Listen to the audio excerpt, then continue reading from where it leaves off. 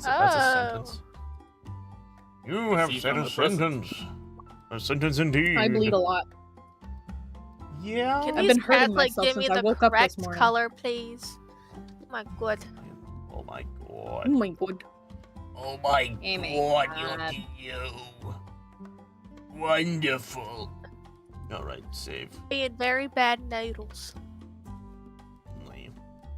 Hey, Alright. my noodle is anything but bad. This I'm a one needs very kittens good are being noodle. bad. I'm trying to make a solid green kitty cat. Solid green cake. Alright, we're live. We're We are. live. Turn this down a little bit. And turn my own headset down a little bit. So that I'm not being overburdened. I don't recommend that. Huh? Alright. Huh. I'll try to keep the burping to a minimum. You're okay. Alright. Oh, you made her a horsey. I did.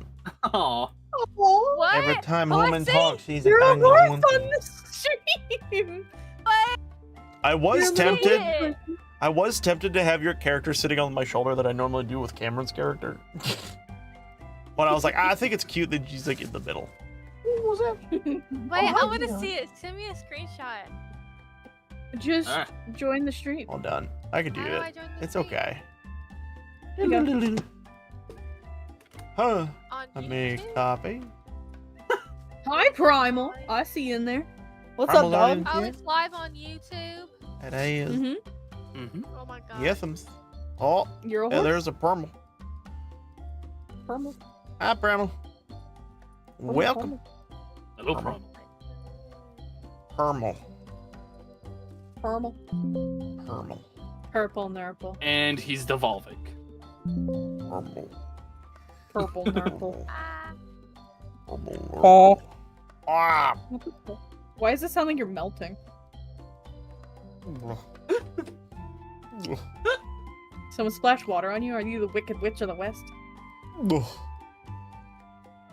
Double fish. Purple water. and red. The Wicked Purple. Witch of the Fish. Got Wicked witch of the wicked fish The of wicked the bitch of wicked the bit. fish. it. Wicked fish of. Did I just make a tongue twister? No, hold on. No, I'm thinking.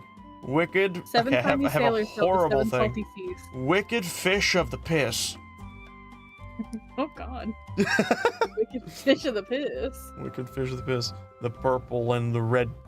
The purple Fish of and the the piss. red.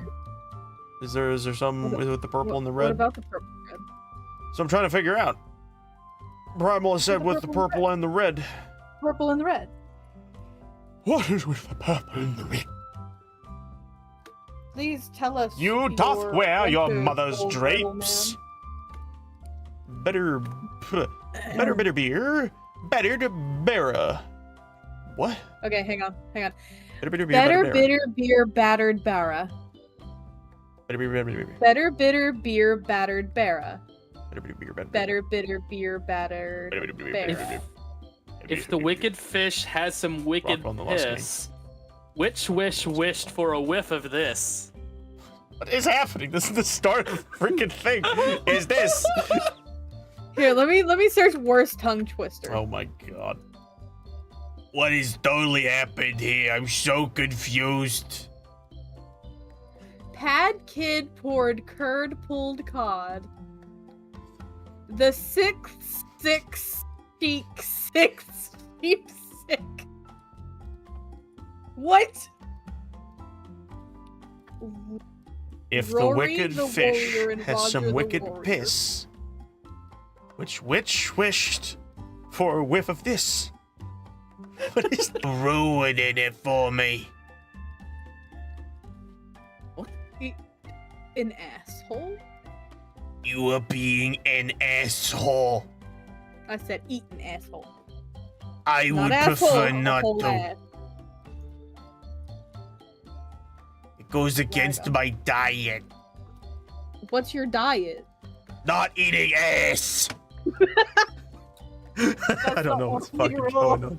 No ass. Lag? Is there lag? I'm not seeing any lag on my side. I'd hope not. kick it around. All right. Well, once again, hello everyone. Welcome back to Dungeon Crawl. Now I'm gonna get this out of the way real fast. Obviously, we have 2 players today, and a special secret little star character who is just going to be existing in the background for the funnies of it all. But to introduce everyone, today we have Celeste Royal playing Mirabelle. Hi. Clap, clap, clap, clap, clap, clap, Greetings. clap, clap, clap. We have Dragon Cup 77 playing Karma. Clap, clap, clap, clap, clap, clap, clap, clap, clap. We have, excuse me, Madam Human, who is Horsey on the screen. Clap, clap, clap, clap, clap, clap, clap, clap, clap. Yes! Woo! Anyways, Buffalo. Oh wait, I've heard of this. This is technically an entirely correct sentence. Buffalo. If I remember it correctly, apparently buffalo means a lot of things in different languages, so you could string buffalo into a full sentence or something like that. Oh, okay. I think that's how it goes. Primal, feel free to 100% correct my stupid ass. But, to kind of get us going down the road, I don't have any super duper special intro for this. It has a wiki page about it. Oh, great. Wonderful. Oh god. An entire wiki page is a bad sign. Yeah. We're gonna jump straight into things. Did I clear this? I don't remember if I cleared it. I think I did. I don't see any extra tokens, so we should be good. So, for those who do not know what Dungeon Crawl is, I'll give you all a bit of a brief explanation. This is an entirely improv-based mini solo session type of deal where anything can happen, literally anything. I mean it very seriously, and the characters are generally allowed a lot of freedom to do whatever the hell they want. But to keep things kind of in a singular straight line of stuff, characters from wherever the hell are allowed to play in this world, or in this situation, and do whatever the hell they want. But the general idea is to get to the end of a targeted goal. And once that is done, their character is given a reward that best benefits them in some fashion, that tells the audience a little bit more about their character in some form or fashion. And then the game ends. But, you know, your internet is dying. Okay, enjoy that, Primal. But, that was that. What? Oh gosh. Yeah, she's in here. She's with me. I got her. Scared the crap out of me. Eyeball. I'll take her for a minute. Okay. Bye, dog. Anyways, sorry, mom came in. But, with that being said, I would like to start out by asking, Mirabelle and Karma, what are you two doing before you stumble upon a very strange doorway? I'm gonna turn this music down a little bit.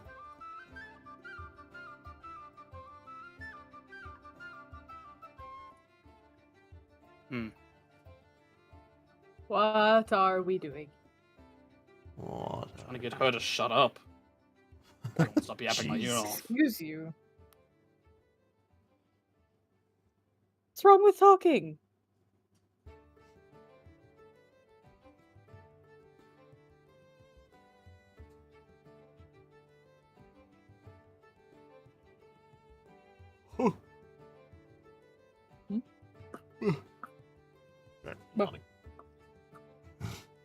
All right.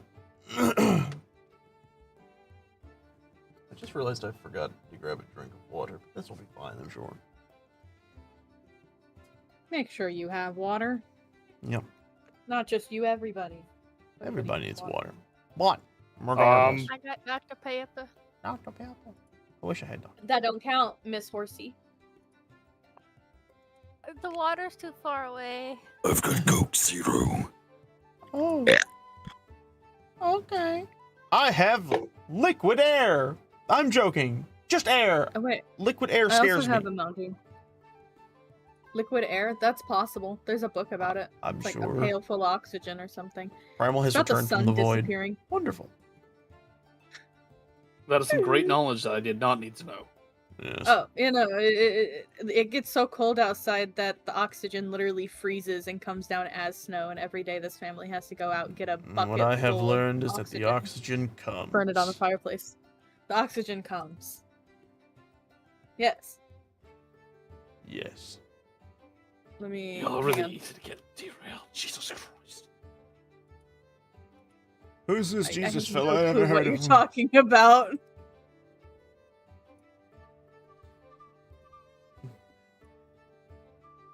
Did somebody do a wicked sneeze off in the background? Roll 20 is currently coming. Oh. It's oxygen. Oxygen! There we go. I had to fix the chat thing so it's a little more readable. Coke plus a liquid butane can make a rocket. That's horrifying. Hmm. Okay. Do tell us more information. about that Why? anyway. Stop coming! I looked at the screen for one moment. So, you guys can't seem to figure out an answer unless you have one now, Sid.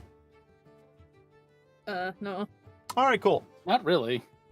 You guys have just been out and about traveling together for a little bit. The likelihood in the direction of a known camp of specific entities that we will not talk about. But on your way, you stopped at a tavern to catch a night's rest, to be very gentle with your time out and about. And as you guys are mulling around and about, you go into one of the rooms you had rented.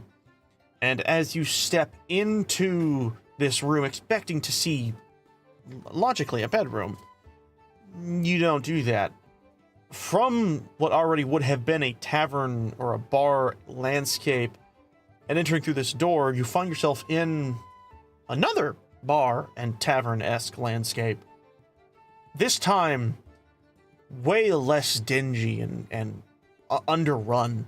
This place, a never-ending, What? unceasing space of nothing. What the fuck? Are you alright? Well, I guess we're stuck here. Stuck here? What do you mean? Have you tried looking outside? Oh,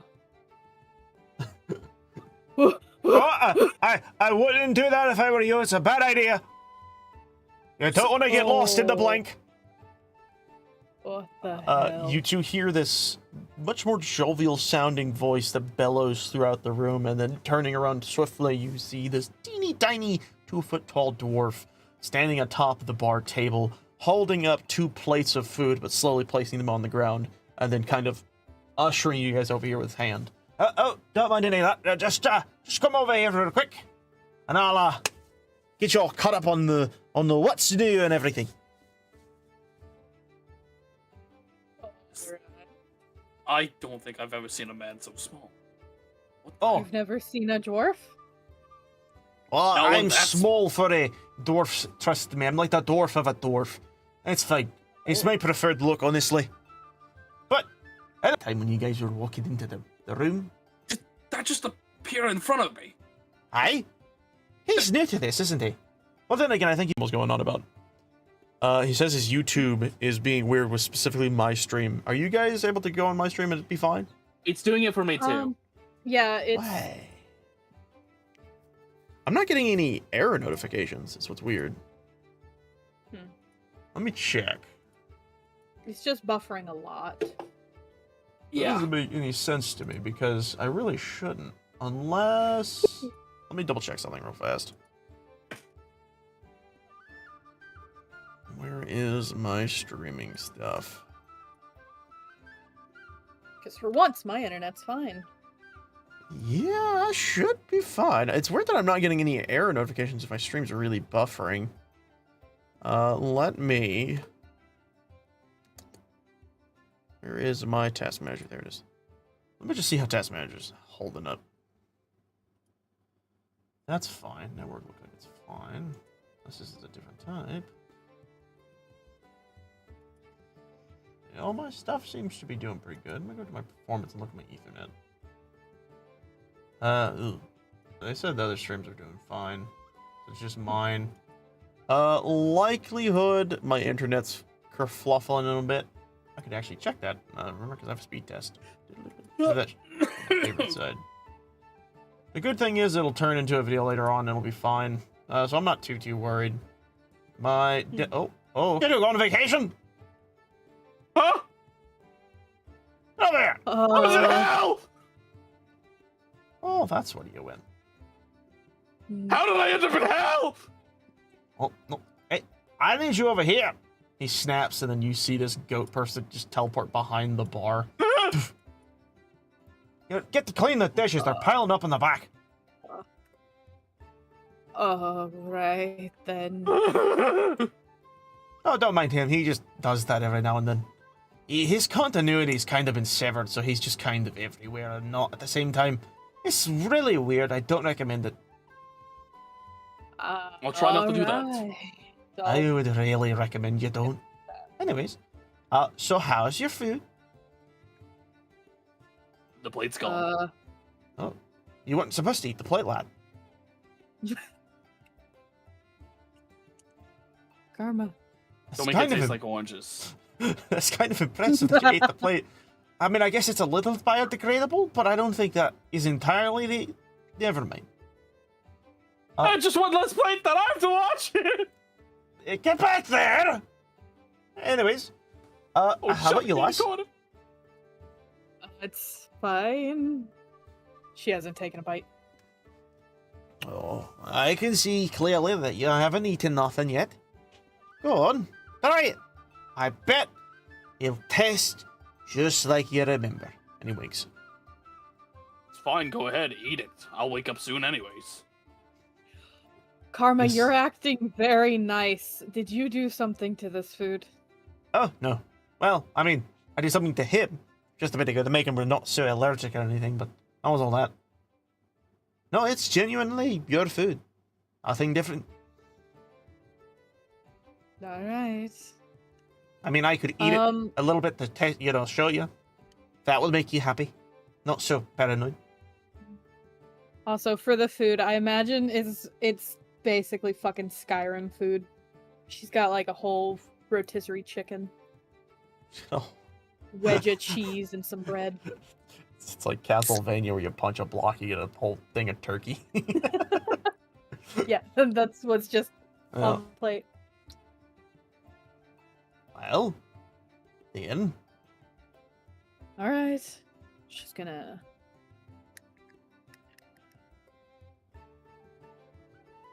Sorry, my brain's still breaking. I'm trying to... You're good. Oh, it's actually quite lovely. Good. Oh, Jesus Christ! L.A. Who's that? Anyways, actually I know who that is. Never mind. We're not going to talk about that one. That's a whole can of worms. Anyways, Hey, Naba, do you ever know where the... Oh, right. I'm really gonna have to put like a tracker on him. Anyways, Oh. yeah, again, don't mind that. Continuity errors, always a hassle. So, allow me to explain why you're all here while you're enjoying the food that remains. Oh, if you also need any refills, he snaps his hands, and your drinks that may have been drunk a little bit instantly bubble back up to being full. Kind of like in that one scene from that Thor movie. I think we all know what I'm talking about. Anyways, he looks at you all. He kind of puts his hands together and his like fingers through one another in like a gear locking fashion. Oh, Jesus, sorry. That's funny. So to kind of get you all caught up to speed, as I had said before, you've been chosen by the bar itself. He taps the wood of the bar, of the literal bar, with his heel. He says, to be entered into what's known as the dungeon crawl. As I said before, effectively you're going to be doing something that way, and he points to the door behind you in the blank. And once in there, a world will unfurl before you, either one you create using your imaginations, or one the bar creates using its. It's really either or. But I thought you said to not go in there. yes, without the proper information, because if you just go in, you can really let a few nightmares haunt you. Not a great time.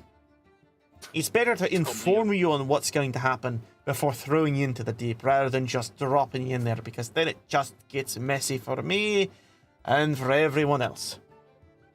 You know, I once had a guy go in there and he just kind of changed. Yeah, he's a little spikier than he used to be, but it's fine. What? No, he's nothing. Look, kid, I don't know what you're trying to pull here, but I'm not Kid? going through that door. Kid. Karma. He's obviously not a kid. Oh, you want to say something funny, huh? I'm a kid, you say. He snaps his finger. You all immediately watch Karma shrink down to size and become half his age. Oh. Oh, who's the kid now? Huh? Half his age? What? The fuck? Hang on. Did you say Karma was half his own age? I don't remember what his age is. That's My still brain- that makes him 20. I don't remember. So no, in the bar. Yeah, whatever's so going on in the void is ferocious. better than this bullshit. He snaps his fingers and immediately Karma back to the table. I'm not done I talking fucking to you. hate this place. You keep here sitting shit. Listen. He snaps again, and once again Karma is back to himself. You have to be careful. If you just go in all willy-nilly, you're going to die, and it's not a great time to fix that shit. I promise you. The first time I've heard that. Do you really want me to test that theory? Do you really? I'll do it.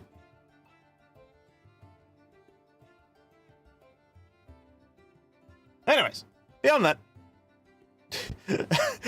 Just see Primal in chat. Yes, come join the void. Listen, I'm just gonna be completely honest with you. I'm trying to help you so that when you do you understand?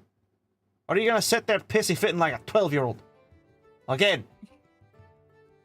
He's probably gonna act like a 12-year-old.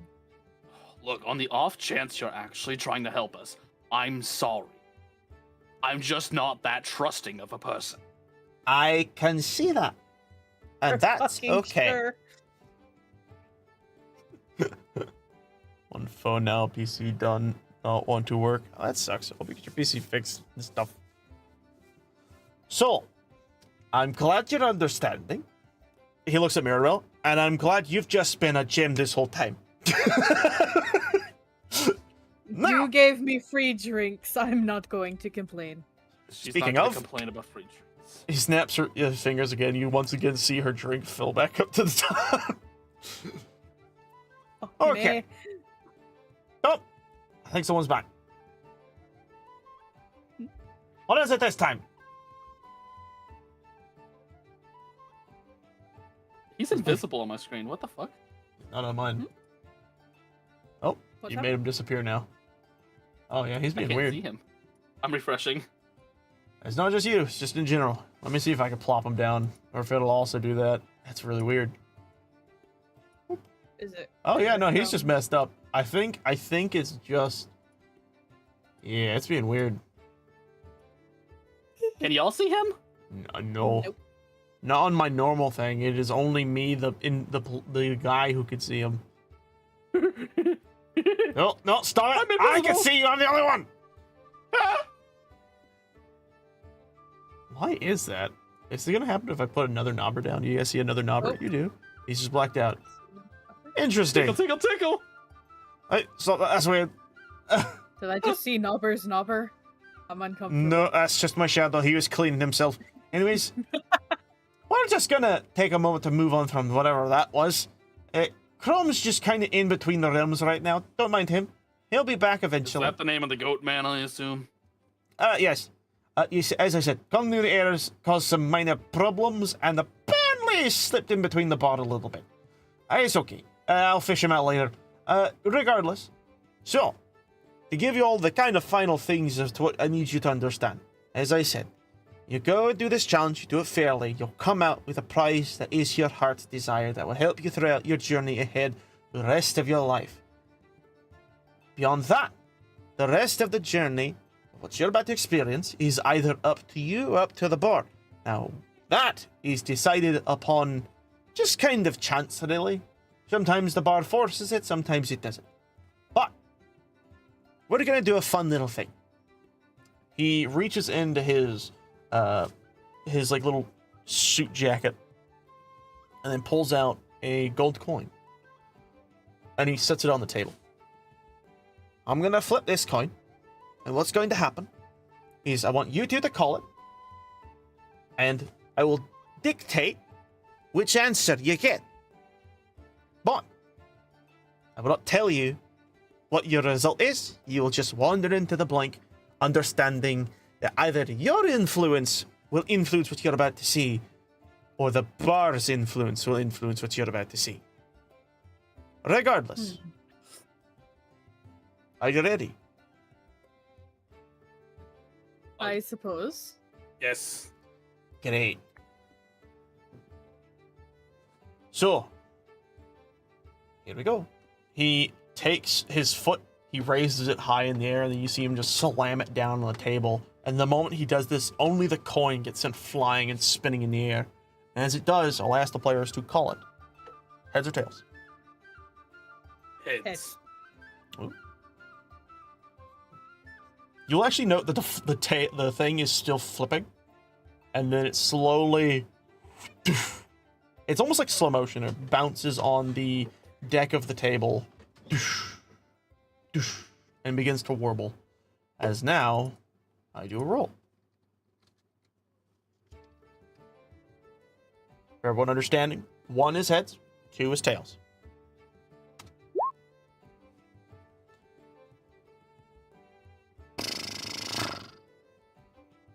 It lands. Seems to be on tails. Well, I'm sure that'll be interesting. So, that being What said, choice does that make it? I told you I'd keep that part a secret until you're in the blank. So just keep your hopes up for something. Okay, so right over there is the blank. Don't worry, you're not gonna like fall to your demise or nothing. It's just like walking out into an open field. It's just nothing's there, really. So, you two enjoy yourselves, and I'll see you in a bit. Well, for me it'll be a bit. For you it'll be a while. Oh, aye, probably good choice. Toodles! And you two... He drops a coin. Oh, did Out he... the void. Oh. Listening for it. You throw it in, and you watch it just kind of fall and disappear.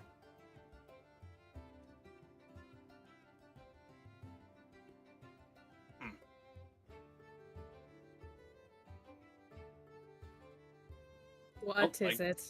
Guess this is how I die. Oh. Alright. Alright.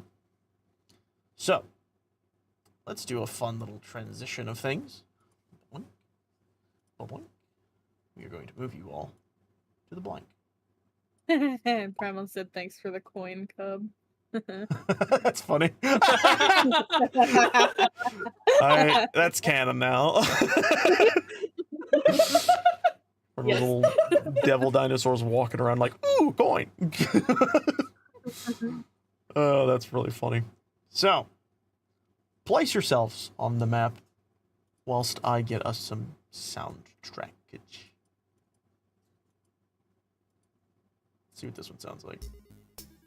Hmm? No, I don't want that. Huh.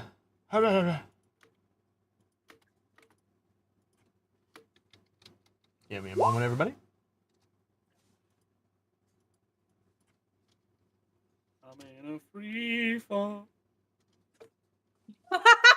Yes. That's wild. That's the song.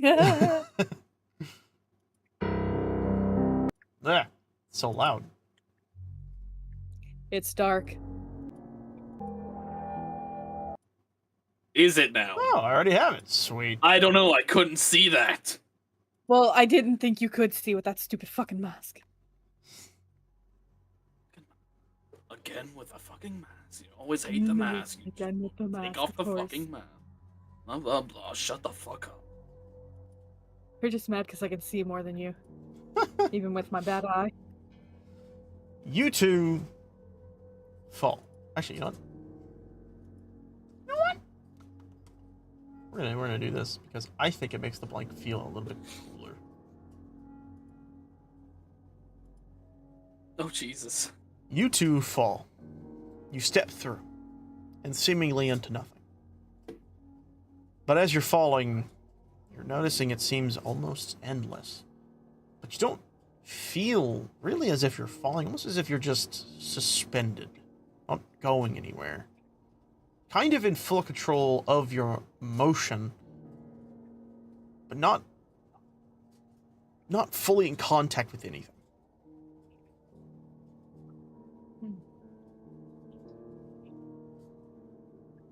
And I can no longer see the bar.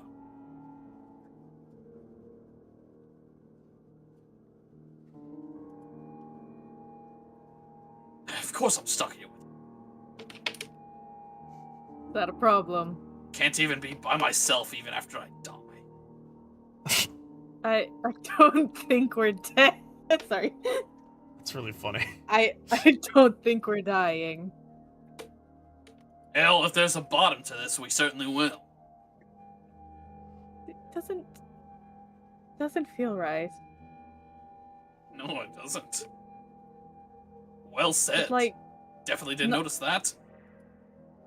you shut up! What? Getting under your skin, finally? Ah,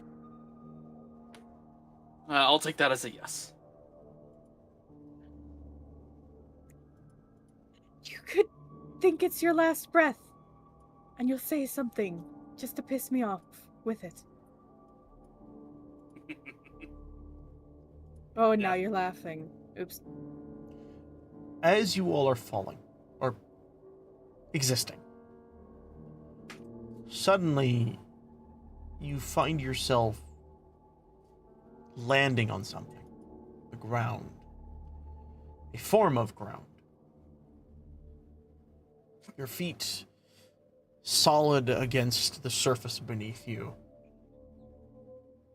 And the surface itself is not soft, it is hard like stone. Tiled almost. And as you land down before you, you look up and you look around. And you then watch as ahead of you, in this empty, endless space, a solid white door appears. But on the face of the door, you see this very strange symbol of... It's like a circle icon, but with a lock. With a literal lock design in the middle of it.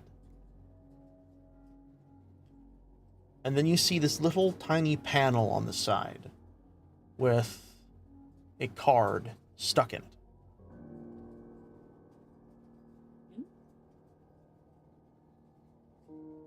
Well, good news is we're not dead. Bad news is, well, the hell are we? Where the hell are we?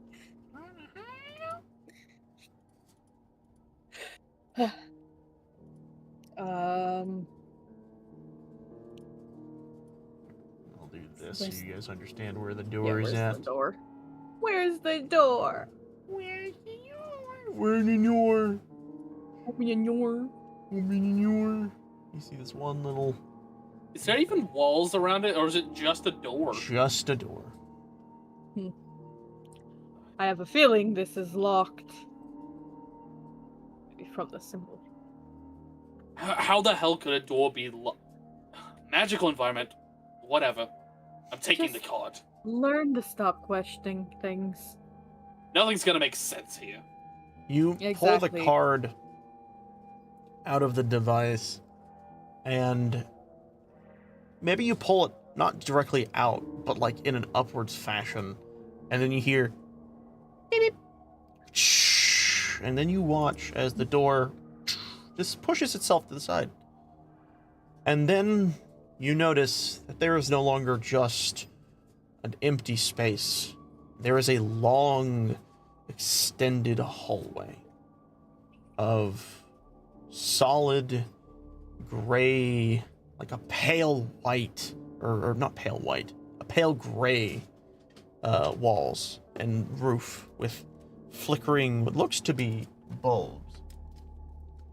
Or, well, you guys wouldn't know what these are, but panels of light effectively on the ceiling. And this faint weaning noise of something in the distance. All around, really.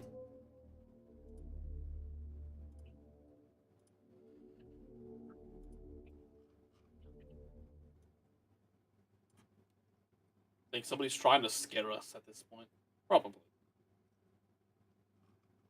I mean, nothing's made sense so far. When do you think the jump scare is going to happen? 5 seconds.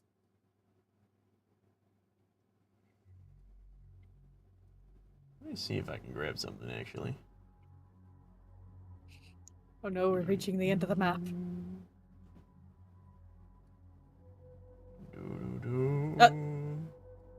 Where'd you go?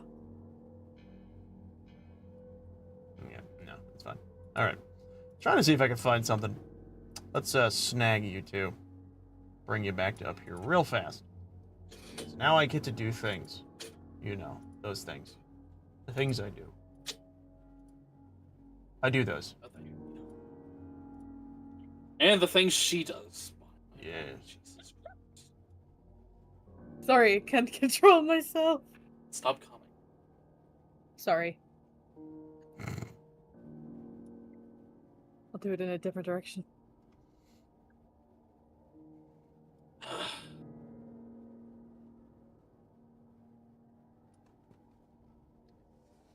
Alright.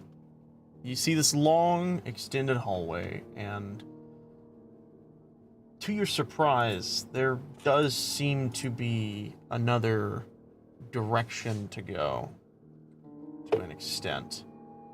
As you look ahead and you see 2 doors at the very end, similar to the one you just came across. But as you walk in through this section, the door behind you similarly,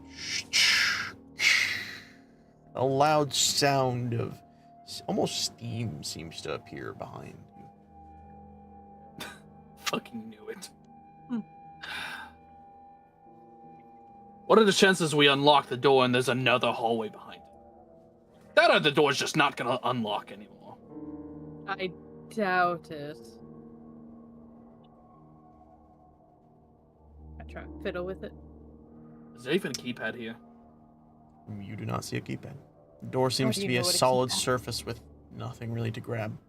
It Oh, seems yeah. very Whatever automated. that thing was, the surface that had the card in it. Whatever that's called. I will note one thing.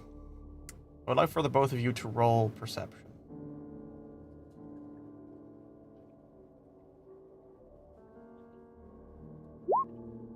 Ooh, that's pretty good.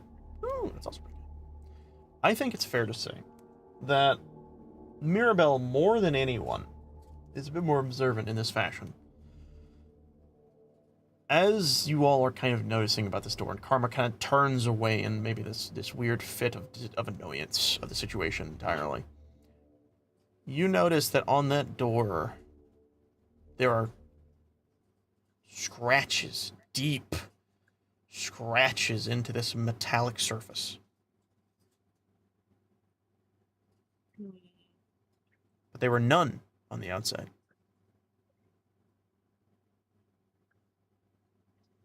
What the hell? What? There's scratches all over this door. Like something was trying to get out? Scratches anywhere else or just on the door? Door. Look. Alright, so just either kill it or let it free. Whatever it is.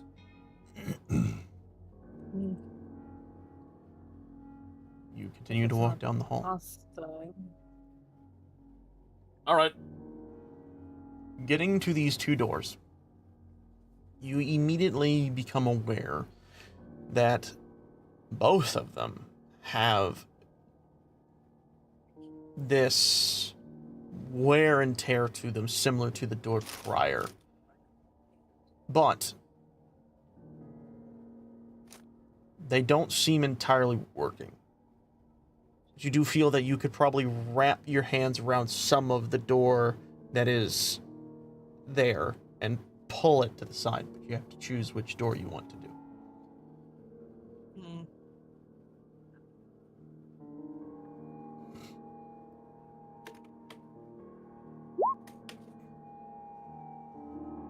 You see them. You see a lot of them on the floor. Some on the wall. Mostly in vague moments throughout it. But a lot of them on the floor for sure. Does one door have more scratches than the other? I would say roll investigation.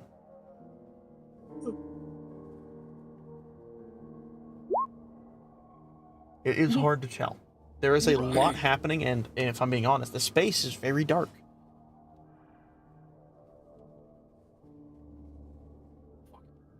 Maybe you could see better if you take off the mask. I will fucking stab you, and that little man isn't here to save you this time.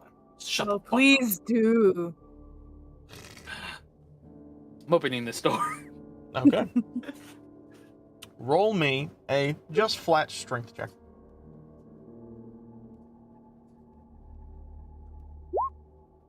Easily enough. You feel the metal give way, but in a very clunky and janky fashion as it is slowly careened to the side.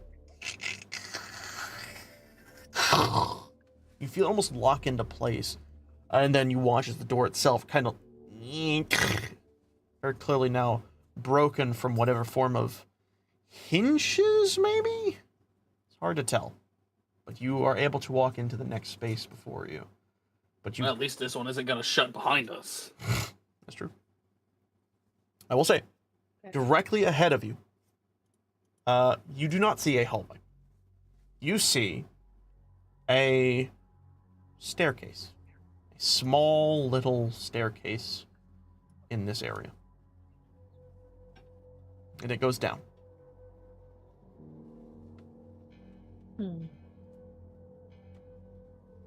So a staircase. What's behind door number 2? Might as well look at both of our options. You look at the door. And this one you find to be way harder to move. It is not that the attempt prior was easier, it's that this one just feels like it can't be moved. Almost as if it's been so badly damaged that it's become affixed to the structure around it. Okay, fuck door number 2. Going down the staircase. Jeez. I can try. Sure, go ahead. That door ain't moving.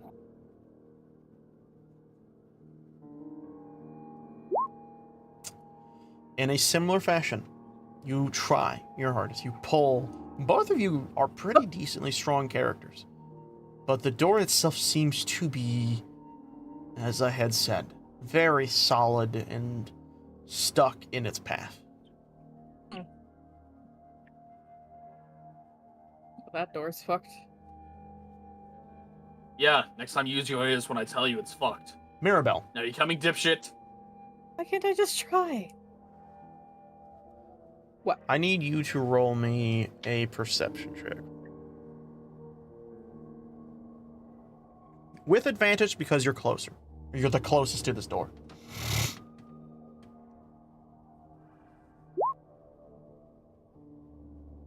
I love advantage. It's such a gem of a thing. You catch this one little thing as you are turning. through the seam or the crack of the door that is somewhat bent to allow you to minorly gaze into the room beyond, you catch a glimpse of something. It's hard to tell if it's furry, hairy, but it doesn't look correct. Something quickly and large shifting in the room next. You actually faintly hear things being pushed to the side. And then you hear it suddenly, almost like the sound of a deep exhale. More like that of what you would hear from, say, a bison. A deep. Right next to you, through the door.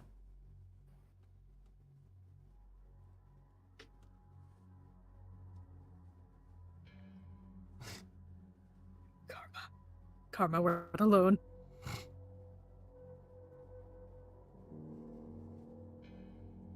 What? We're not alone. There's something behind that door. Get the fuck away from it. Oh, behind that door. Yes. Alright, cool. Nope. Just put... What do you think I'm doing? I'm not a fucking idiot. I'm trying to move this door back into place. So, you attempt. And then you watch as the door falls flat on its side, still within its hinges, but now you've kind of made this like halfway barrier. Way to go. Better than nothing.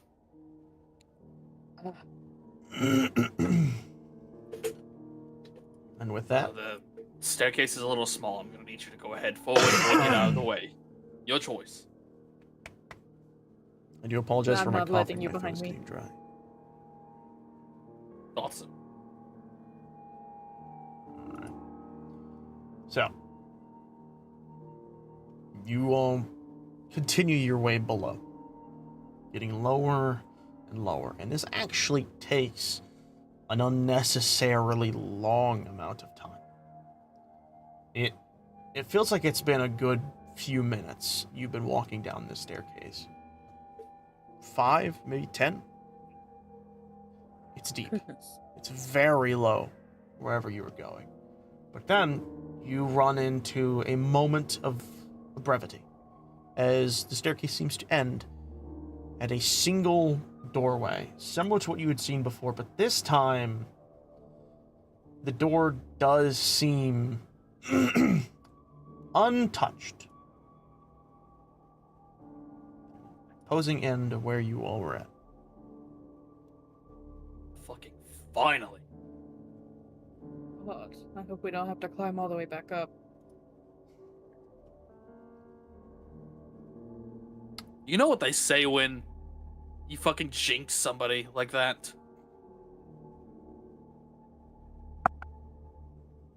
She knocks on the wall. I don't think that's wood. Good luck. Oh, you're right. Knocks on staff. Karma, you Oh, right. will note this is a very clearly a car key based system that is new to you. A what? Exactly. So you just see this flat surface door that's not like the other ones where there was a very obvious hole where you could grab your fingers and pry them into it and push it aside. This is a complete flat surface. The only thing visible is that little pad that you saw from the first door you entered. Do you still have that card thing? What, the card that was like...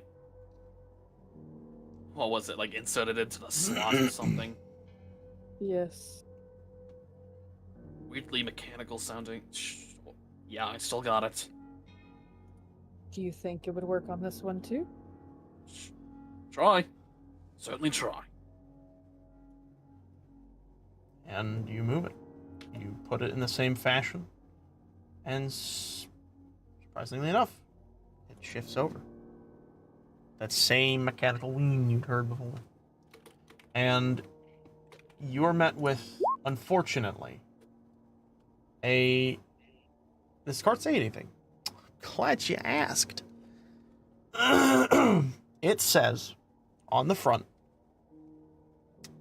security check-in, type 1, and then on the side you see that same circle with a lock icon on the middle, or on like the side of it. You don't see any images, you just see these printed, and then you see these little lines that to these characters don't make sense, but for us, it's kind of like a barcode.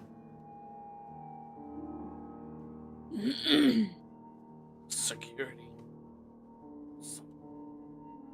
Level 1? The hell is all this?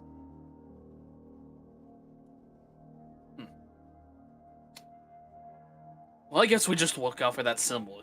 Was that symbol on this door? Yes. Uh, You will actually haven't even noticed that the door way up from where you came also, though battered and scratched, had a semblance of the symbol you'd seen before. Oh, come on, there's scratches down here, too. I No, thought no. a fucking 50-mile staircase would get rid of the damn thing. No. I meant the door way up. Oh. There are no scratches on this one. That you can tell. You haven't looked yet. But Well, I'm not... what I will say is, hold on, let me add some stuff. This room, or hallway, is a bit different in the fact that there seems to be a lot happening in this one. You will actually note there are specifically 5 sets of doors.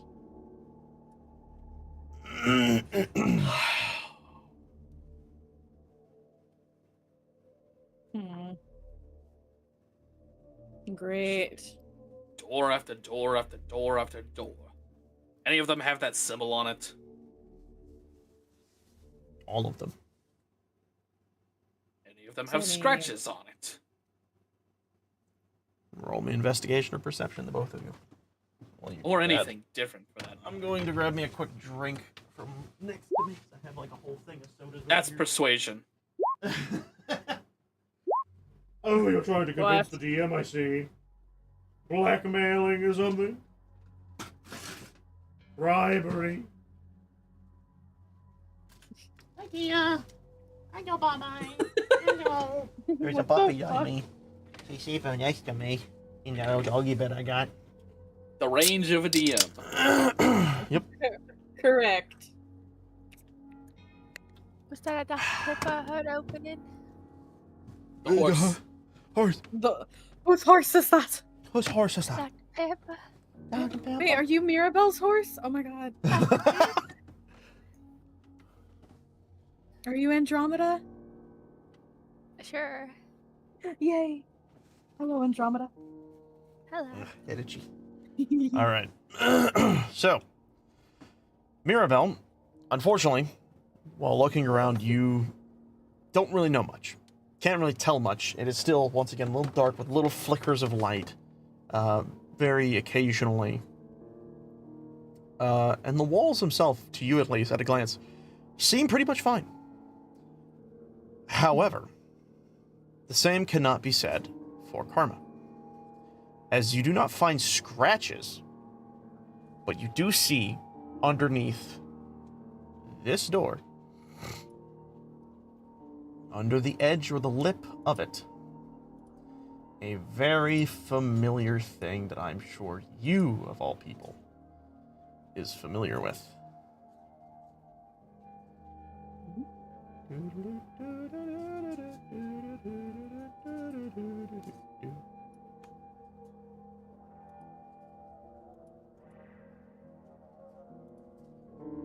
You notice a small pool of blood faintly emanating from the doorway itself.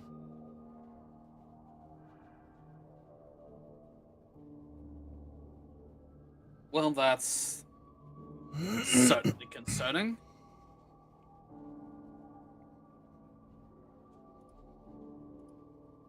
Oops.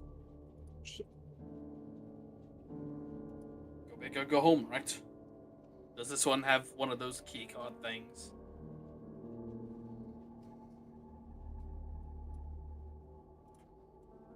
Don't worry about the dot. Yes, it does. I was trying to match the color of the ship. You, I assume, swipe. He's gonna swipe, look over at Mirabelle, point at the blood, then give her a thumbs up. All right then. All right. You do that. Yeah, And that's a smart idea. as expected, Another thumbs up. you feel the door begin to shift. And as it does, you hear and see a very not so fun sight. As the door with a weird, odd squelching noise shifts to the side, and you watch flesh and blood and tendon stretch from the entrance of the door as you see what looks to be the body of a man standing there with his entire front facing of himself sheared off by the front of the door that is now gooped below you as you watch the body start to fall forward toward your direction. And with a it lands.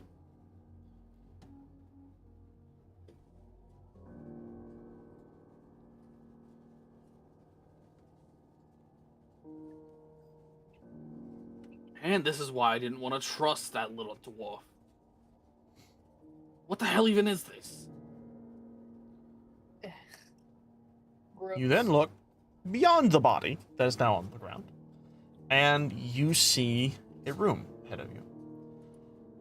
It, much like the prior rooms, seems to be, or instead of unlike the prior rooms, instead of just being a hallway or a staircase, this does seem to be a much larger space, though small in some comparisons, akin to that of like maybe a room.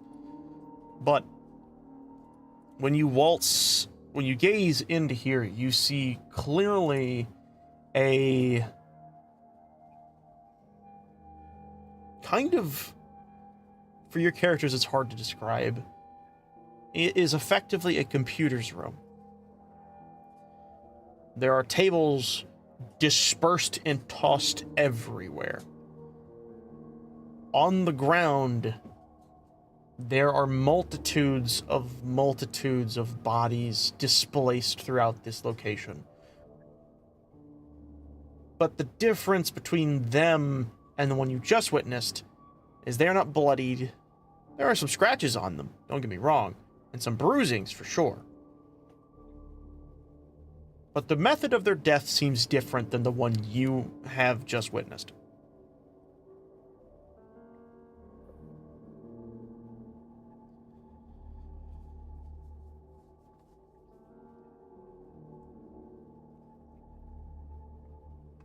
The fuck?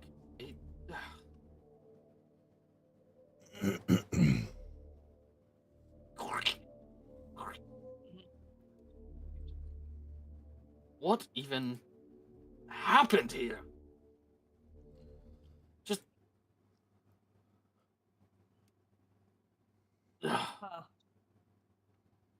Mirabelle. Hmm. I'd like for you to roll me a... Let me take a look at your character action before I fully give my verdict of choice. Take a good look at your character.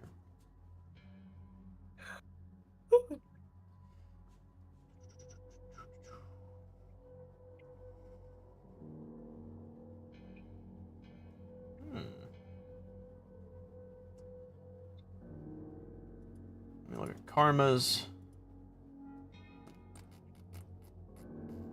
It's kind of funny. Okay. So here's what I'm going to do. Because I know your characters have different tendencies. I'm going to ask this very plainly. Mirabelle, would your character likely have messed with anything of the poison variety? Okay, that's interesting.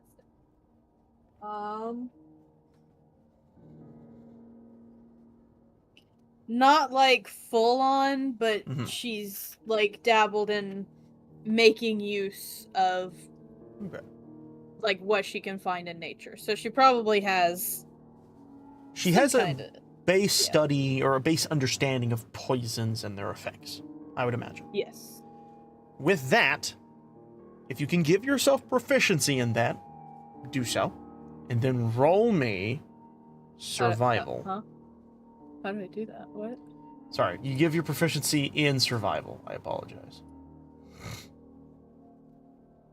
I told you to just do it to the poison thing, but that doesn't work. How do? Okay, here, I'll show you. Sorry. My You're bad. good. So you scroll down on your character sheet where it says survival, and a little dotted line circle you click, and you click Ah. proficient. Proficient. Your character should Okay. 100% be proficient in that, but we are using template characters. So that is Yeah. why there is confusion in that regard. You've done a thing. So- Nice. Woo! Flying colors are a wonderful thing. So, Yippee. how this works is while Karma is looking around trying to understand the scope of the situation, you immediately recognize something. As you look at these people, you notice that there is a faint discoloration around their the nasal pathogens and their mouth. And when you get down to look at it, you maybe even poke one with your staff and open their mouth a little bit and look inside. You do see that all the way down, it's almost a deep, like sickly green. Or maybe like more of like a yucky yellow. But their eyes are what interests you the most. They seem almost bloodshot. Very vibrantly red, but their pupils have extremely shrunken to almost non-existent, where it looks like their eyes are just a singular color. But as you're looking through the room and looking at these bodies, you notice that all of their eyes have turned a shade of red. And while you notice that, Karma, I want you to roll me just a basic investigation. Just to see if you can get a little bit extra. Okay. You're more just freaked out by this. Not in the sense that, like, you know, truly scares you or anything. You've probably seen something just as worse as this. But it does give you pause to see this. Maribel, however, I don't think it's hard for you to discern too much that these men and women, these people, have been poisoned in some form or fashion through likely their airways, and has seemingly affected them in some form or fashion that you can discern as you would. Also, I will give this to Karma real quick, just because I feel like it's fair. They're all wearing the same style of clothing. It's these white cloak-like things that only wrap around their main body. They have long sleeves with these little things dangling from their, what looks to be like a pocket on the front of their chest. But they're all covered in scratches, bruises, and such. Can I see the lore? Did you send me something? You did send me something. Huh?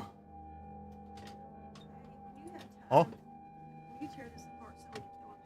Yes, I will. Okay. Sorry about that. So, that being said, continue.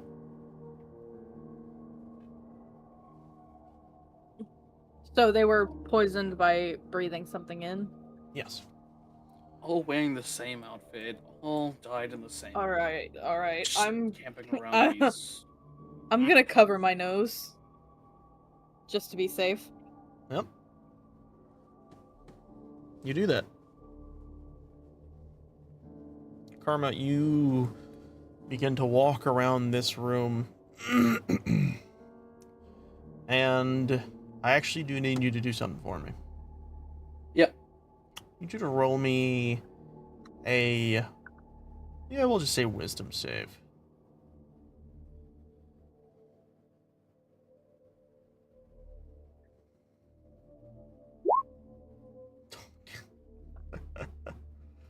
Karma, your head, it starts to hurt. And you kind of feel something under your mask pool from you. You look down after kind of wiping, and you notice there's blood in your hand. And as you notice that, your vision blurs for a moment and becomes a shade of red. And for this moment, I need you to attack Mirabelle. And Mirabelle, fuck. you watch as the lights on his mask, or the glow on his mask, seems to turn a shade of red as he slowly looks at you in a very strange and manic manner. I will note, hold on, before you do this, you do not attack with a greatsword, you attack like an animal. Animalistic in nature. So, feel free to do as you please. Oh, fuck. That hits. You take 4 points of bludgeoning damage as he runs at you. Describe what you do, actually, in this animalistic state.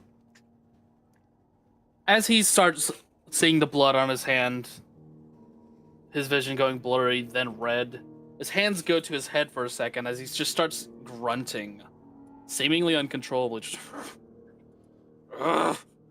slowly turning towards Mirabelle, acting like he just claws his hands at his side before rushing at her, punching her straight in the stomach. All right. That's kind of what he's managed to hit so far. Yep. Mirabelle, in this moment you see this occurring. What do you do?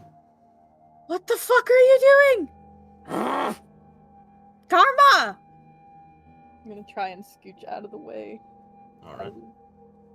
Consider him like a normal enemy now, where he has obviously the attack of opportunity. So you're allowed to be within the general squared range of him. What the fuck are you doing?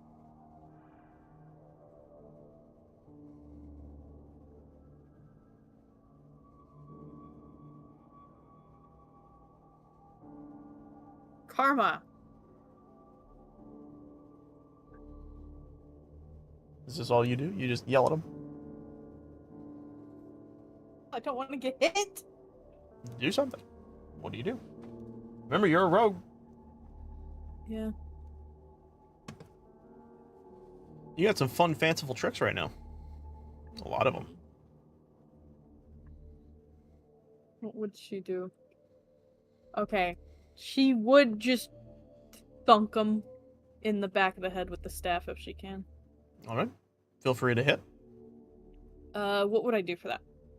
Just strength? Let me take your character.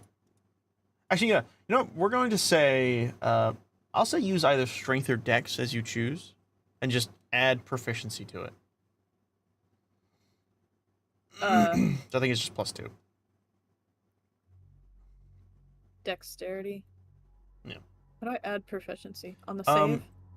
No, just roll it, and then we'll imaginarily add +2 to it. Is it the mod or the save? Mod. Boop. Okay. So, Jesus. Please? Bonk, indeed. Bonk. Roll damage. Da-da. What do I do? Forget about that. Roll me a, I believe, let's say roll me a 1d6, and then plus your dexterity mod. Okay. 1d6, and then dexterity. Which one's is it the +3? Yes. Is that, yeah, if that's your mod for that, then yes. Yeah. So it'd be 5 + 3. Yeah. So 8 damage in total to Karma. And Karma, you could immediately make me another wisdom save. Whoa. Woo! That's what you were here, so you were playing Minecraft with your friends. We've done that a few times in the past. Also, hello. Welcome back. Woo! That is a name. Wordy. Haven't heard that one in a while. Hey! Karma! This bonk helped you in the moment you needed it the most. Set you the As- fuck straight. You watch as the glow in his eyes shift back to a blue, and you actually begin to cough profusely as that same blood spews out of your mask and drools from around it. You have a moment of sanity. He's gonna grab Mirabelle's hand and rush out the door. All right, you do that. And he collapses to the ground, lifting up the mask just enough so he can start coughing blood. And you do. You watch before you as blood pours out of his lungs. And you will note that the blood is trickled with faint flecks of this weird mold. It's like a black and kind of disgusting yellowy looking substance mixed in with his blood. It's it's obviously a type of fungus or something. It's airborne spores. Are you alright? No figure. Sorry, I whacked you. No, it's You fine. needed it. He's gonna look back up at the keypad and put the card back into it, shutting that door immediately. Yep.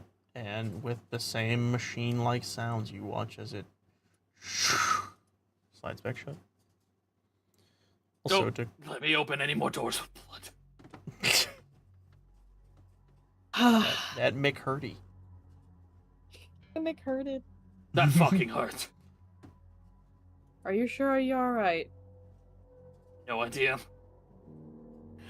He's gonna stand up shakily. Yep. Fuck. That looks cool. All right. Just hopefully that doesn't happen again. I'm getting away from that door. Understandable. Also, QWERTY, I vaguely remember your name. He's on like the tip of my brain. You You wanna open the specifically next said one? you used to play Minecraft with your friends. I don't know which I one. have a few assumptions. I have to imagine you were either from one of the Try this Pokemon one. streams or you were from one of the original way back series that I did on like vanilla Minecraft way back in the day. Anyways. Sorry. I had to talk to the people. Oh, people came into my room. Hello. You're okay. I know, doggy. I was trying to be quiet so you can continue. It sounds like you're trying to be quiet. That's what I was about to say. Hello, people in the room. Guy. Hello. Everyone says hello to you. Tell the puppy I said hi. We have Celeste Royal, Dragon Cup 77, and Madam Human, and they all say hello to you. But Madam Yes. Human exclusively says hello to the dog, or goodbye to the dog. I think hello or goodbye, one of the Can two. she see me? It's hello. Hello. Can they see you from? They cannot. No. I just have my little character up there for now. Not in the mood for So webcam. who else? Who's there? It's Celeste Royal. Celeste Royal, Dragon Cup 77, and Madam Human. No Anyways. doxing. Love you. Bye. No, Have don't fun say- with your D&D. Will do. Sorry Bye. to interrupt. You're okay. I just really You're fine. Well, mine. Sorry about that. Well, indeed. All right. So, with that, what do y'all do? We're trying to open this door now. Okay. You, I assume, take the key card, or he gives it to you either way, and you do a quick swipe. And similar to before, it opens to the side, and there is no jump scare of a dead body or anything. You look ahead, and you see another hallway. This one's a little bit wider, however, and doesn't go on for as long. But what you will note is within this specific space, there's a few things to see. Though the hallway is in and of itself there and existing, it does seem to have this kind of like a barrier in the middle, but with a gap to the side. And you see a similar barrier on the opposing side of it, but it's entirely this glass structure that has a similar key card based, or not key card, but like this little black square on the side with a button and a little red and green glowing light system on the front. But as it stands, it looks like it is shut. And the whole thing's glass. Yes. You do, what I'll say is you do know that in this room, the floor is grated, the walls seem to be solid except for these circular systems that look almost like ventilation, if you knew your character knew what that was. More like just like metal circles with a bunch of dots in them, or holes that seem to protrude elsewhere. Can I look into the glass, see if there's Yeah. anything else in there? The only thing you can see when gazing through is that on the other side of that room seems to be a similarly opposing side that leads to another normal door that you've already seen thus far. One right here.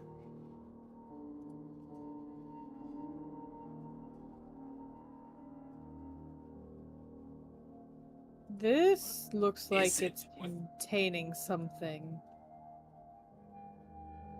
I don't want to open that.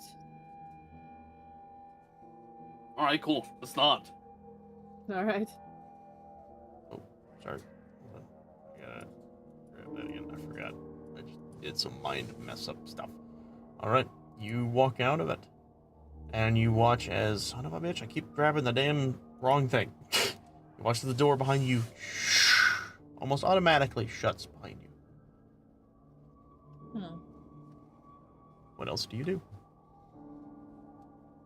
You pick the next door. Going into this one, I'm not going anywhere near that other door that has the spores or whatever it was. It's something airborne. I want to get out of here as soon as possible. You do that. You press If this door doesn't work, I'm going back up to the big furry thing. it.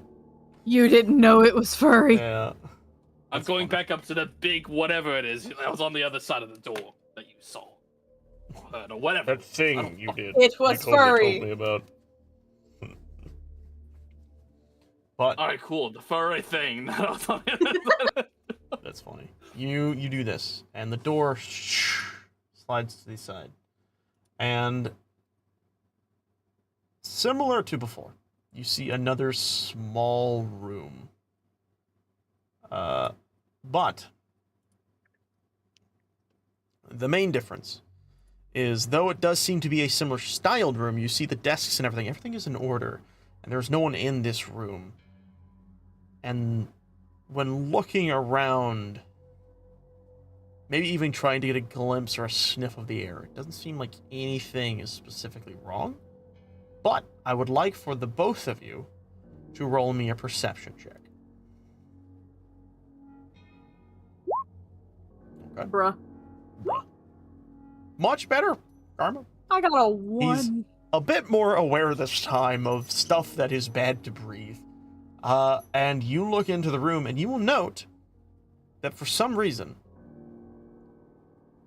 on the ceiling there are these metal like rectangular things that stretch across the roof and have these what look to be metallic grates across them. But this specific room seems to have a bunch of this weird rubbery looking or leathery looking material wrapped around the ventilations, sealing it off in some form or fashion. Is that yours? No. I don't think so, no. I didn't get a pen. Something else? Airborne, maybe? Look at the ventilations. What do you think about that? The ventilations that have leather covering. Fucking what? Also, for people outside of this universe who don't live in a normal medieval time, it's very clearly duct tape. But they don't know that.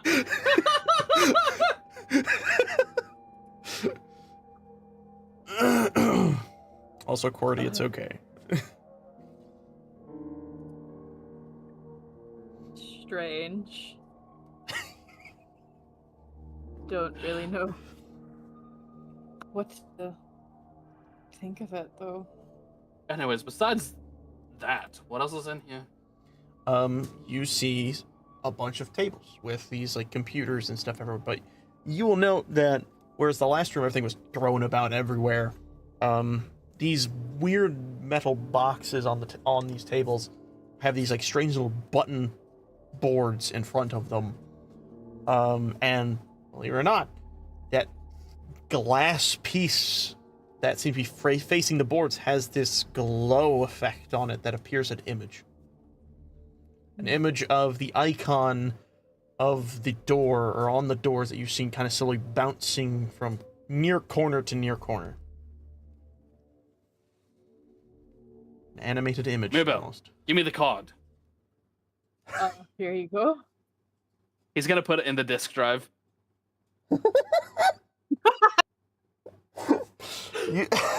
Try to swipe it in there. Yeah, it's like there's this one disk drive thing that's just kind of sticking out, and he like puts it in there and like pushes it in, and nothing happens, and it like just opens back up and falls to the ground. Oh. That works Oh. with the other things. What I will note is because you've done this, you watch the screen shift, immediately blink from from that little weird bouncing icon to a completely different one. It looks like a grassy field with a very bright and sunny blue day, and there are these little weird, little tiny things on the screen, little tiny little shapes. It's a fucking Windows XP. It's I love describing computer shit to characters who don't know what a computer is. So they're just like, the fuck is this magic box? Why does it do this? What the fuck? I'm gonna poke the screen. You do that, and believe it or not, you poke it, and you actually click on one of the little things on the screen, and you watch. Oh, thank God, it. it's touchscreen. Yeah, and you of Thank course God. it's touchscreen. Wait, what touchscreen is using Windows XP? It's not. That's just the background. Oh, okay. You click on one of the images, one of these little tiny things, and you're immediately like you watch as the screen entirely changes once again to this. Looks to be for us a file explorer system, but to them it's just this blank page with a single search bar in the middle.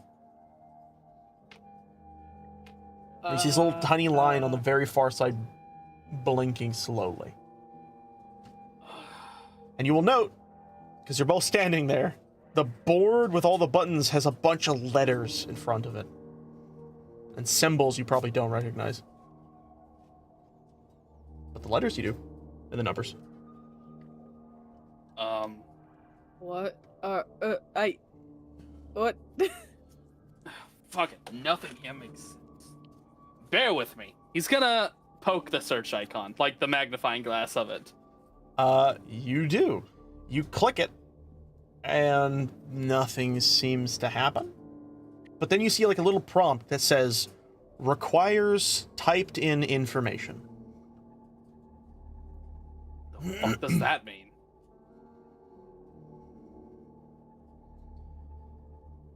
Type.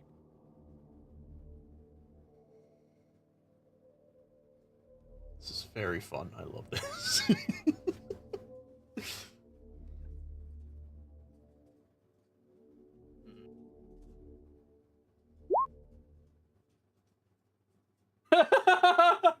Yep. What is this? They're 40. They're sitting here like, What are you trying to perceive? Oh, wait. I guess I don't need to do anything. He could just, like, click any button on the keyboard. I like to imagine he... Wait, actually, no. Roll me a d20. A D20? I really hope you get a nat 1. God, I hope you get a nat 1.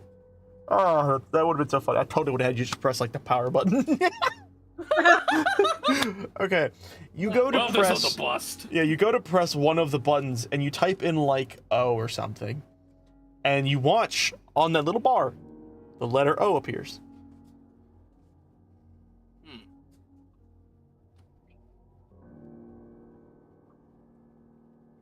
Fuck, how do I get rid of it? You see this like. What do both of you make an intelligence check? Why is there a circle on the screen? I typed.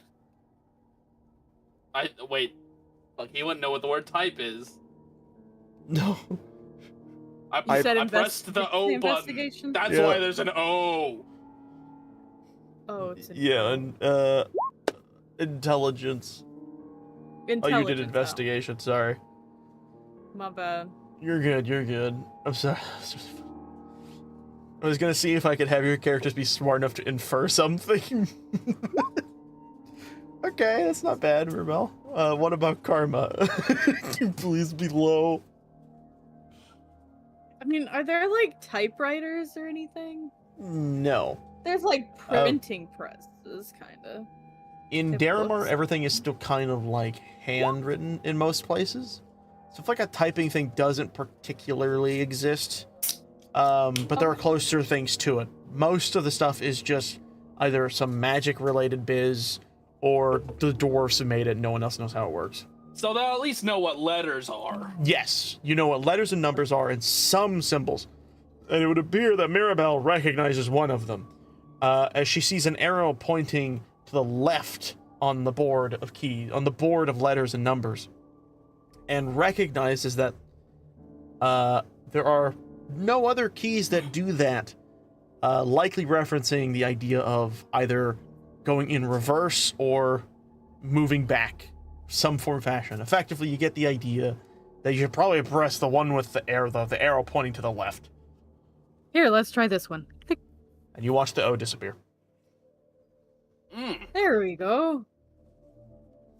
E S C A P E. Now what?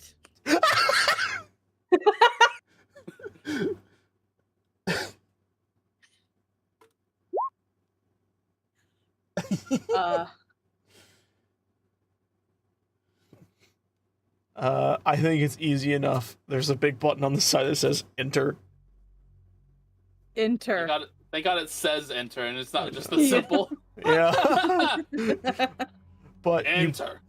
you press the button that says enter, and you watch as the screen disappears. It remains the white, but the bar disappears, and you see this little circle icon, same as the whole lock symbol in the middle, but you see this arrow in the middle of the circle, or on the, like, making the circle, spinning around it. Ooh. And then suddenly it flashes, and you see a bunch of these little, it's a bunch of these little paper-looking icons with small descriptions, and little titles, such as, hold on, I have to remember what because I gave something a funny little name, so I'm gonna have to quickly take a moment to myself real fast to do something. If the wicked fish has some wicked fish, wish for a whiff of this. That All right. sentence would send karma into a coma. That's funny. So, you see on the screen, one of them is very clearly labeled 5H33P escaped again. Below that, you see escape attempt halted, and below that, escape attempt barely halted, and then a few more go down below, seemingly listing similar things.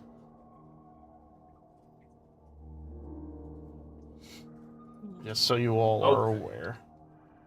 So this is like That's the name of the subject you saw. Or is it on the screen? Looks like it says sheep.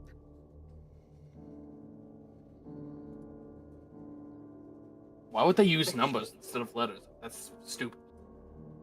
Maybe they're hiding something. As you say that, you feel the building kind of begin to shake a little and the lights flicker. And the screen kind of goes black for a moment, but then powers back on. And you are actually not with what you were looking at before. It looks like it had somehow clicked on its own one of the things. And on the top, it says 5H33P barely contained. And it shows a little video, and it begins to play. There's no audio, but you watch as a dark space looks to be... It's like a portal or something? What the hell? It looks to be like a How's it moving? plaza. That's funny. It looks to be like this plaza with a central fountain in the center. You clearly see on the ground a dead body that looks like it was stomped to death. Blood splattered everywhere. And you see a person backing away, and they're holding this weird metallic thing, and you see flashes of light coming from it that to you guys kind of is a little reminiscent of something like a flintlock. But it's way faster than a flintlock ever could be. And then you watch as this large shadowed figure that walks on all fours just slams into this person with this weapon and sends them flying, and they slam into the camera that you're looking at, and you watch as the camera stops. And then you watch as the scene begins to replay over and over again.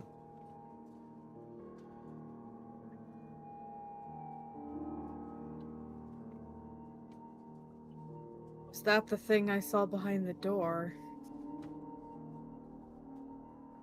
I don't know. I couldn't see it at all. It was just covered in shadow. Oddly convenient. Great. So we can look things up on this? I don't know. How It seems about- like some type of, I don't want to say diary, but information source. Yeah, it's like a book, but What was the symbols? How do I get out of this video? Like, is there any icon, or is it just playing a video now? It is seemingly stuck on just the video.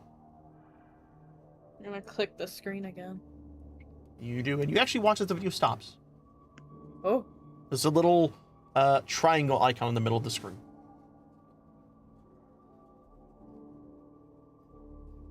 click it again. And it begins to play. Click it again. And it pauses. Ugh. Huh. He's going to a different computer. As you go to do that, suddenly, the power in this room goes out. You watch Rude. all of these computers just go completely black, and the room is filled with nothing but darkness. And then, you hear a very unpleasant noise.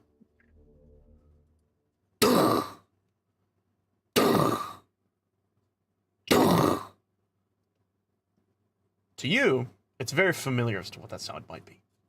It is the sound of something banging its entire weight against a door that, to you, sounds like it's coming from the right side of the hallway.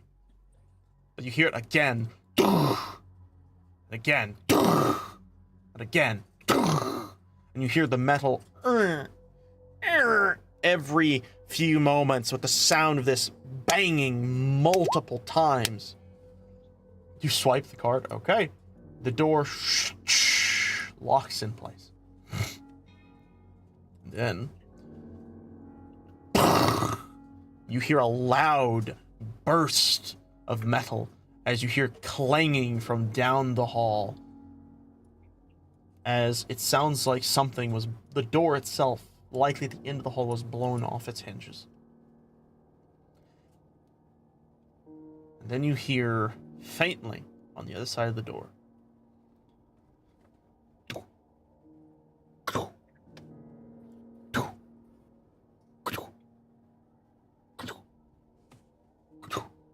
And this repetitive sound that clearly is not correctly just the sound of footsteps, but it's a sound almost like hoofs on stone. But it doesn't sound right. Not in the slightest. But it sounds heavy. Sounds very weighted.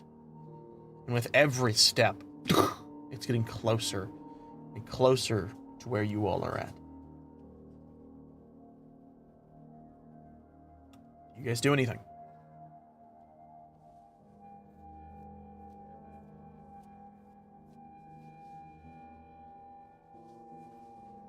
I have an action I'm going to be holding. Cool. Maribel? I'm gonna hide behind a desk. All right. You do that. You then hear the footsteps kind of stop, and it almost sounds like they go into an adjacent space. And then you hear the sound of something crunching, snapping, and smushing, squelching of noises that are extremely unpleasant. From the room that you all know, unfortunately so.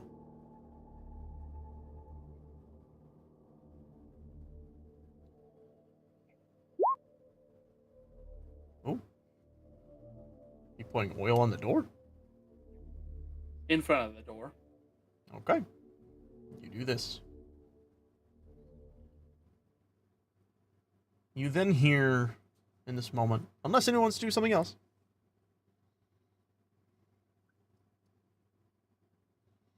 All right. The crunching and squelching stops as it turns into the sound of that same heavy weighted clopping noise. But there is a faint sound of something being dragged. It's getting closer. And then, from outside the very door that you all stand beside, you hear something thump against the floor right outside. And Karma, because you were the closest, you hear the sounds of something big. Not really, you kind of can call it breathing, I guess. It's kind of hard to tell.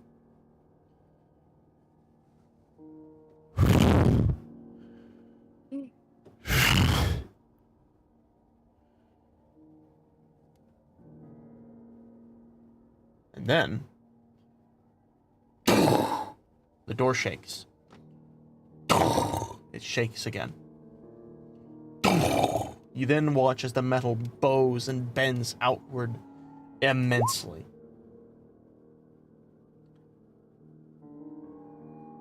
And then with a very loud, you watch the door. Oops. Can I click it? I don't think it's going to let me do it. So let me do this real quick. There we go. You watch as the door flies across the room, slamming into the back wall with a loud thud.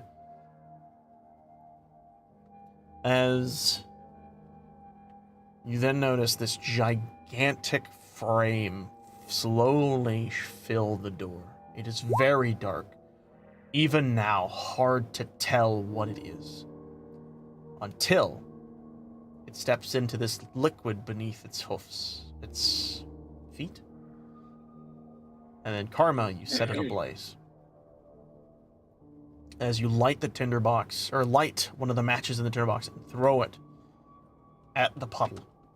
And suddenly, flames lap upwards towards the creature, and you hear a horrific screeching as it backs away in this just god-sickening sound, and this loud thump as it bangs against the the other door on the opposing side.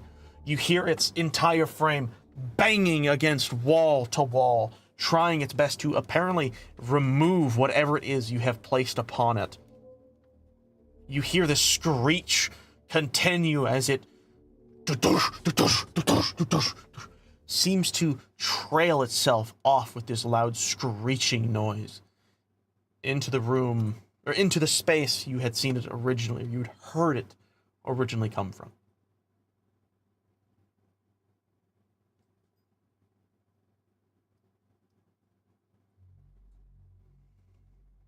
And there is silence.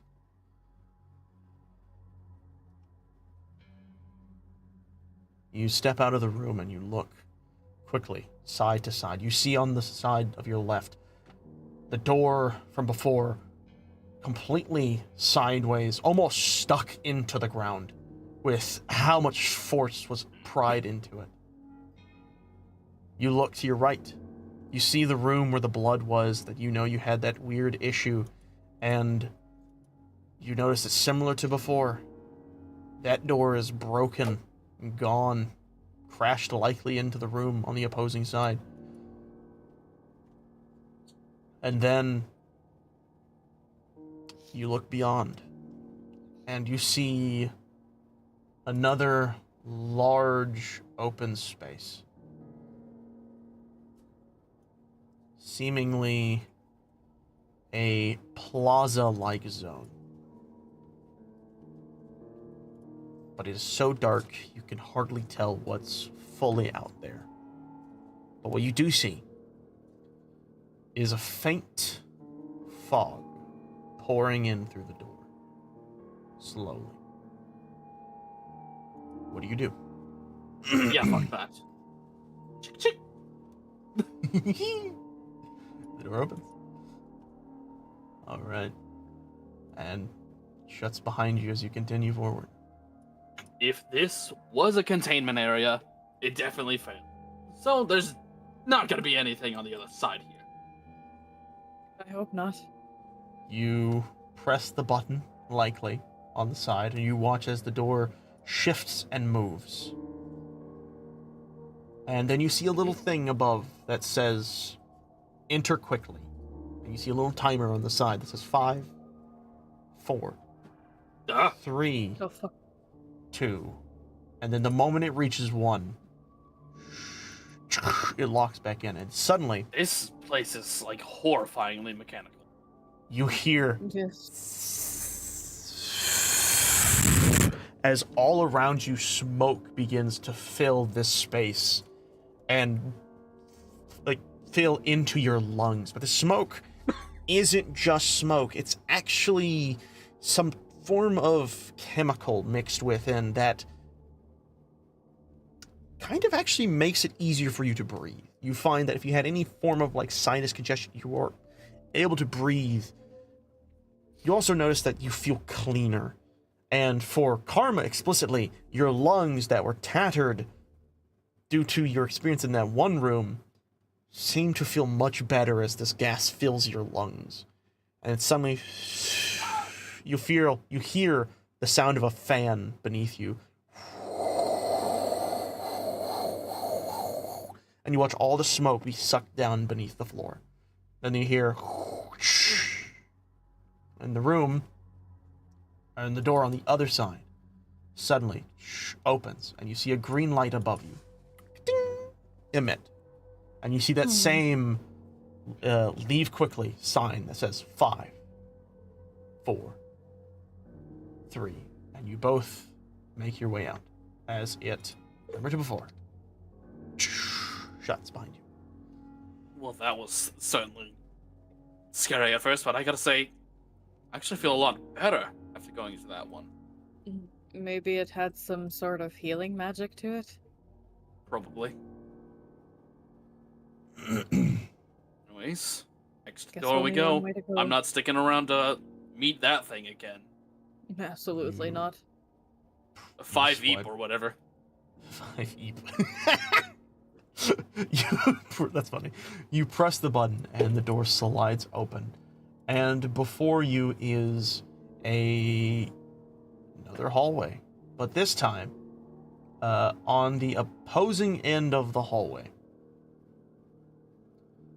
you see, well, actually, not just the opposing end of the hallway. You actually see, similar to kind of another hallway you were in at the beginning. You see two doorways, and one at the very end that is much larger, and has a split down the middle. And above it, you see these multitudes of lights with numbers from 0 to 1, 2, 3, 4, 5, 6, 7, 8, and it seems to go on for a while. These are very small lights.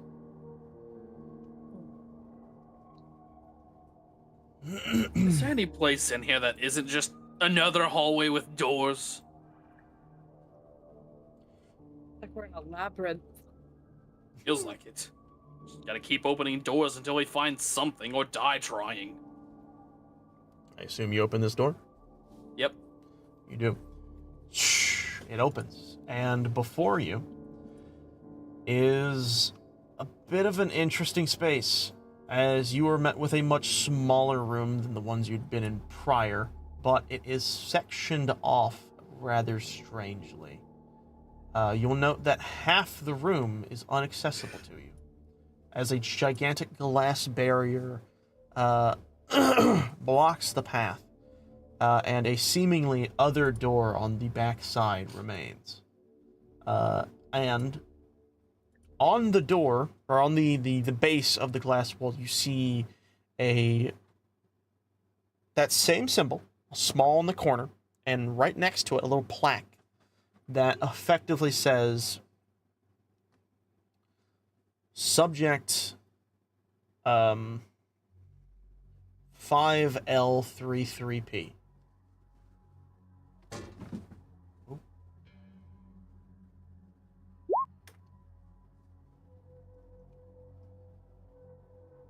And when you step into the room, you will see what I am able to describe to you.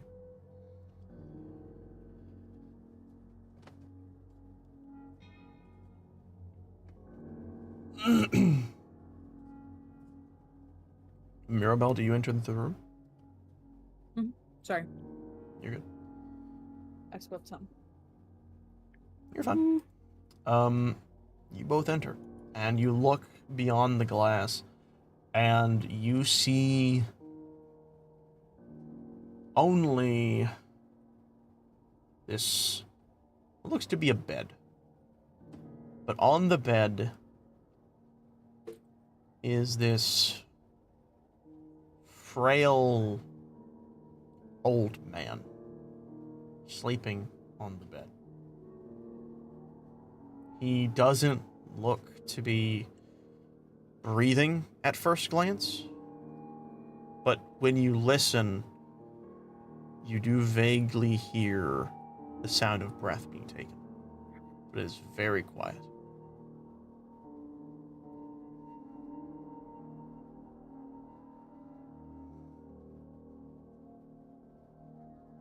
Mirabelle,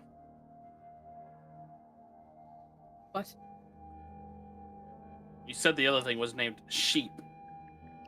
With, Yes. like, the numbers and stuff. If that's same with this one, it just says sleep. It's just an old man sleeping. It's another fucking weird thing.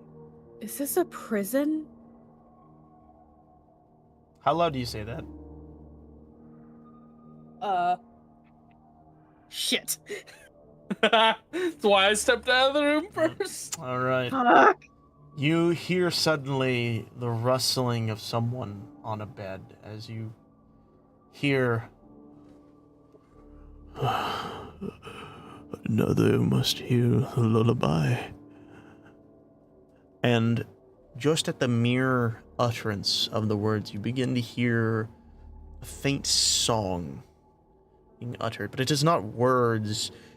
It is this strange tune he hums. It is strange. It doesn't sound natural. It doesn't sound like any song you've ever heard. But he hums it nonetheless. And the moment he does this, Mirabelle, you are overcome with an immediate sense of exhaustion. And you fall asleep right where you stand. Oh. And he begins to hum this strange, methodical tune. And then suddenly, Karma, you watch as the door shuts. Automatically, of course, recognizing that to be the timer they seem to be on. Okay.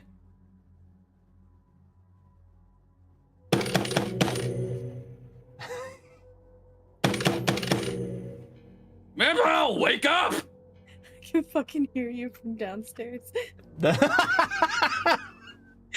That was so loud. funny. Mirabelle, you fall asleep. And then you wake up. Except you don't know if you are awake.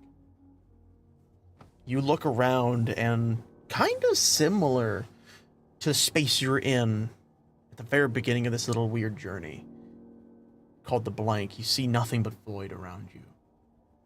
But you hear a very faint humming tune. And you turn in the direction as to where this is coming from. And far in the distance, you see a little cottage with a faint little puff of smoke coming from its chimney. What do you do?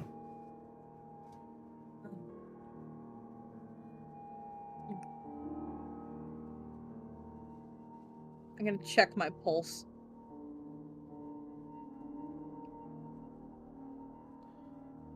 It's hard to see, or to tell, really, if you have a pulse or not.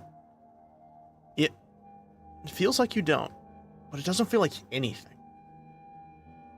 You feel kind of groggy, like you're not fully there. Almost like you're dreaming, but it doesn't feel like you're dreaming.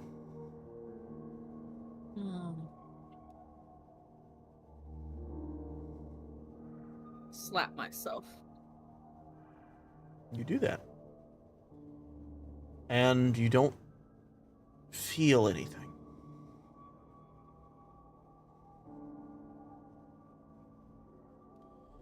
And then you hear the music or the humming get louder. And you look down the way where the house was, the cottage, and you notice it has somehow gotten closer. And you notice the door is creaked open ever so slightly.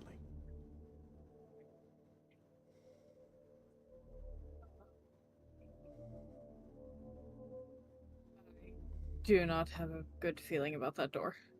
Or that cottage. I'm gonna start backing away from it. And as you do that, you hear this faint sound way off in the distance. Very hard to hear. I would like you to roll me perception with disadvantage. With disadvantage.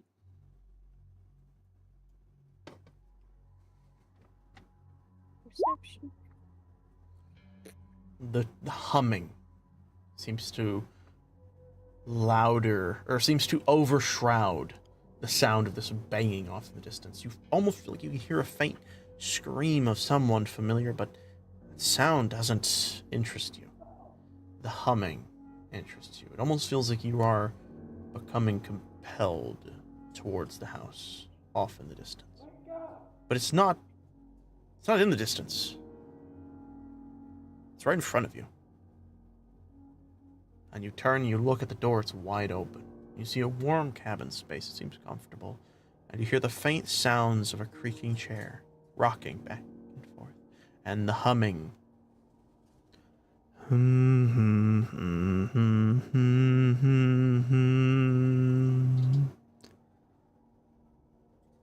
Back and forth. The tune repeats. I need you to roll me a wisdom save. We'll do flat.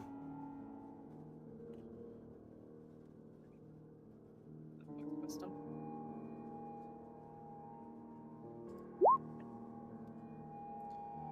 You feel yourself almost walk forward, but you stop.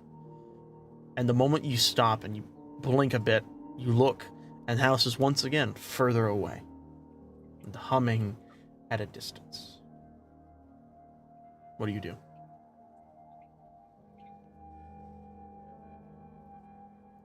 We're gonna walk further away. Yeah. You start to move back. And as you move back, that same sound before you begin to hear again. It seems to be combating the sound of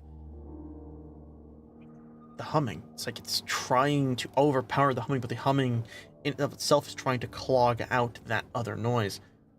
Roll me a perception check, but this time straight.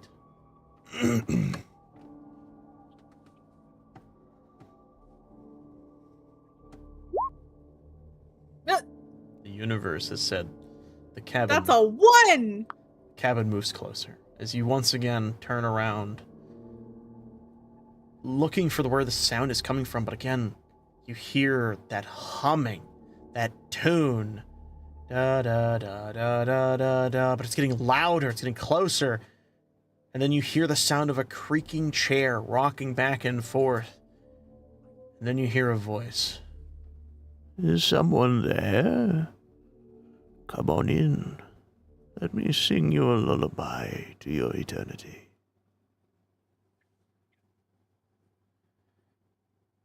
Roll me another wisdom check. Or actually, this time a wisdom save.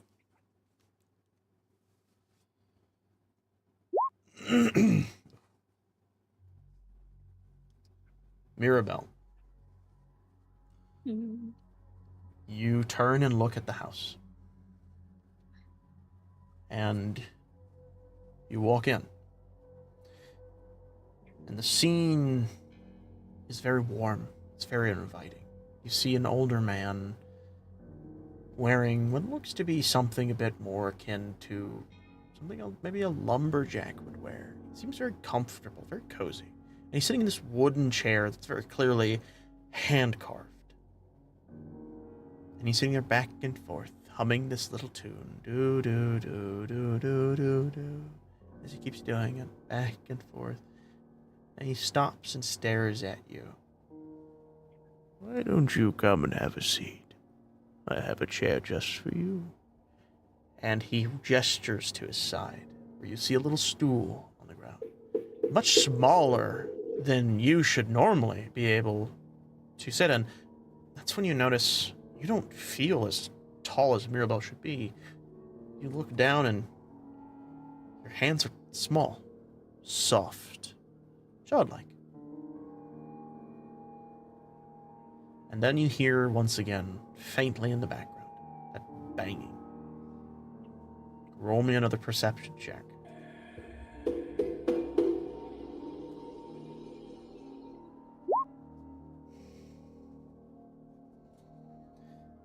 The banging is of none of your concern. The music is too nice. The lullaby is too soothing. And you walk over and you sit at the stool next to this old man. And he looks down at you with gentle, kind eyes. What's your name, little one? I need you to make me another wisdom save. You go to give him your name, but you stop mid-sentence. You bite your tongue. It jolts you for a moment. And you notice his expression sour. Child, it is rude to not answer to your elders. Give me your name. I need you to roll me another perception check.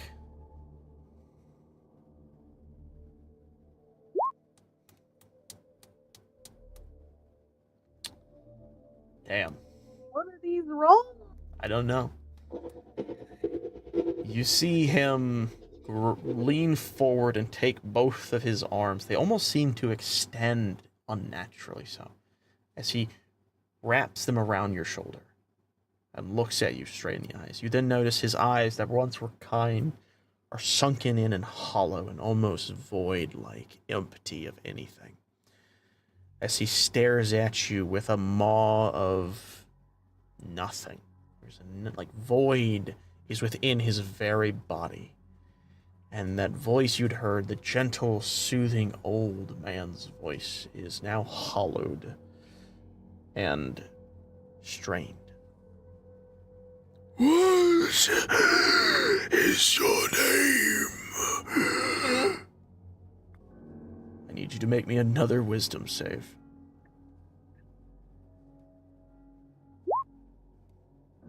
You once again pull away from this grasp and you start walking back as the scenery around you begins to shift and begins to change.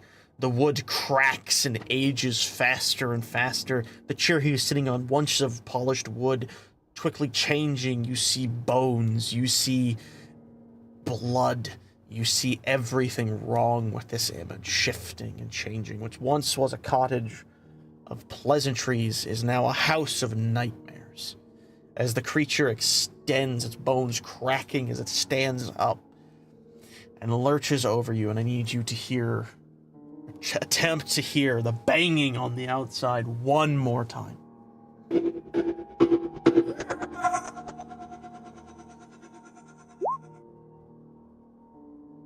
I want you to roll with advantage this time.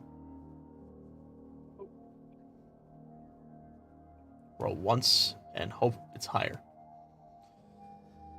Roll one more time. Yep.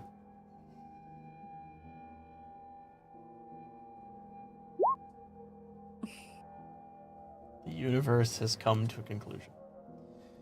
As the gnarly figure, this strange-looking creature that you thought once was a kind old man, now this decrepit, elongated freak of nature, mouth agape and gaunt with nothing but hollowed void inside, as it lurches for you and around you, and you hear once again that same voice, "Give me your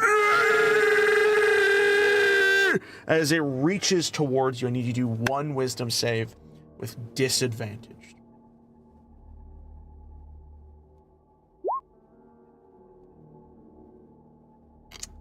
Believe it or not, you actually pass. Because you just hit the number. You back away as far as you can. The creature's arm extends outwards towards you like snakes. That same breath that it took to say the word name continues endlessly.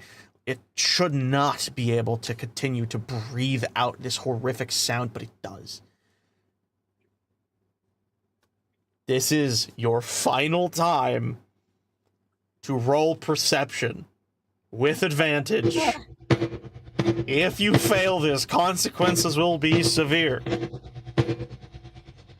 I am being extremely lenient. Thank you. You hear it. The banging. The familiar yell of someone you know. And you quickly look to the door of the cabin that now has been shut. You see it bulging with every pound and every movement. But you also see the creature ahead of you reaching out for you with its gnarled hands.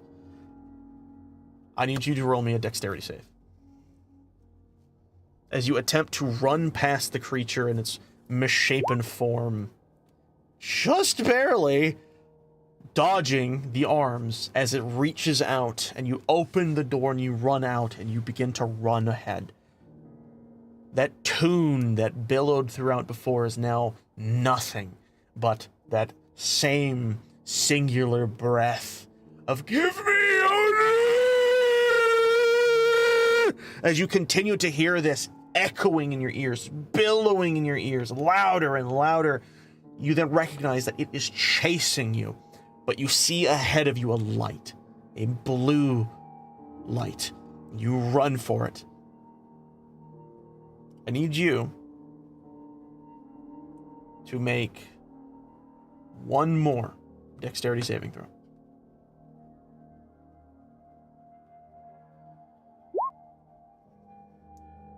You watch as the arms around you run and to wrap around you, and you jump, and you feel yourself not in the body of a child, but back to your normal self, and you roll and continue to sprint, and the light gets brighter and brighter, and then the moment you reach your hand out to grab whatever it is, you suddenly jolt awake. And before you see the sleeping man in the bed, once again turned over to his side sleeping. But then you hear faintly, I just wanted to know your name.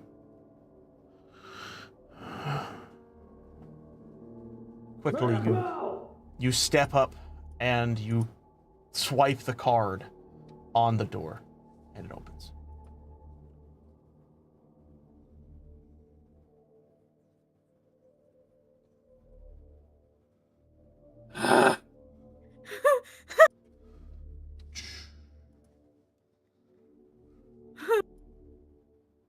I'm taking that card back.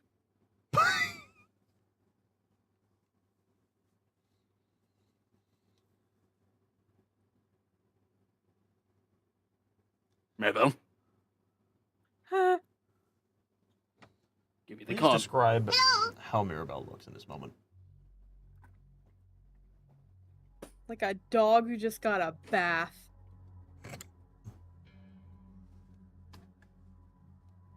She is freaked the fuck out. She got the Mirabelle. thing. Give me the cards. Yeah, card. There you go. No. Take the fucking card.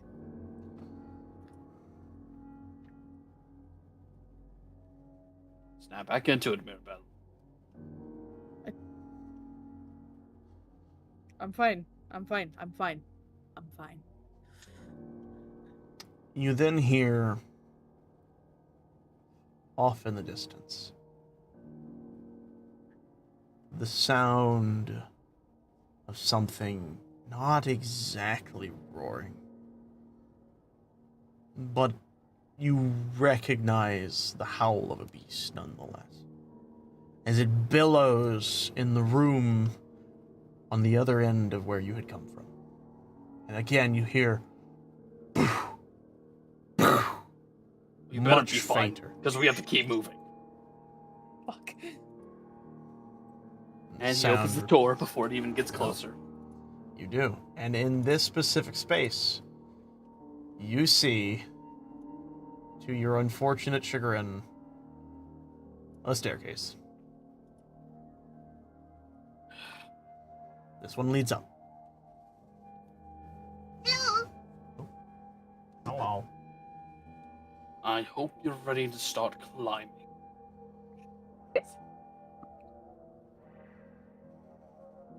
Let's go. And you begin to run up as fast as you can, managing your speeds with the area around you. You hear the sounds of metal exploding, and then the sounds of glass shattering, and another loud thump. Boom! But that sound becomes fainter and fainter as you rise up higher and higher, and eventually you stop at another door. But you recognize that this isn't the end of the staircase. It continues up. But you recognize that this door from 0 is recognized as 1.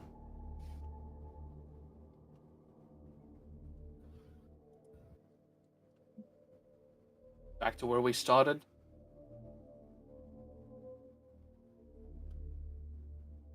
First goddamn floor. Alright. Open the door. You do. It moves over. And you are met with a unfortunate hallway. This one's a lot wider than normal, as it contains little pillars on the inside. But between these pillars, you see multitudes of rooms. However, what you will note is that on the top of every single one of these doors, you see labels. Or on the sides, I guess. Doesn't really matter. You see labels.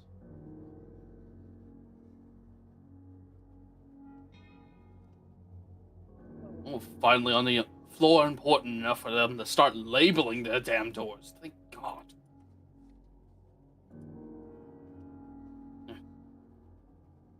Fucking door shutting behind. Fucking hate that.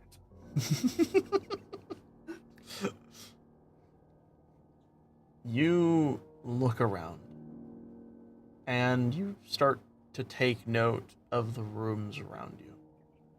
From this space and this one, I will start naming them back and forth. Over here, you see a room known as the subject test chambers. And this is labeled as subject test chamber 1. You see over here, subject test chamber 2, 3, 4, 5, and 6. But then over here, you see give me a moment.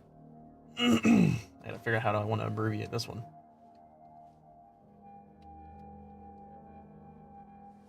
Ah, fun. You see subject H8T3.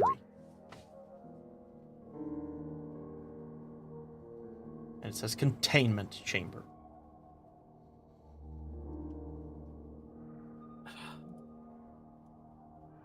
Let's not open that one.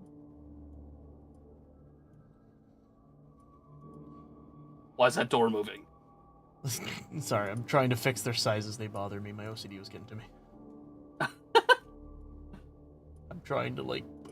I'm patchworking, okay? Just keep going.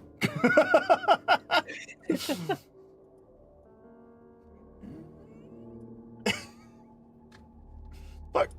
I clicked my window button. Sorry, continue. So we either open a random test chamber, or we open up the one that says just fucking hate. What the hell is this place?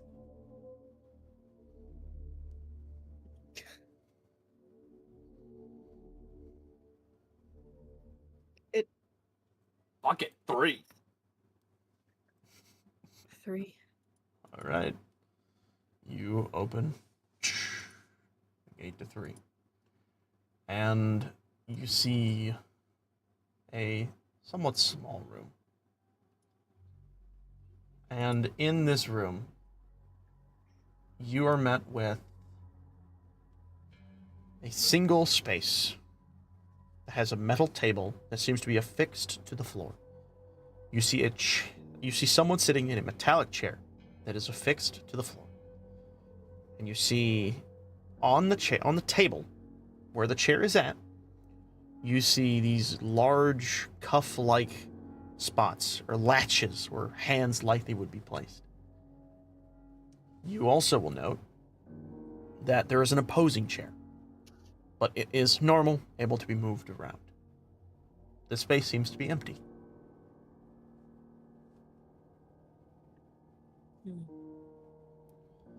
This is a goddamn prison. Seems to be a prison for dangerous things. And we're dealing with one that just happened to escape their containment. Yup. You said there was somebody sitting in the chair?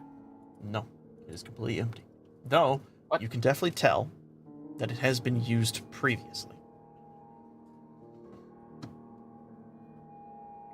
Actually, you know what? Both of you roll me investigation. Let's see if we can Please have let me funny roll endings. good this time. You rolled well for a while. It was just that dream sequence you couldn't roll for shit. What's with my It wanted the characters suspense. having It did. terrifying dream sequences? I love it. It's my favorite. You, Mirabelle, are looking around the room as Karma is, and you notice that the cuffs, though they are open and unlatched, you recognize that they are bent and misshapen, as if something within them was using all of its force to try and pry itself out of it, and was beginning to bend and buckle them, but was likely Oh. removed before anything could happen. Hot. Whatever was in here was strong. Oh shit. But it said this one was a test chamber? Not even a containment chamber, just a test chamber. What, were they experimenting on them? Probably. Who's they? Wait, who the fuck is they? Don't Those know. men that were dead? Whoever made the this white fucking suits. place.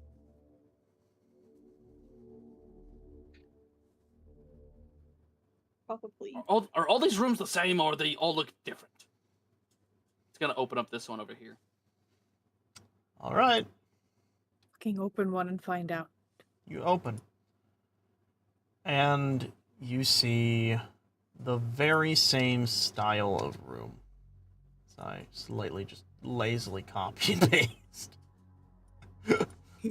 And immediately, you see someone sitting in a corner, facing the wall, breathing very fast, very raggedly.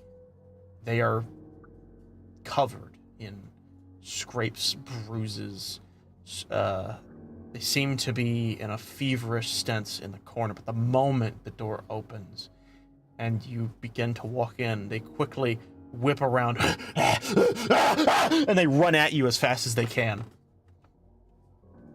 I need you to make me a dexterity saving throw. Karma, specifically. You just enough push them out of your way as you're effectively dodging them as they slam into the wall and kind of like quickly figure out what's going on and stand themselves, and they look at you. In this moment, you can do whatever you want. Calm the hell down! Is this the bonk of shame? No, he's just yelling. Oh. Well, don't mind me if I have to take this. I assume that hits? Yeah. You take 6 slashing damage as this thing runs at you and begins to just scratch at you with its hands, and you notice that its hands, they're just, the tips of the fingers are just bone. They are sharpened, and they look like they've been scraped against the walls to a point and fine edge as they slash at you and quite literally rip your chest open. Fuck! Mirabelle, you see this. What do you do? Fuck. Can I try to sneak in while they're distracted? I mean, Or is it too small? yeah, you can. Look.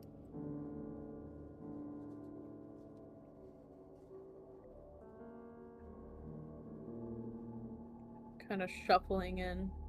No. Actually, so I'm gonna need you to roll me a stealth with advantage because he's very clearly distracted with karma. But why don't you go ahead and do that for me real quick?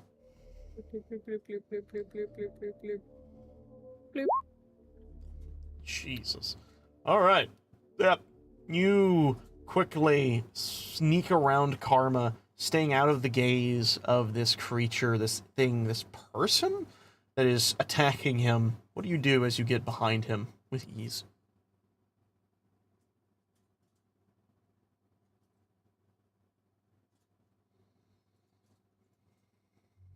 How do I do this? Yeah. Yep. Ooh, 1d6 extra damage. Hmm? So, I assume that means you're gonna the wacky stacky. Yeah. So similar to before, you're going to roll dex, just your mod, and then you're gonna add proficiency, which is +2. And that's to hit.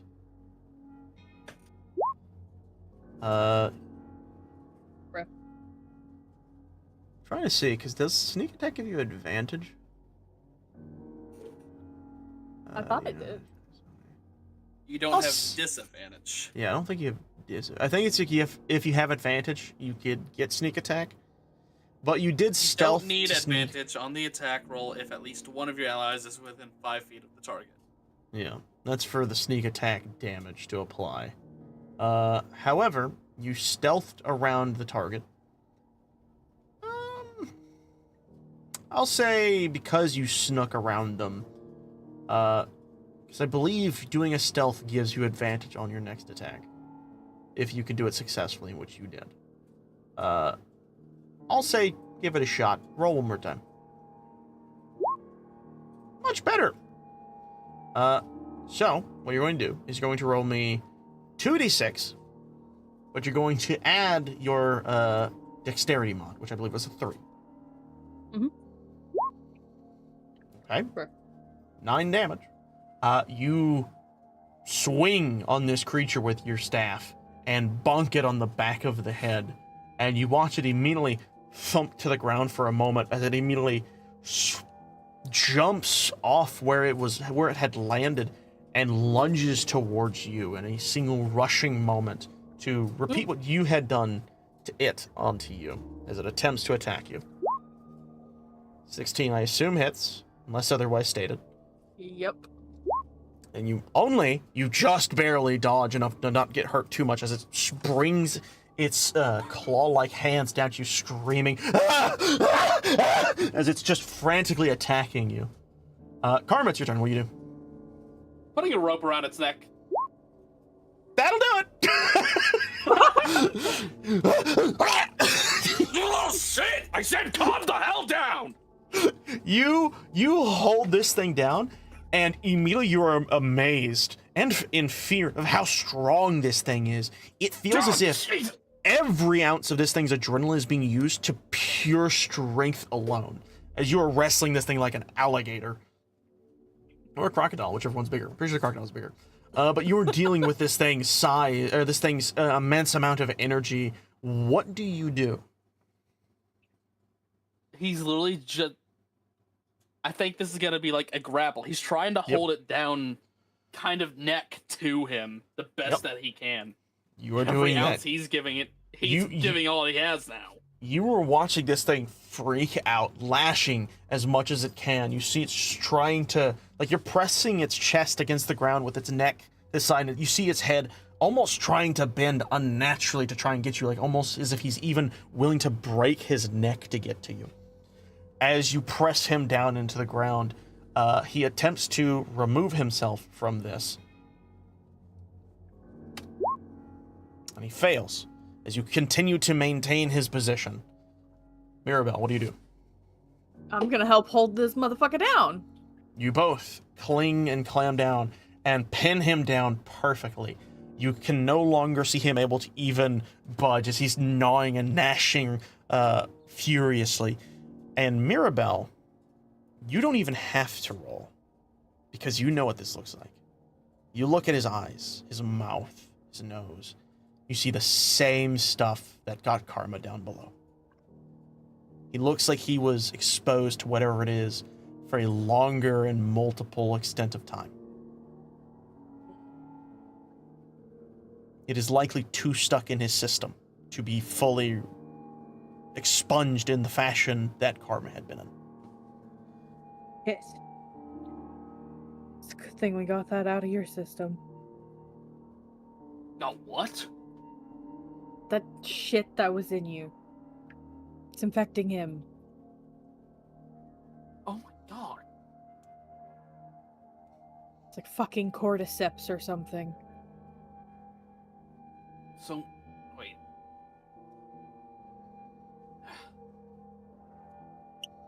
Can't believe I'm even suggesting. We can get him back down the staircase into that, like, smoke room. One He's that too helped me far gone. breathe better. How do you know that? Karma, you remember hearing the glass shatter in that room? I know. Oh. Continue.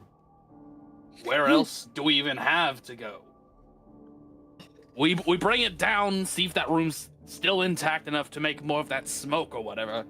And even if it's not, we have something to go after the damn thing. I guess. Don't think we're gonna get anywhere going into the room labeled literally just fucking hate. Yeah, I'm not touching that fucking thing. I have an extra rope. You need it. We can tie him up. Tie him up the best you can. All right. What I will say is you can take time, 10 minutes, to tie him up perfectly. He will never escape if you do so. Or you can try and roll to get it done quickly.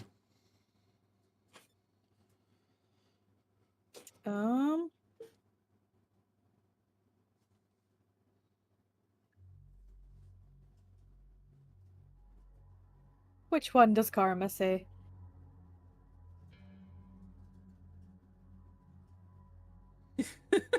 He'll be yelling at you the whole time because it's trying. While you're tying him, he's gonna be holding him back. Yeah. Why is this taking so damn long? All right. So we probably want to. Yeah. You gonna roll, Uh, or you gonna take your time? probably want to try to do it quickly. All Would right. that be survival? Or Yes, what? it would. But Oh, you might not need it, but I'll give it to you anyways. You can roll with advantage because Karma is helping you. okay. So roll it One more again. time. It's a good thing you got good on the first one. It's good enough. It's not your best, but it's good enough. Though, after you have him tied and you kind of step away from him and you see him squirming, you can clearly tell, given time, he will likely break out of it. All right, let's act quickly then. Really, that was the best you got. Whatever. I'm carrying him. Yep. You put him over your shoulder, and it's like trying to carry a freaking alligator that's trying to fight against you. It is not giving you a lot of space to move, and every time you get near a wall, it bangs its head against it and thus brings you over towards it, and it is a hassle and a Oh, half stop fucking to get squirming. through this.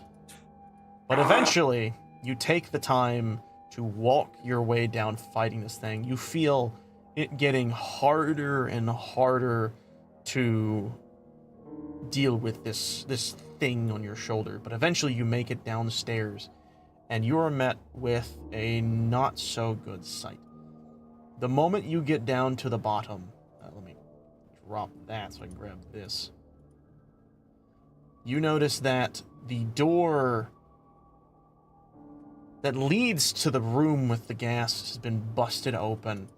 The room with the elevator door, what you now would have known if you were of non-medieval times, is bashed and dented in. Clearly more reinforced than the other doors, but that is all that there is to it.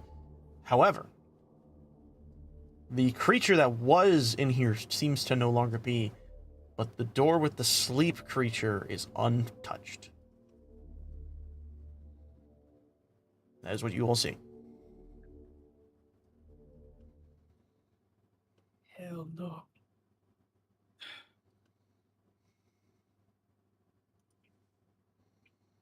Not even a single surviving thing that we could press a button for, is there? The area seems to be completely shattered. But let's see if fate sticks with you. One of you, roll me a d20.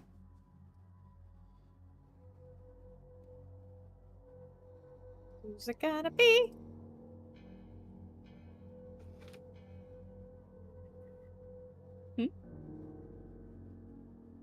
Do I trust you to roll with your luck today? Or My do you luck's trust all your over the normal luck? fucking Questions. You know what? You're not in a dream right now. You'll be fine. Go ahead. That's true.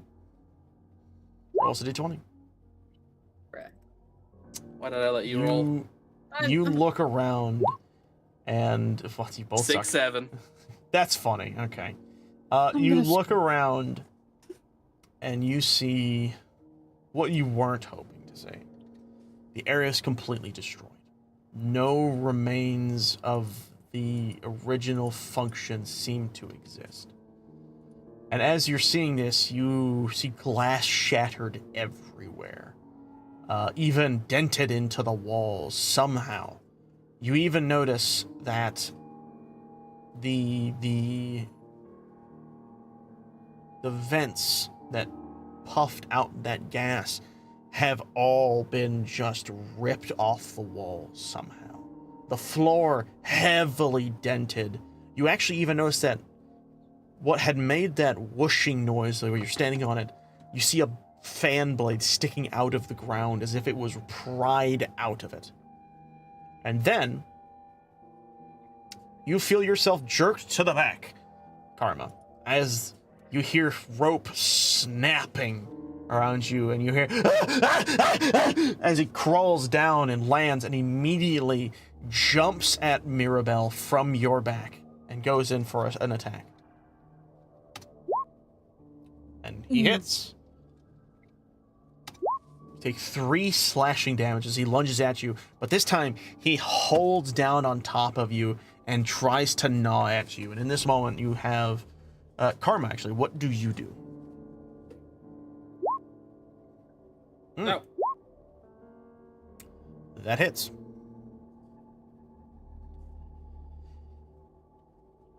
It tries to gnaw at her, and it suddenly gets a sword going through its head into the wall a little bit. Exactly that. As this thing only had 10 health. And you easily overdid its health. As you plunge the sword straight into its face. Mirabelle, your face actually gets a little covered by blood as this happens. As you then watch the body go limp somewhat. You clearly see its muscles tightening and moving around sporadically. Even though it is dead, it still seems like its body wants to fight, but does not have the function of control to do so. And even when thrown to the side with the blade, you see the body twitching ferociously.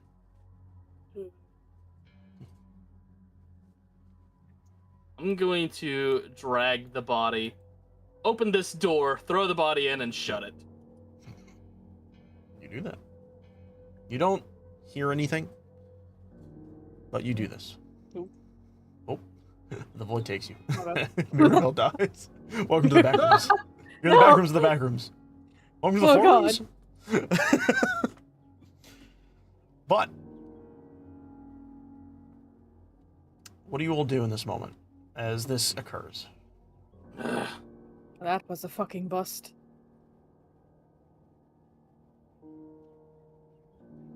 What the? How big is this thing? Huge. I'm trying to grab that damn door because I forgot this door would also be blown off.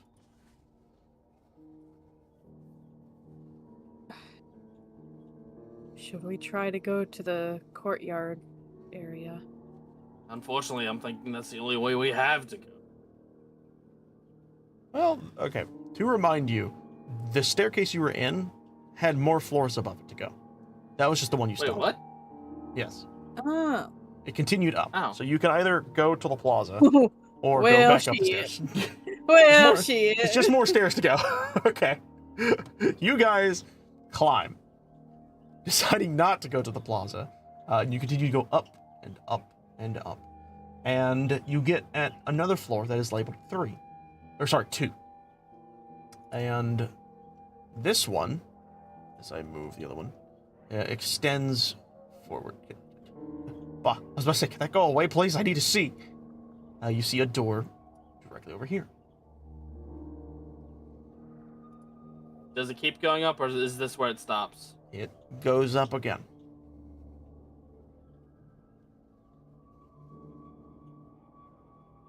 You want to keep going up? I'm making as much distance as I can. You continue. All right. I'm gonna keep climbing until I can't climb anymore. You do. You pass level 3, level 4, level 5. It's beginning to become tiring to do this, to continue. I need you both to roll me a Constitution save. All right, Karma's fine. Mirabelle, you are overcome with a sense of exhaustion. Kind of compacting on a lot of things, I'm sure, but for the moment, you have a loose affliction of exhaustion. You feel that if you take a rest, you won't have this sensation for too long, but at the pace you all have been going, you know that if you continue, the situation you are in will only get worse. As I now have afflicted you with exhaustion. I can give you a little token. Karma, carry me. What? I don't know what I just did. You're fucking with me, right? No, please. I'm tired. I'll put one of these over here. You're tired just from a little bit of stairs. Yes, I am. Now, You've either been carry running me or we're upstairs going to have for to a stop. while. And I don't want us to stop. Fine. Oh, shit. All right, you pick her up. You hoist her over your shoulders, similar... or do you... Okay, actually, how do you hold her? Princess Carrie. Ah, what a man. What a charming Oh. man. You Not what I expected. pick her up. Neither did I. I thought you were going to be like a bag of meat. I thought it was going to be like Shrek with Fiona. Oh, that's what I was happened. I literally spawned so dead. that on top of you. Oops. I was wondering what Control V accidentally did earlier. Okay, so you continue to walk up. It's a lot slower, and it's becoming harder and harder to do this, but you continue to tread forward. Floor 6, floor Am I 7. technically resting? Yes, Okay. but give it a second. Floor 8, floor 9. I need Karma to roll me a Constitution save at disadvantage. Fuck.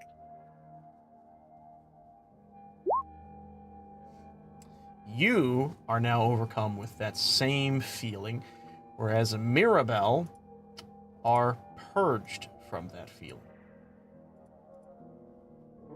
All right, I'll carry you. No. But you're exhausted. Says who? It's your fucking face. You can't see.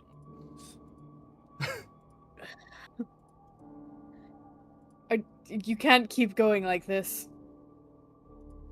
Don't tell me what I can and can't do.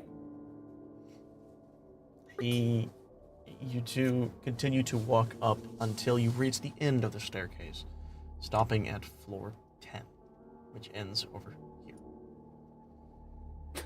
He falls on the ground, just like. Fuck. I like to imagine he just plops down in like a sitting with Neil, where he's got his leg up and he puts his arm over it. His head going back into the wall as he just sits for a second. Don't ever ask me to carry you up damn stairs again. I'm not that heavy. You really think that's what the problem is that you're too heavy? No, I'm carrying somebody up damn stairs. What you're implying? Do you want to end up back on the second floor? I'm about to kick you. As you say this, the door behind you opens. And you see a man with blonde hair, kind of down across, like ear-length hair. It's kind of disheveled. He's wearing that same lab coat type thing. He's got some coffee stains over him, but he's holding a mug, and he's got the tired face on him. As he stares over at you all, you clearly see around his neck this weird little necklace thing. As he looks at you, he says, "Wait, there's people still alive down here?" Are you a wizard? That's what I was gonna say. I wish I was, but no, I just work here, I guess. And you see him take hell, a you're like long normal. sip of the liquid in his mug. And as he says this, or as you say this, you hear, while muffled in the mug, "Far from normal, buddy." And he continues to drink. Yeah, fine, whatever. We just climbed all the way from floor 1. That sheep, whatever it is out.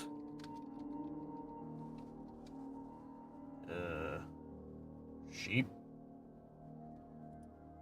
What was it, like Sheep. 5H33 Sheep. something? Sheep. Sheep.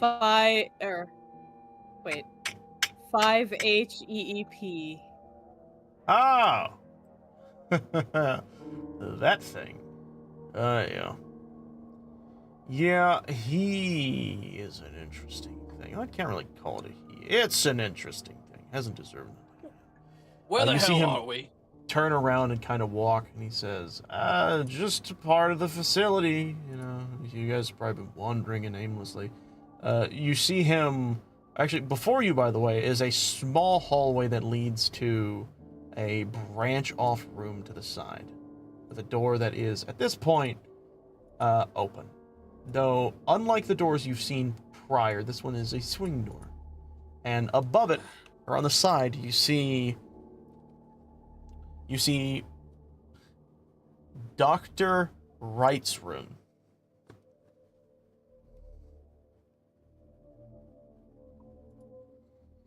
Dr. Wright. That's my name, don't wear it out. And you see him walk into the room and just seemingly go inside. Is this guy like a healer or something? Doctor. I don't know. He just works here.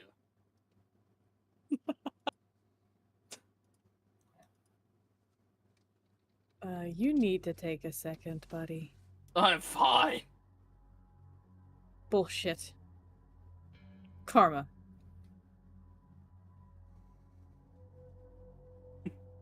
Take a fucking second. He's not listening to you. Karma!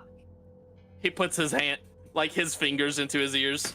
How are you doing that over a hoodie? What? Holy fuck. Fucking hearing's going out already. Didn't realize you were that old. He elbows you. Oh, so you can hear me.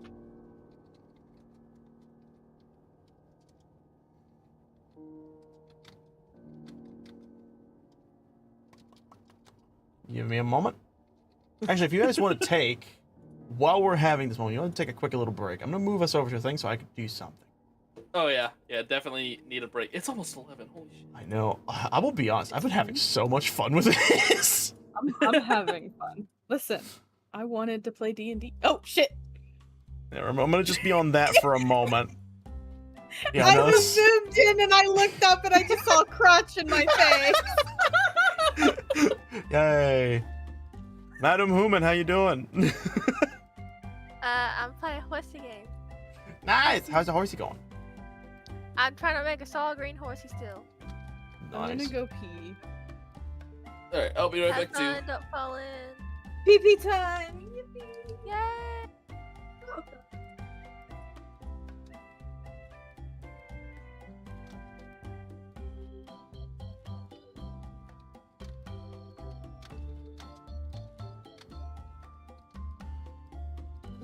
I have to do some quick lore making on the fly.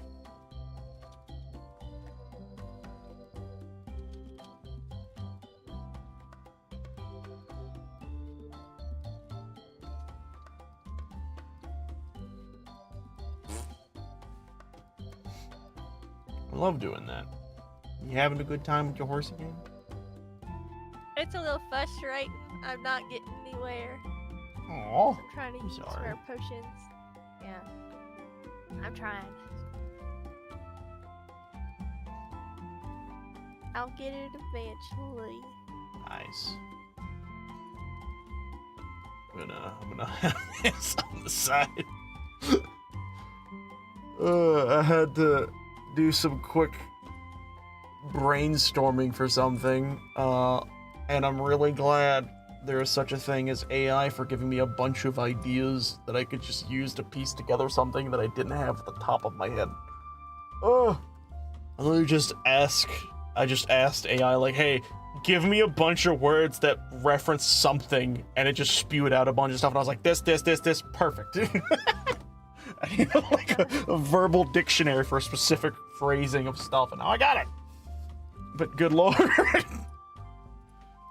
Very important that I have this piece. By the way, for everyone who's watching, if you've seen SCP, you will have noticed a lot of similarities between things I've done thus far in this episode.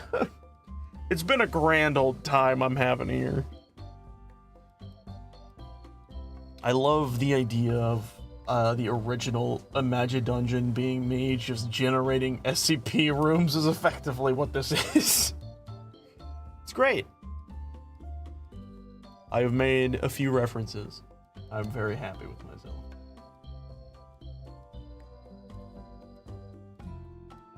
Ugh. I need to refill my drink. Oh, yes I do. It's empty. Impy.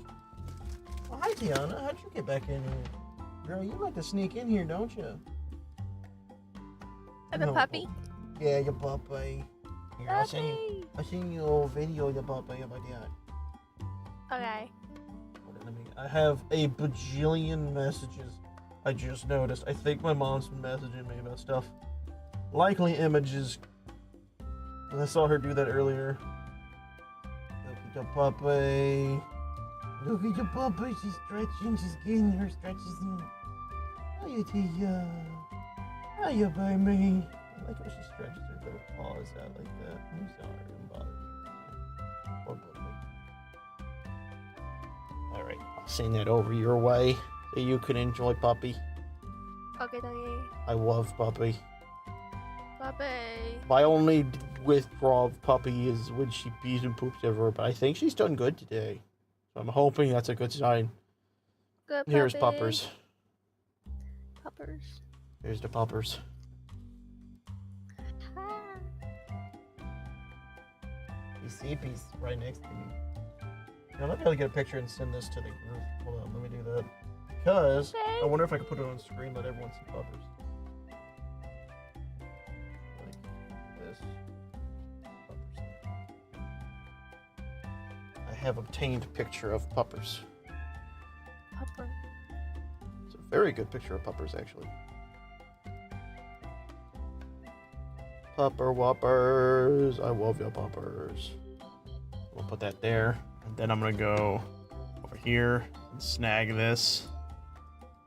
A copy. Gonna... Actually, I guess I don't have to do that. I can just save. I don't know why I tried to copy. I'll just save the image. Yeah, baby. There's the puppy.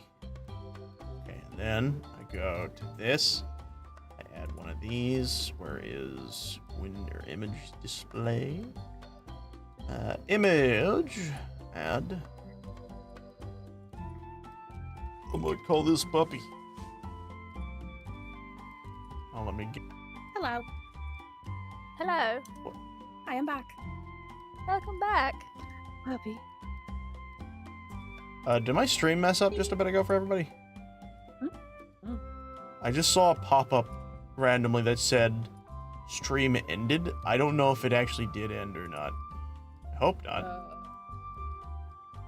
I mean, mine's still going. Okay. So I think I just pressed something and it was just like, and didn't like me doing that. How tall is this image? Tall. Jesus. Alright, there. Puppy. Puppy, puppy, puppy, puppy. Do your puppers. Puppy, puppy, puppy, puppy. Can I turn it? Where's the turn option here? Is there like a turning thing? Or is it like one of those things that's like slightly away from the image? I don't know how to turn this image. I had a spider land in my face earlier, by the way. That doesn't sound very good. Oh, great. I was trying to talk as Mirabelle, and then a spider just slowly descended from the ceiling. Be not towards my afraid. face. Be not afraid, I'm only here to help. There's also... Be afraid, lad. I'm here to help you. I can't remember the Tumblr post, but it said they were losing their shit imagining a biblically accurate angel with a Scottish accent. Be not afraid, I'm only here to help. Hold on, let me see something. Let me do some quick Googling.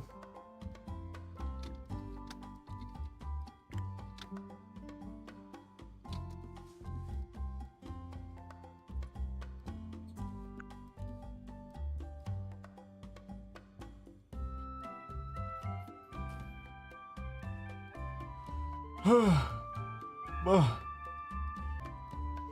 it a TikTok? I can't fucking remember.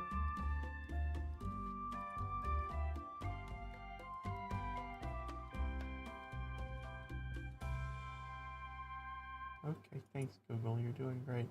Oh, shit. Oh, that was fun. What? Are we good? Are we back?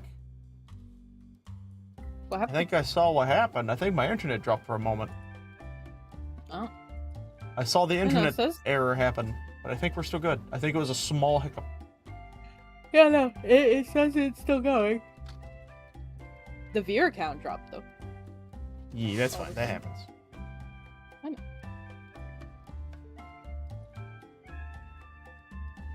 So I don't know if anybody else like disconnected randomly.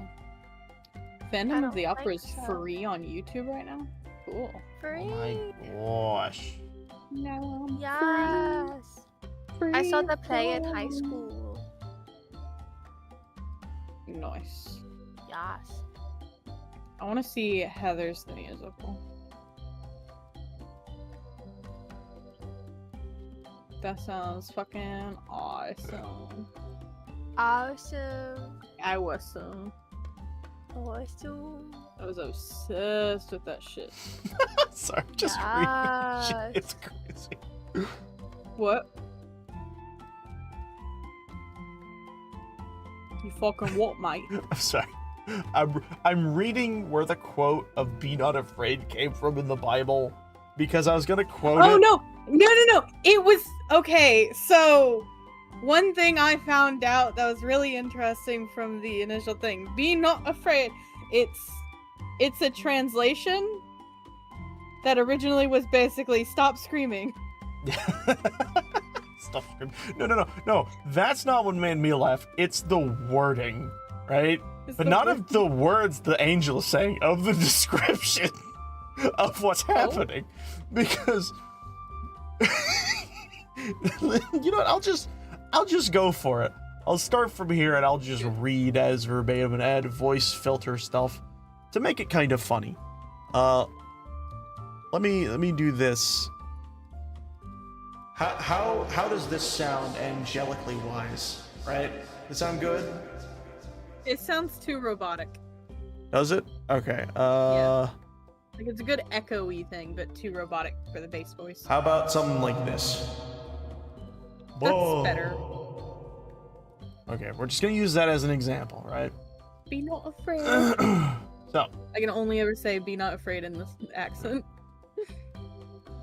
I'm gonna do that, by the way, so be ready. So Be not afraid. it starts out with what I'm looking at, with the phrasing of the angel appearing, going, "Do not be afraid." The angel said this because Zechariah was terrified, and fear overwhelmed him. "Be not afraid, Zechariah, for your prayers have been heard. Your wife Elizabeth will bear your son, who will be a great eyes of the Lord. Be not afraid, Zechariah, for God is doing a new thing." 17 verses later, a young woman named Mary hears this same angel.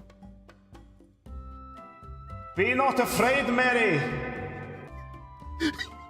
She is, of course, afraid. Don't really pop.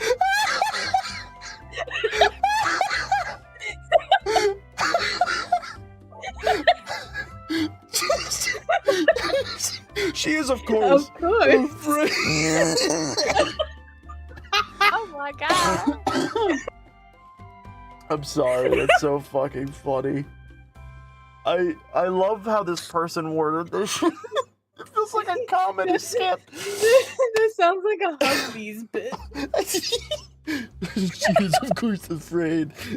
Especially when she hears what the angel has to say. "You who have never slept with a man will bear a son. He will be great, and you will be called the Son of the Most High. Be not afraid, Mary, for God is doing a new thing." God has learned sex, is basically what it just... What? It states in this thing that Be not afraid, Mary, for God is doing a new thing, is what this guy is like surmising, right? This is a person throwing this out there as their like summary of this stuff, right? The way he phrases it is wild. It's like, be not afraid, Mary, for the God has learned to fuck. Holy shit! What the fuck? I don't know why this person described it like this, but it's so funny. Oh shit. Shit. My chest hurts. She, of course. She, of course, is afraid.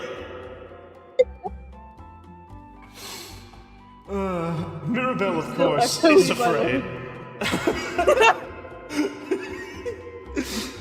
Oh my god. Oh, I still have the thing on, sorry. My brain just registered the voice changer. What are you reading? It was someone's summary of the Be Not Afraid quote, right? From the Bible. But for some reason, they described things in the weirdest manner. Is Cub back, or is he still muted on purpose? He went to the bathroom. Okay. Oh my god. Why? I don't know why they described. Sorry, what was that? He fell in. He fell. Oh god, does he know how to swim? No. I hope so. Also, somebody broke the curtains in the bathroom. What? Why did they do that? Hi. Oh. Be not Welcome afraid! back. The ghost That has scared the speaking fuck out of me. noises! Anyway, Oh. I walked into the bathroom today, and instead of fixing the curtains, someone put tinfoil all over the window. That's wild. Listen, last night was terrifying. I got up to shit in the middle of the night, and the void was staring at me. Primal was there? No. Praise the void! Praise the void! Wait, you know, I just thought in my brain, how do I do an Australian accent? Because I've been stuck in the Scottish one for a while. By the way, that was probably my best Scottish impression for a good while. I was rolling my R's flawlessly. That was not me. That man is not me. I did not have sexual relationships with that man. Anyways. I did not look at the alien through the window. I swear. I swear to you, I didn't. She had great, huge tits, but I didn't know that. Oh my god, I'm dying. Okay, let's reel it back in, guys. This is supposed to be a serious, scary thing, kind of. We're just having a great time, guys. We're having a great time. Let's go back into the blank. Let's go back into the blank, guys. Afraid. Be not afraid or whatever, I don't He know. was, of course, afraid anyway. Cub, did you hear any of that entire conversation, by the way? Nope. Not a What do you damn think? thing. Oh, sorry. Primal has asked me to look at something. Is it? I assume it's the thing you sent me. That looks pretty cool. I like the build. I like the design of your character model. Though I think the red might be better as a purple. That's my opinion on that. But I'm unless you curious, prefer just doing it red, that's fine. Anyways. So, to summarize what you just missed, sir, we looked back at the understandings and the reasonings of the quote of the Bible of "Be not afraid," right? But it was someone's summarization of it, not just from the Bible. They just took that, broke into chunks, and then described things.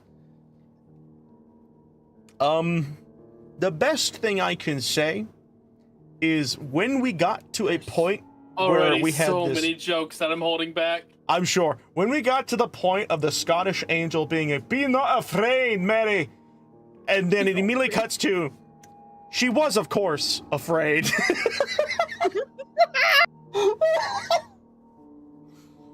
the silliest thing. I don't know why. But then after that, at some point, it's like, don't worry, Mary. God has learned something new. After describing she's gonna be pregnant. It's wild, okay? It's just really funny. But anyways,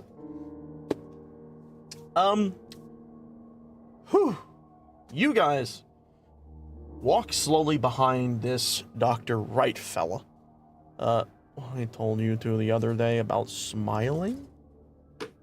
Oh God. Was there some Smile Dog reference here? I can or does Cub want to say it? What? Spread your cheeks. What? Spread your cheeks. Spread your cheeks. I hope that's in reference to smiling. Yes. Wait, if you're just spreading your cheeks, are you like just taking your hands or your fingers and just stretching your mouth open? Yeah, No. take your fingers and spread your cheeks. You're just flexing your mouth muscles as much as possible. You're spreading your cheeks manually. Yeah, I don't. Yeah, you don't gotta use fingers though. That's for people that aren't as experienced with it, you know? Yeah. Telling Okay, I someone to zoned spread. out and I'm confused. What a great time to be alive, folks. I'm loving this session so much. There's so many reasons to love this because it's really good in the kind of intensity it's happening in these scenes. But then it's great when you get to like the break moments and all that crap happens. All right, we gotta zone back in. It's getting close to 12, and we gotta work tomorrow. Oh, I forgot about that. It's fine. It's an easy day tomorrow. All right. Hopefully, we Regardless, don't know that yet. that's funny. You guys step into this little room. It seems to be kind of like an office space. Not kind of, it is an office space, but for you guys, it's a little weird looking. It's a little strange looking. You've seen places that are just someone's personal space, right? This has a lot in it. There are shelves on every single wall lined with books, and you see even some with like these weird little rows of these like square things that you would for us would be put into a PC. There is some other things everywhere. Basically, it's just filled with a bunch of knowledge of some different forms and types. You see file cabinets in the corner that are labeled with multiple different things you cannot read from the distance. And just many other things alongside the main central desk that you see Dr. Wright sitting in with his legs propped up on top of it. A lot of the stuff that would be on top of the desk has been pushed to the sides and placed on the ground securely so he doesn't knock his stuff over. Doesn't seem like he cares too much, as he, again, continues to sip his coffee, holding one end with the bottom of his hand and the other with the handle of the drink as he begins to sip it down.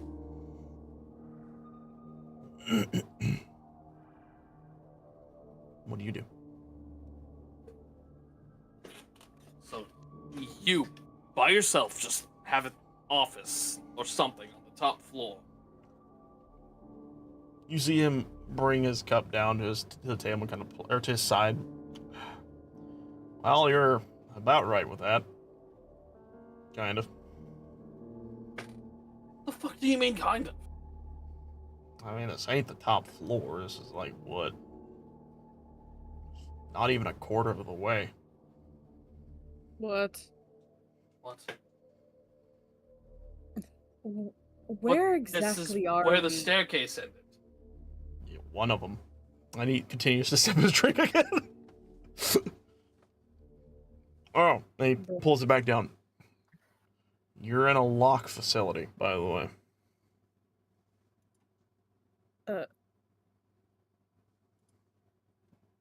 A You- lock facility? Is that just another way of saying a prison?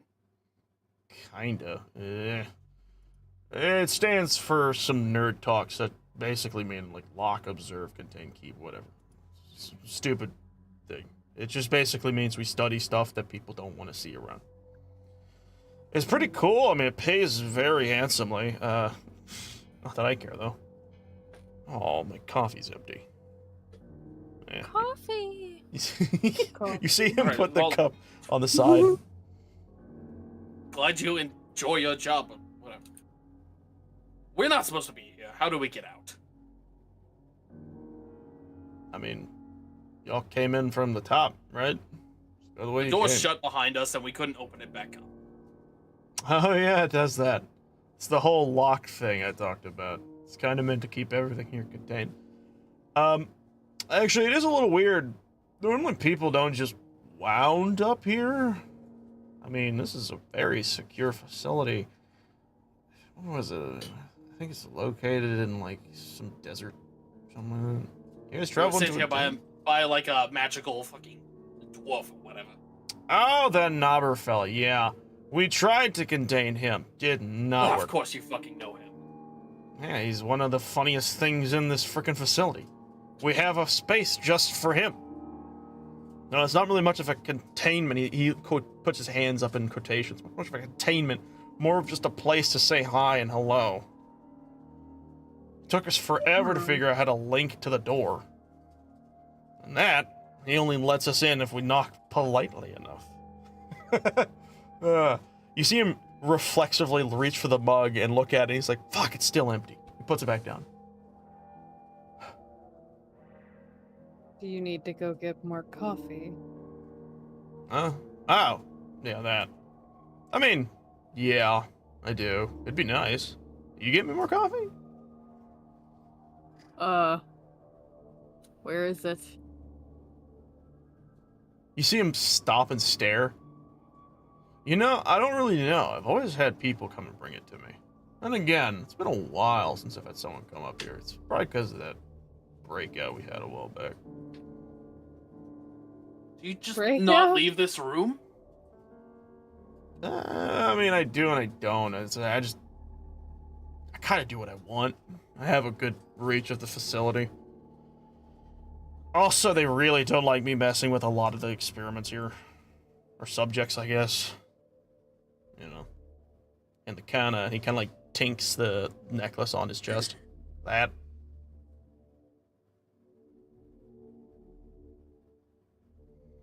I guess technically I'm part of the facility in that regard. Kind of like one of those things, but they let me walk around and all that stuff. What do you do here? Well, I mean, I do all the stuff they asked me to. As I said, it pays well, and I get... He looks at his cup.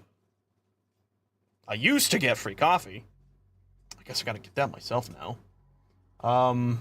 That's just, just stuff. I mean, he points around the room. You see all these, like, books and stuff. Like, I've helped write some of them. Over there in the filing cabinets, stuff that I've, done personal testing on. So you just figure it out as you go. Oh yeah, that's kind of the whole thing. Like we send a few prisoners in to some of these things, and they mutate or disintegrate or explode. My favorite's when they scream, go silent, and then explode. You don't expect it. None of the other guys do. All right. So, you are incredibly fucked up in that. You're noticing this now? Can you help us get out of here or not? You see him reach up and kind of like tap his chin. I mean, I could. If you do something for me, that is. Let me guess. Get you coffee. Well, I was gonna say wear my necklace, but that would work too. Unless you want to just wear my necklace. I mean, it looks really cool. Yeah, no, I'm not trusting anything about wearing a necklace from a random person in a facility of stuff that we don't understand. You see Not him happening. grin, a sly grin. He says, "See, that's very wise. You would have died if you'd put on my necklace. I would have actually become you and then would have had those nice and bristled muscles you got under there. Would have not been good for you, would have been great for me. So, good job on that. Would you have the trauma as well? No, my memories override anyone else's. It's just like, what, my 50th body? What? Oh, yeah, he holds up his necklace. This thing contains my soul. Anytime this is put on a new body, I just take over that one. And they slowly become me. Well, instantly become me, but their body slowly Whoa, shifts. If Yeah. whoa. So, if we take it off of you, Mm-hmm. does your Oh, soul it stays in the necklace, the body just dies. The necklace itself is indestructible. Trust me, they tried.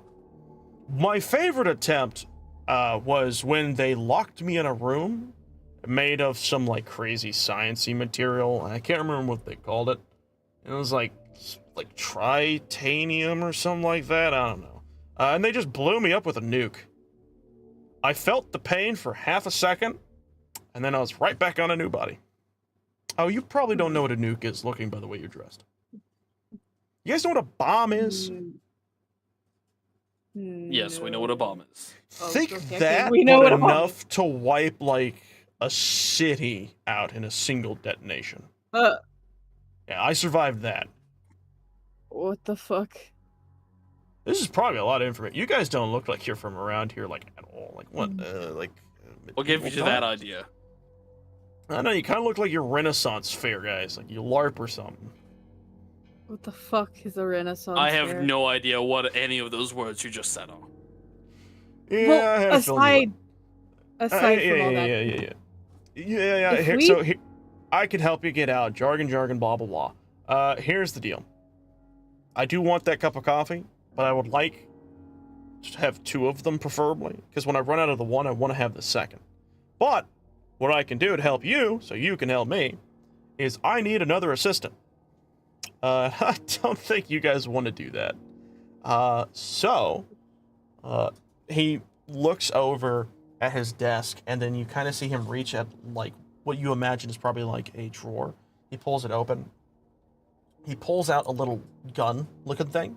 It's like a little metal, thin, like, tube-like gun with a needle at the end, and you see this clear tube with this clear glass tube with this weird liquid inside, and he holds it, and he actually just throws it at you. Whoever wants to catch it. Oh, I guess Karma's jumping for it. No, I was jumping away from it. Okay, Mirabelle, you're gonna catch it. yeah. All right, you catch it, and nothing happens. It's just an item you can hold. But he looks at you and says, see that thing? If you find, like, a normal person and you jab them in the neck with that thing and press the trigger thingy, it, like, mind controls them. They basically listen to everything the necklace and me tells them to do. So effectively, just find a person, preferably unmutated. Though if you do find one that's mutated and is conscious, feel free to jab them all you want.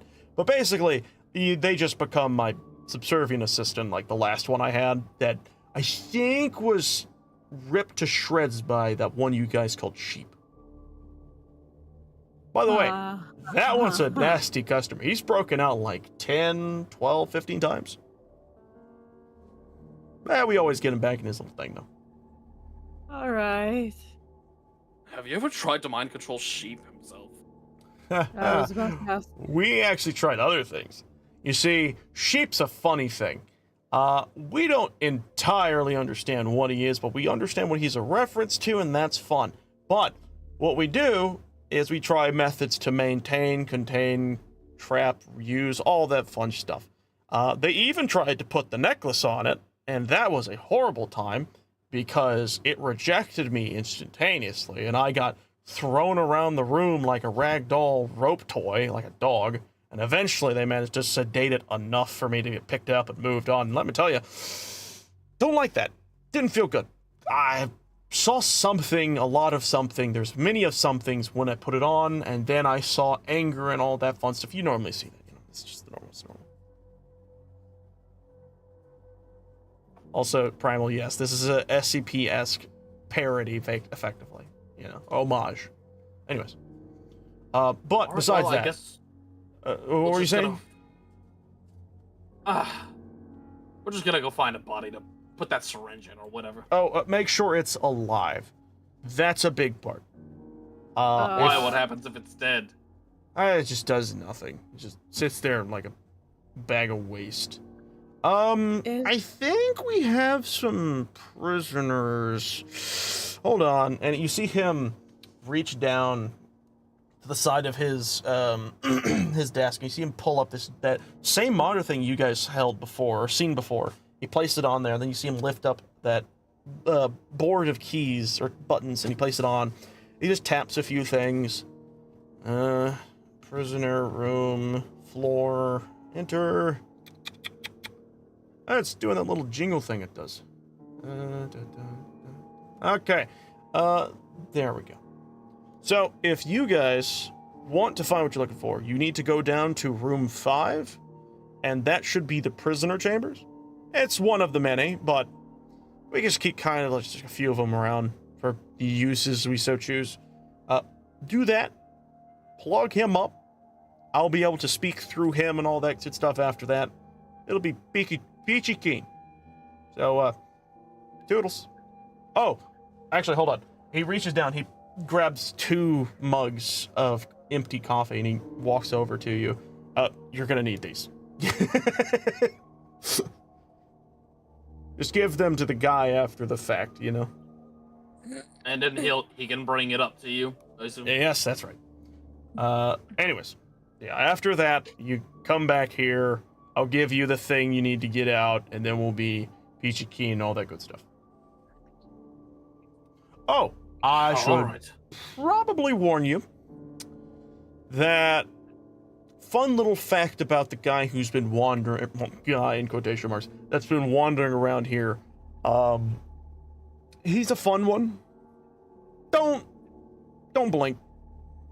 He's a freak. It'll hurt a lot. You might die. I don't know. You'll hear him before you see him. Sheep? No. Oh no, this is another one.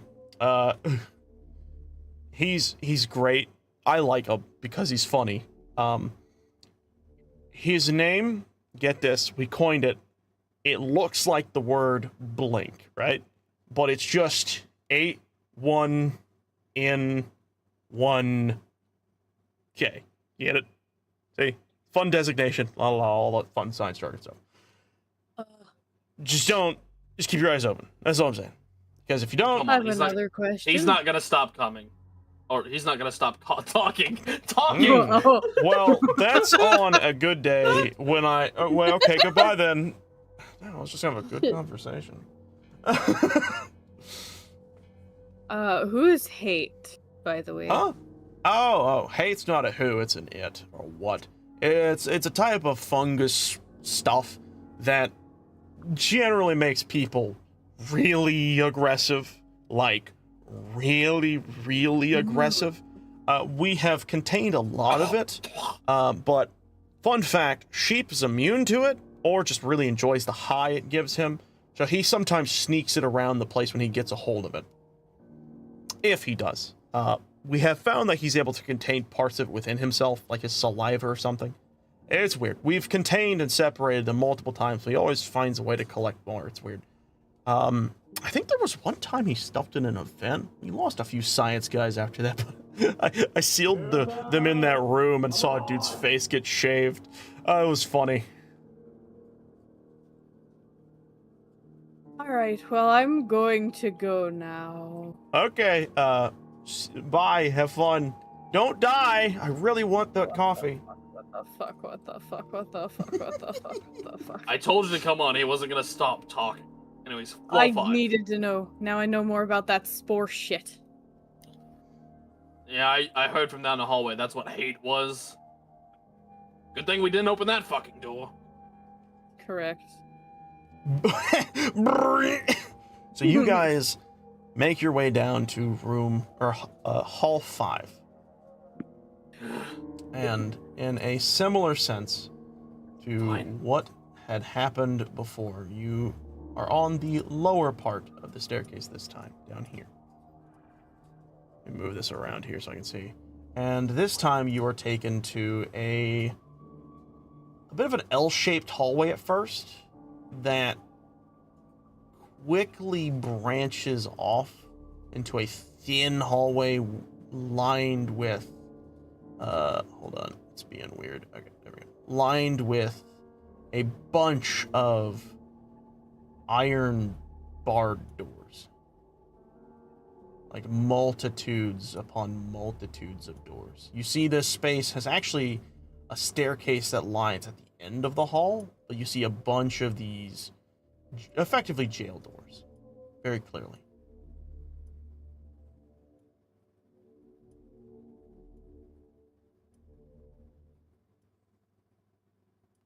So do you think they got a machine that makes coffee? They have a machine for everything. The horse is laughing. How are what? Horse is Nay, not- nay, nay.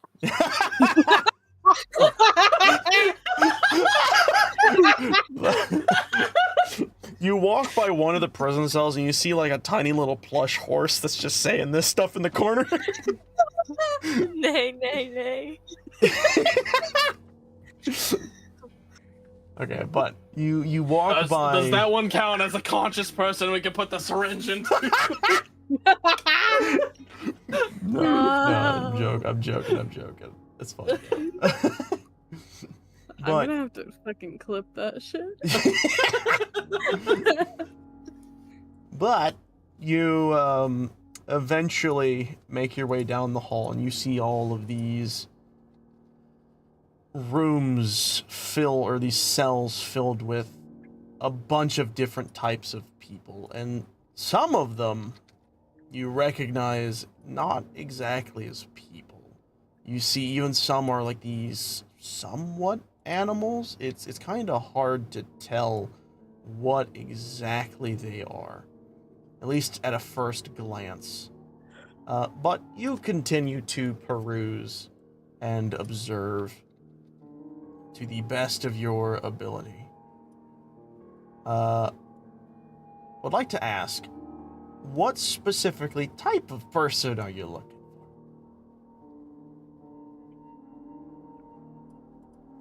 Conscious one. Okay. Karma, we're window shopping for people. This is fucked up. Which one of you all knows how to get coffee in here? I don't think that matters. You yell this upwards, and you hear a lot of chatter, actually. Oh, you had coffee? What are you talking about? He's talking about coffee. Is that a prisoner? Did you just get... What's going on here? Is that, you think, is that another scientist? That's weird. Why is he wearing red? His eyes glowing? What's wrong with him? Oh, he must be another monster. Oh, there's a woman over there. Holy shit, dude. Oh my god. Did you see that? There's another... And there's just constant chatter. Back and forth. You hear loads of people. But you also hear screeches from the cells, both animalistic and human. Some sounding more irregular and very odd. But as you're walking around, you do see many different types of people that are just kind of sitting there, just kind of pacing themselves, or sitting on the ground, not doing anything, just kind of to themselves. All of them, however, wear these bright orange suits that each on their backs and on their fronts in like the left-hand corner is that same symbol of the circle and a lock.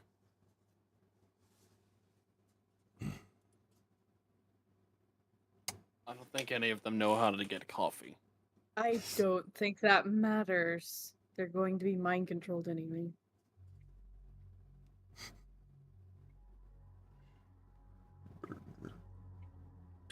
Don't say that too loud. I didn't. As you guys are slowly trekking through this, contemplating the idea of what you're about to do, suddenly you hear the sound of metal banging as suddenly someone reaches out and just, come here, you gotta get me out of here, you gotta help me out, come on, I was just, you guys got the key, you guys got the key, come on, let me out. I don't have to fucking clip that shit. And it's just constant chatter back and forth. You hear loads of people, but you also hear some screeches from the cells. You see reaching out frantically, and then you see once again on your side more people starting to do the same. People yelling, "Let us out, let us free, let us out. We're prisoners, we're dying, oh, so and so." Yeah, I'm this- down. This is very fucked up.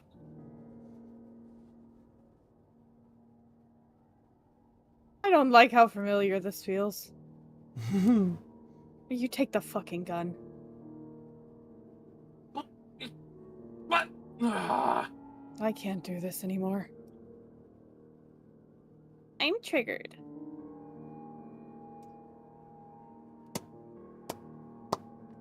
I don't have a damn key. I don't know how to get any of you all out.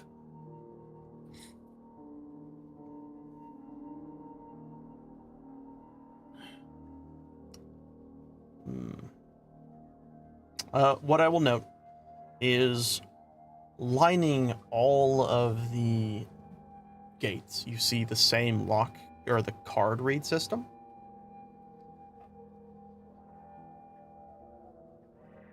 But as you see this, Mirabelle, you walk out of that space and you kind of lean against the wall, not wanting to experience what it is that he is about to do. Or maybe not. And as you do this, you hear from down the hall a footstep after a footstep.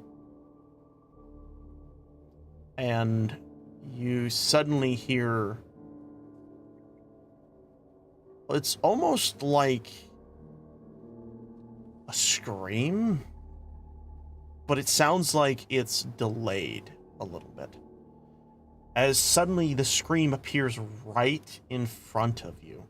The sound itself, or at least the origin of it, as it seems like it has jumped from one end of the hall instantly to the other.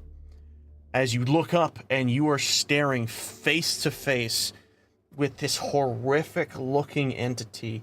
Its body is this weird mangled mess of bones and raw tendon and flesh stretched out irregularly. Its arms are a many and a plenty, almost like a weird, horrendous spider standing up on two legs. And in its face is this, you can even call it a face, a mess and multitude of, get this, eyes, all staring directly at you. But the moment you lock contact, it stops. The sound of the scream ceases and it stares at you. All you can hear is the faint sound of breathing, but it's not its breathing. It's the sound of everyone down the hall's breathing. As suddenly you hear, shit, that's Blink!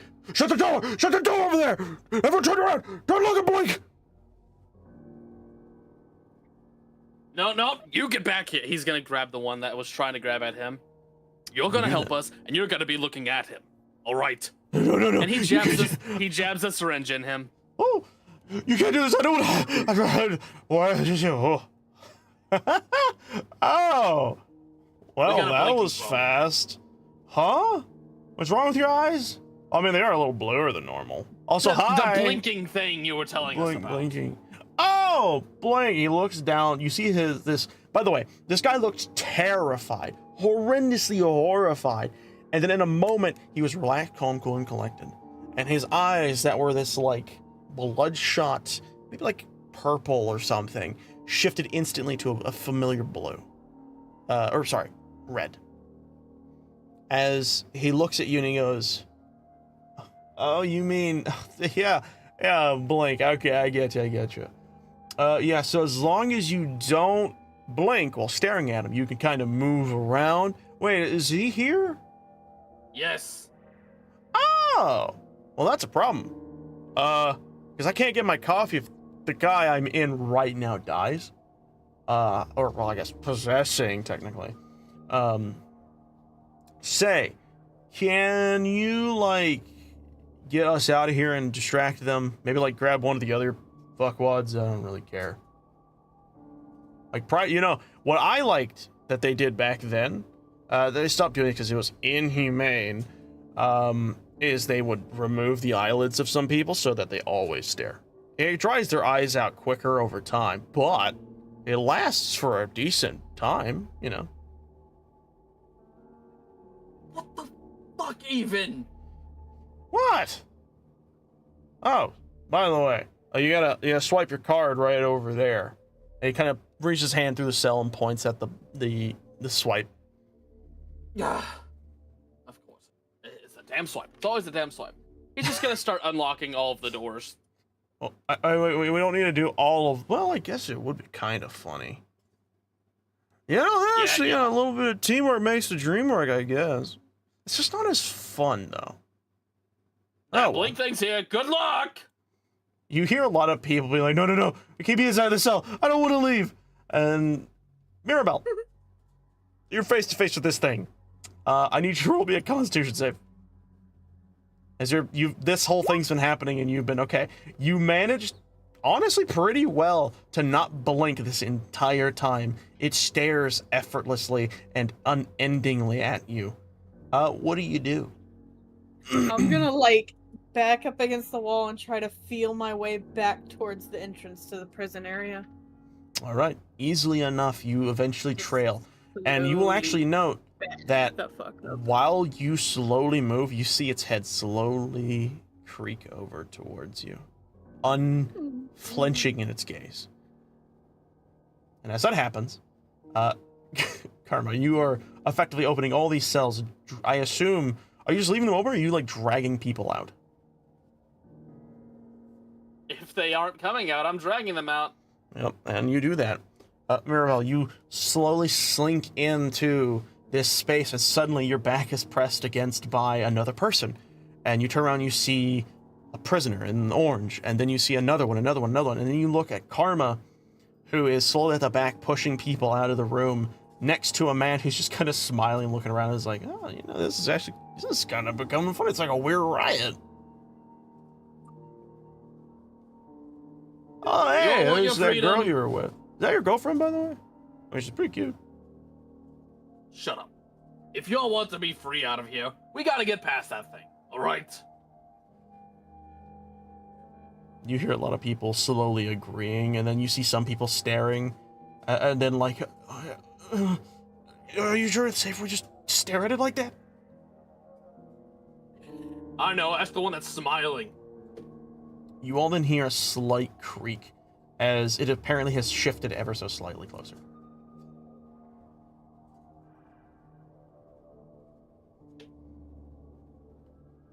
Oh, by the way, we probably should keep moving, because it doesn't enjoy the staring of many people for too long.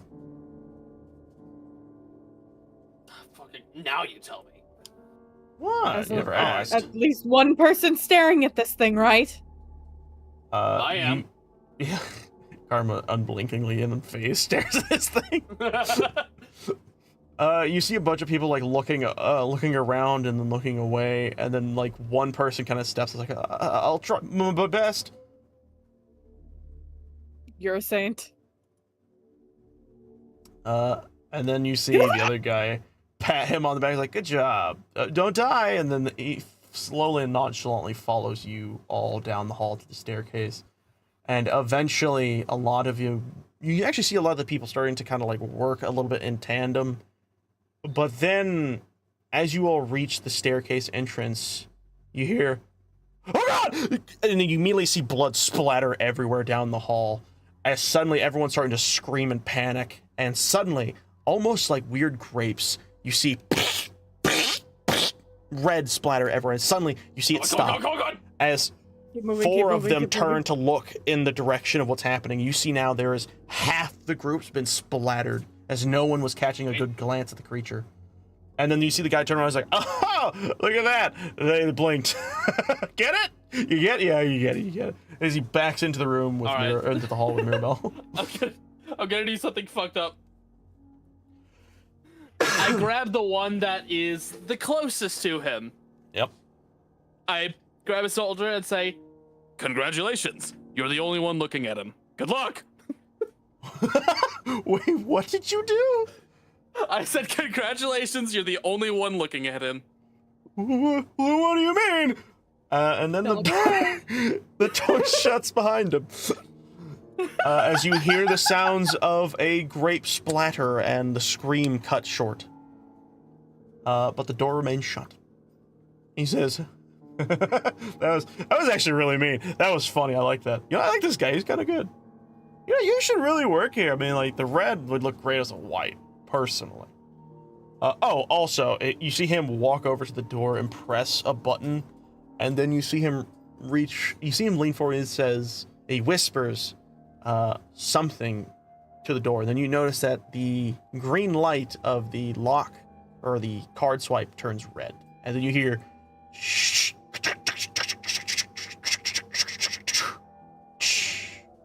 And it sounds like the door has become solidified and locked in position. Then you see him lean back. He says, well, that should help with that. So, I'm gonna need those mugs now. Yeah, here you go. Thank you. I'll go get the coffee. You guys head back up to him. To me, I guess, technically, whatever. I'm gonna go get me some coffee. You see him walk down slowly. All the way back up 5 flights of stairs. Forget. Do you need to take a moment? With that thing behind the door, no way. And you slowly begin to trek up the staircase. Karma, the tiringness of everything that's been happening is weighing you down further and further, but you press forward. I do need you to roll me a Constitution saving throw, though.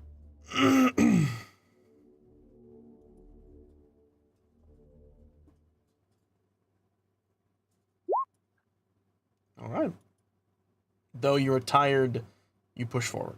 And eventually you find yourself back in that hallway,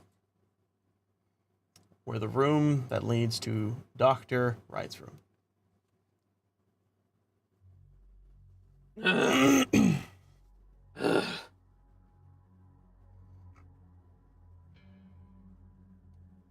We're back. You see him close like a little magazine thing and put it beneath him. Oh, that's great that you're here. Next time warn a guy, like knocking or something. Jesus. What were You left your door open. You know, in hindsight, that's actually accurate. Regardless, hey, I owe you a thing. Give me a second. He reaches down under his desk, and you see him pull out a gun, and he's like, no, that's wrong. Well, no. And then he reaches in, he shuffles through his desk, he pulls out a grenade. That'd be funny. No. I gotta give him the actual thing. And then he pulls out like a little wallet. You see him open it, and he pulls out a card. And he folds it, he puts the wallet back in, and then he just takes it and effortlessly flicks it towards you. You see it glide and spin and lands directly in the collar of Karma's side, like right next to his hoodie. Just, and it'll help you.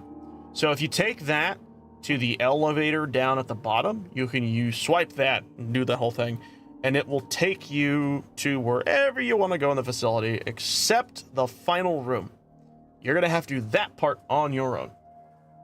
All right, and what's an elevator? Oh, that's right. You guys are stupid. That's fine. You guys probably saw it through. Sorry, he said in quotation marks, primitive. You guys probably saw it. There's that room, the decontamination room, with all the smoke that makes you feel good, all that stuff. At the end, there's that area with the giant doors, you know, the ones that open like this, and he literally does the motion of an elevator door opening. As long as you can get in there, you can take the elevator up. Next to the sleepy guy. Oh, yeah. Oh, you bet sleep? That's funny. You didn't, actually, get stuck in his room, right? That shit is terrifying. Why? Oh, well, you see, he tried to do it to me. It didn't work because of the gym thing, but I got to watch what happened to another person. They get put into this lodge. It's cute looking. It's nice and cozy. And then he literally eats their soul. Oh. That is terrifying. It's instantly death. But, you know, that most of the time we're able to pull them out before the death happens with a lot of loud noises and stuff, but it's a lot easier to do it when you have something attached to them that causes immense and instant pain. But yeah, it's pretty fun. I'm glad I'm still alive. Wait, no, you don't tell me. You got put to sleep. Yep. How'd you get out? We've never really had someone just do it out of willpower. It was, I guess it was a mix. Huh. Karma was knocking on And the it door. probably helped that I was banging on the door constantly. Thank you for that. Well I'm then, sorry. lucky gal.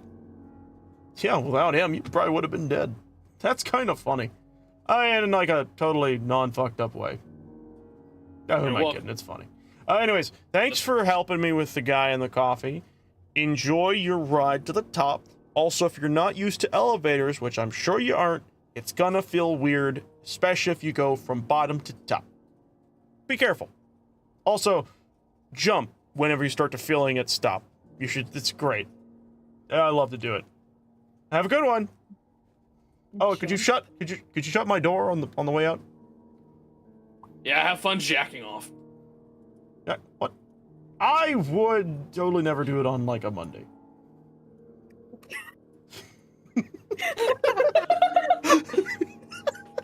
And you all eventually make your way down the stairs slowly.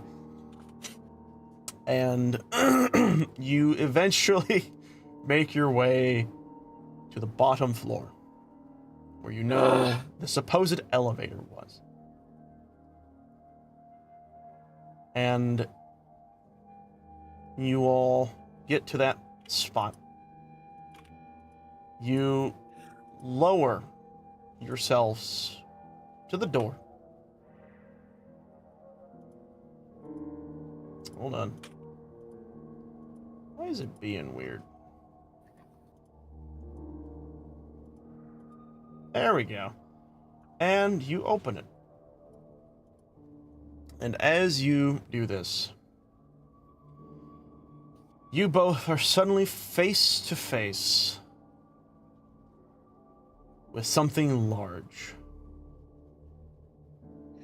Something that is a strange mix of flesh, hair, fur. It doesn't look natural. But it does sound familiar, as the moment you open the door and you see it staring at you with human eyes. A few of them. More than there should be. Its face misshapen skulls to resemble the head of a goat or sheep. You hear...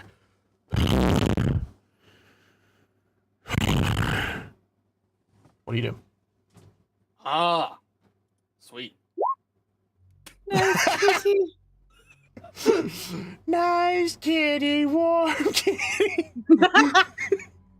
As we're going to do this, I guess.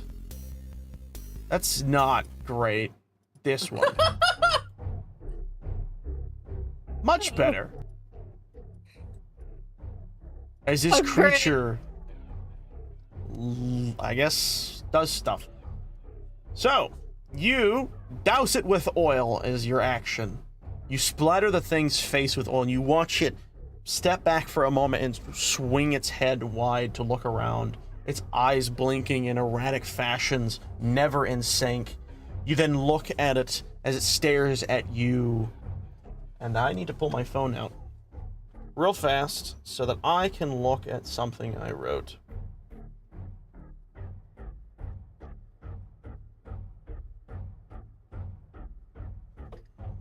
You hear, as it looks daggers at you with multiple sets of uncomfortable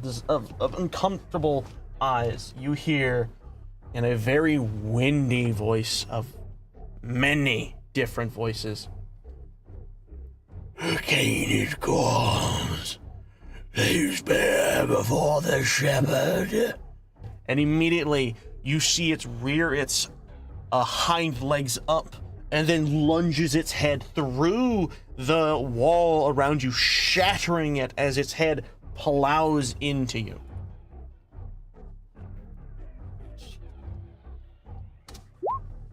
I assume that hits. Yep.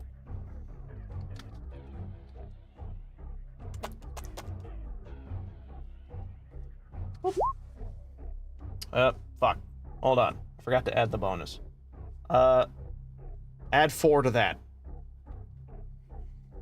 5. You take 5 damage.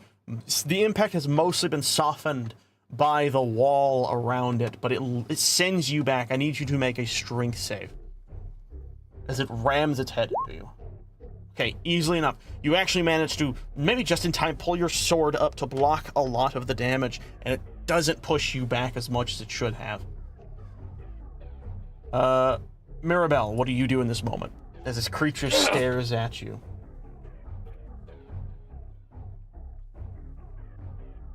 So he doused it with oil, right? Yes. Do I not have a fucking tinderbox or anything? Do you not? Oh, this is ripe bullshit. Oh, I do. Okay, I was about to say. Yoink! All right, I'm going to roll something. Bitch.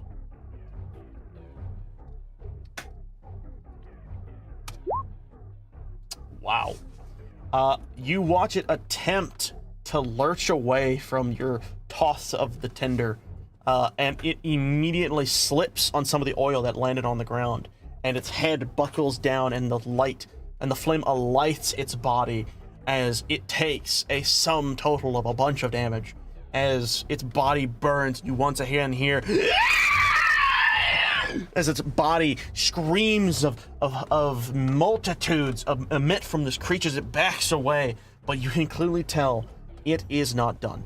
I need you actually to roll me 1d6 and double the damage you take, or you give. Okay, it takes 6 damage from the flame. It is vulnerable to this. Just keep that in mind. As this happens, you see its flaming body slam down to the ground and stare in y'all's direction as once again you hear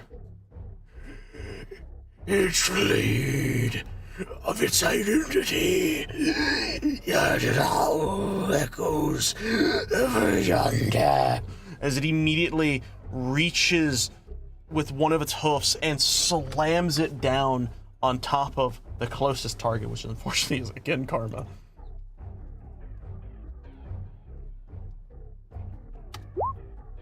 It misses this time. The flames Oh, getting God. into its eyes as it slams down. You watch the concrete beneath your feet crack and bend upwards like a crater happening.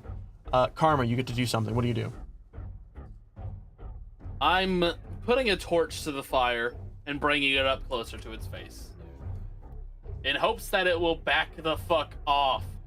Roll me intimidation.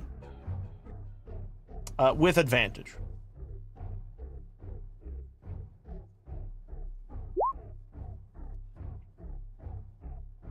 Whew.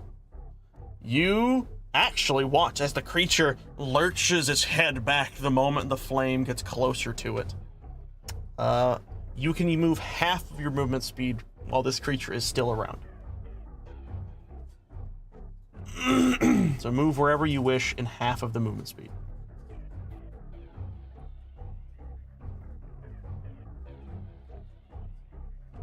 All right.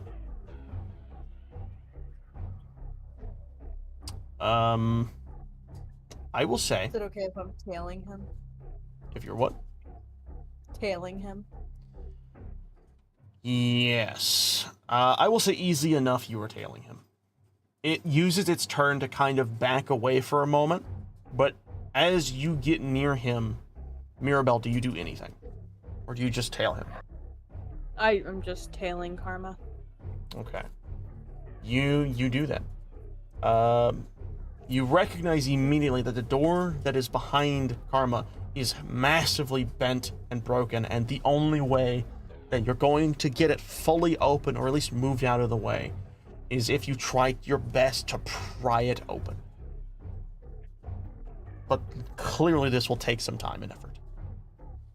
Mm-hmm.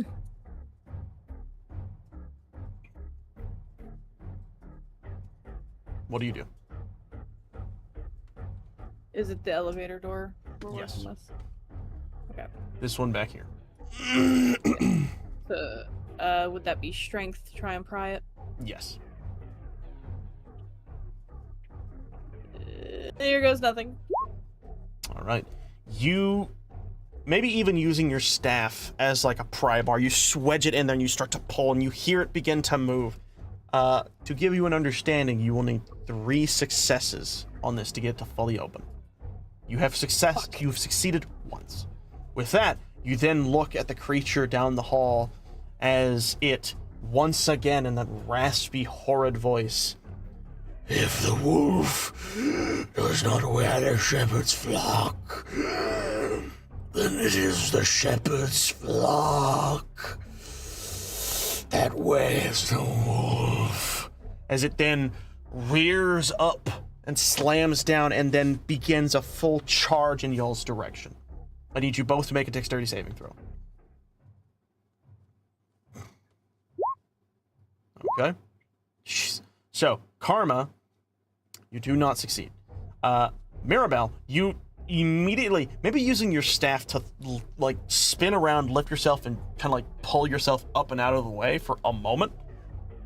Karma, however, brings his sword up in an attempt to block it, seeing he's literally caught in a corner, and will unfortunately take a bit of damage.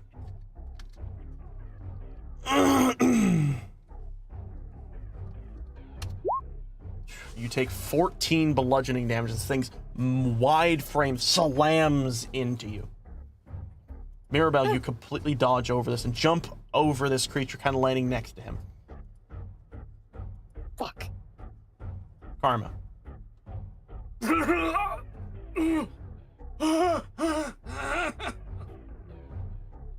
This is your turn.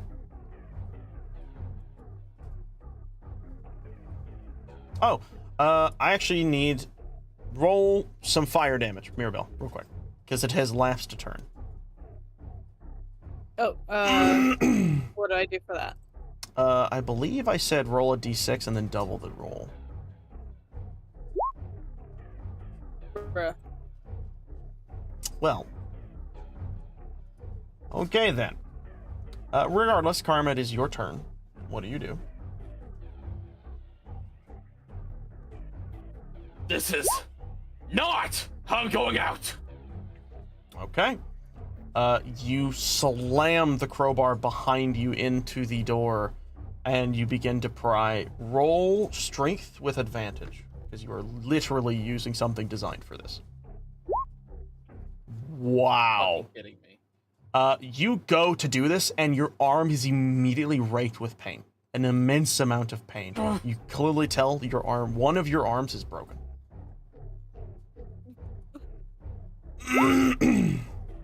Oh shit! All right, you do that. I kind You of need s- that. Yep. You see the creature actually kind of step back a bit and shake its head, clearly from slamming its face into that thing at full force. Mirabelle, it's your turn. I'm gonna keep prying this bitch. Okay, do it. What was it again? Ba-ba-ba-ba-ba. Strength. Just do base. Whoa. Oh, God dang it, Mochi! Get out of here. No. Hit. Roll me some strength. bruh. You Damn it. go to do it, but Son of a bitch. it's tough. It's a tough one. With that, it looks around and looks at you, Mirabelle, and quickly reaches its one of these mangled hoofs that you actually now recognize is not a hoof. It is a collection of hands and finger bones all in the shape of a hoof as it brings it down on top of you. I'm back. Does a 14 hit you? It meets. Okay, so that does hit. Yep. With that, you will take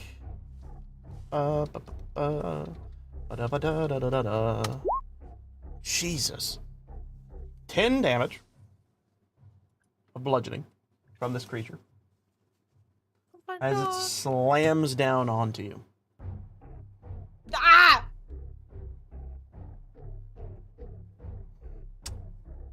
Karma, it's your turn. Fuck.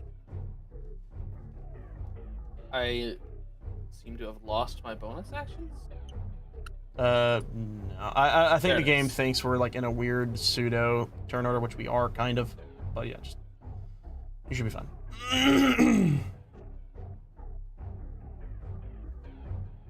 Wait, the tinderbox this whole time has been a bonus action. I thought it said action. No, it's a bonus action. Oh, so no, the oil was an action. The Yeah. tinderbox And is then a the bonus. tinderbox is a bonus Okay, action. so technically Mirabelle could have done something beforehand. Mirabelle, why don't you just roll me an extra strength check? Extra strength check? Yes, please. Okay. We'll say the gate, at one point, she tried to do it, and it did creak open. You guys have one more strength check needed to open this gate. I am a fair DM. What can I say? Except you're welcome. Sorry. Jesus. All right, once again. Crowbar with advantage. Do it, do it. There you go. You feel the weight of the door immediately pry open as you watch one of the doors actually fall forward in the amount of force you put into this one, as you now have access to the elevator. However, you only have the ability of using your movement speed to move into the elevator. Do you stay where you're at, or do you move into the elevator? Or you use that. That works too. What do you do? Come on, Mirabelle! Oh, you're picking her up. All right. You pick her up, and you move her in. No, she's okay. With the remainder of your action, you now have to figure out how buttons work. So, before you is a massive panel of buttons. A massive panel. Which floor are you specifically looking for? Or are you looking? Biggest number. The one at the top. There it is. All right. You slam the button at the top. It says 100. And then above that, you see 101. But the 101 is grayed out, and you're not able to do that. But you slam the 100. And you watch and feel the elevator begin to shake as it slowly rises. But then you watch as the creature lurches forward faster than it should be able to move, as both of its hoofs slam down on top of the bottom of the elevator, and you feel it immediately start to give way. You both have to do something right now to stop the creature from basically bringing the elevator down. The flock is the wolf. That is what it says. So, both of you, what do you do to knock the hoofs of this thing off of the elevator to allow it to go up? Reading to see if I have anything special. I don't. You don't? An attack will do. Okay. Again, I'm gonna take my fucking staff like it's a baseball bat. All Bash right. its fucking Roll, kneecap in. roll to hit. Or Dexter. No, you had me do Yeah, Dexterity. this would be using Dex plus your proficiency bonus is a 2. So whatever you roll, +2.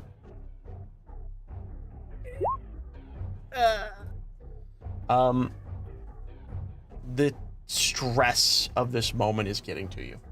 You slam your stick down, but it misses. It hits the metal side of the elevator, and you feel the elevator begin to kind of buckle sideways. However, Karma, your turn.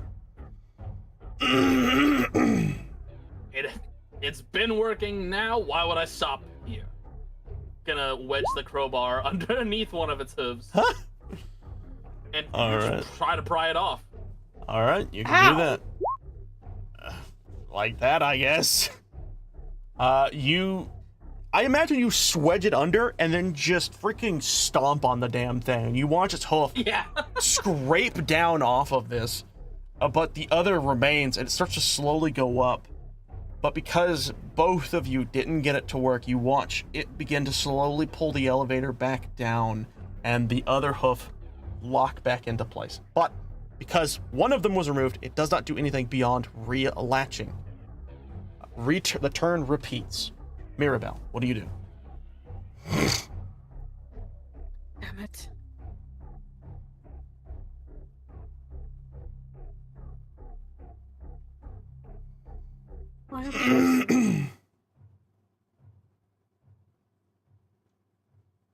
Guess I can just try to short sword this bitch. Whichever would be best. Short sword, I think, uses your strength. You want to whack at it, you can whack at it. You have anything else in your inventory, you can do whatever. How the fuck did you roll the exact same damn thing? Kidding me! Why is it that when Mirabelle is next to a monster, she cannot roll for shit? But every time else, she's great. What the fuck?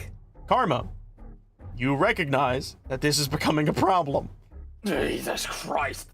He's just gonna throw this at its face. All right. Do it. Now, how do I throw this?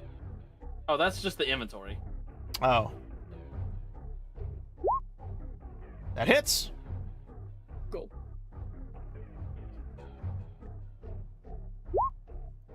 All right. You throw right at its face. You see its body begin to kind of scrape down a little bit, and one of its hoofs falls to the side. This time, a little bit more tired from doing this motion. One hoof remains latched, but you can see it trying to pry to get its other hoof back on. But Mirabelle, is your turn.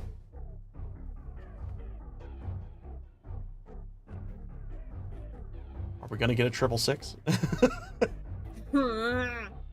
I'm gonna... That hits.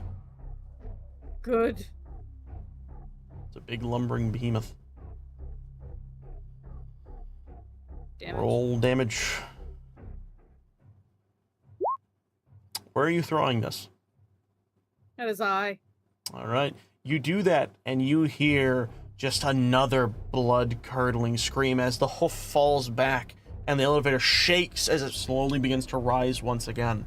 Before, you had heard the cables above tensioning and straining heavily. But as you eventually pass up this point, you hear one final scream from below. The fuck?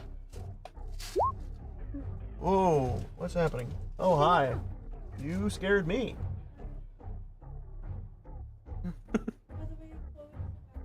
Okay, that's fine.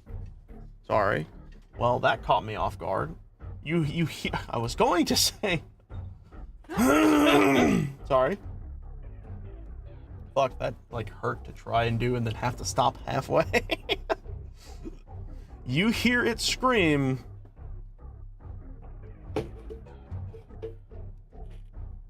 The fuck must feed. Echoing and billowing up the shaft. Yeah. Wish I had fucking water. Why don't I get a drink? Just throws like a single match down. Not expecting it to do anything, just throwing a match down. Just kind of throw shade. But the elevator rises slowly but surely. You see as above you, the number on the light begins to shift. Ding, ding, ding. And as it All right. does this, you take a moment to breathe, to sit.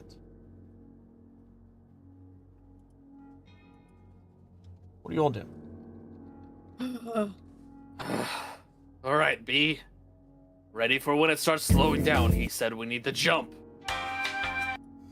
Do we have to? He said something about it being fun. I don't fucking know. I don't like this man's idea of fun.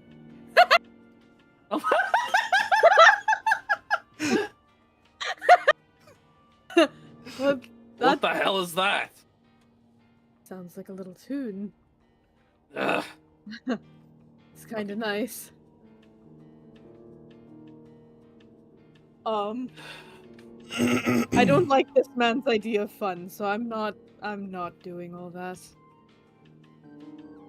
He did say it was fun. I thought it was something we had to do for a second. Sorry. Mine got just convoluted with all this bullshit. As you say that, you suddenly both begin to feel a weird pressure on your backs, forcing you down a smidge. And that's when you glance up at the light and you notice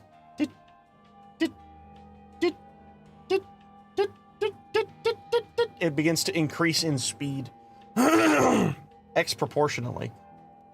As Jesus Christ. you all are suddenly being almost forced down to the ground of the elevator, as suddenly you watch and immediately I need you guys to make a dexterity saving throw. Fucking hell. All right. Believe it. What? Wait, Why what did is? that do advantage? Hold Yeah. on. Well, Okay. Well, I mean, Karma goes into the ceiling. yes, I'm just gonna do it. It's funny.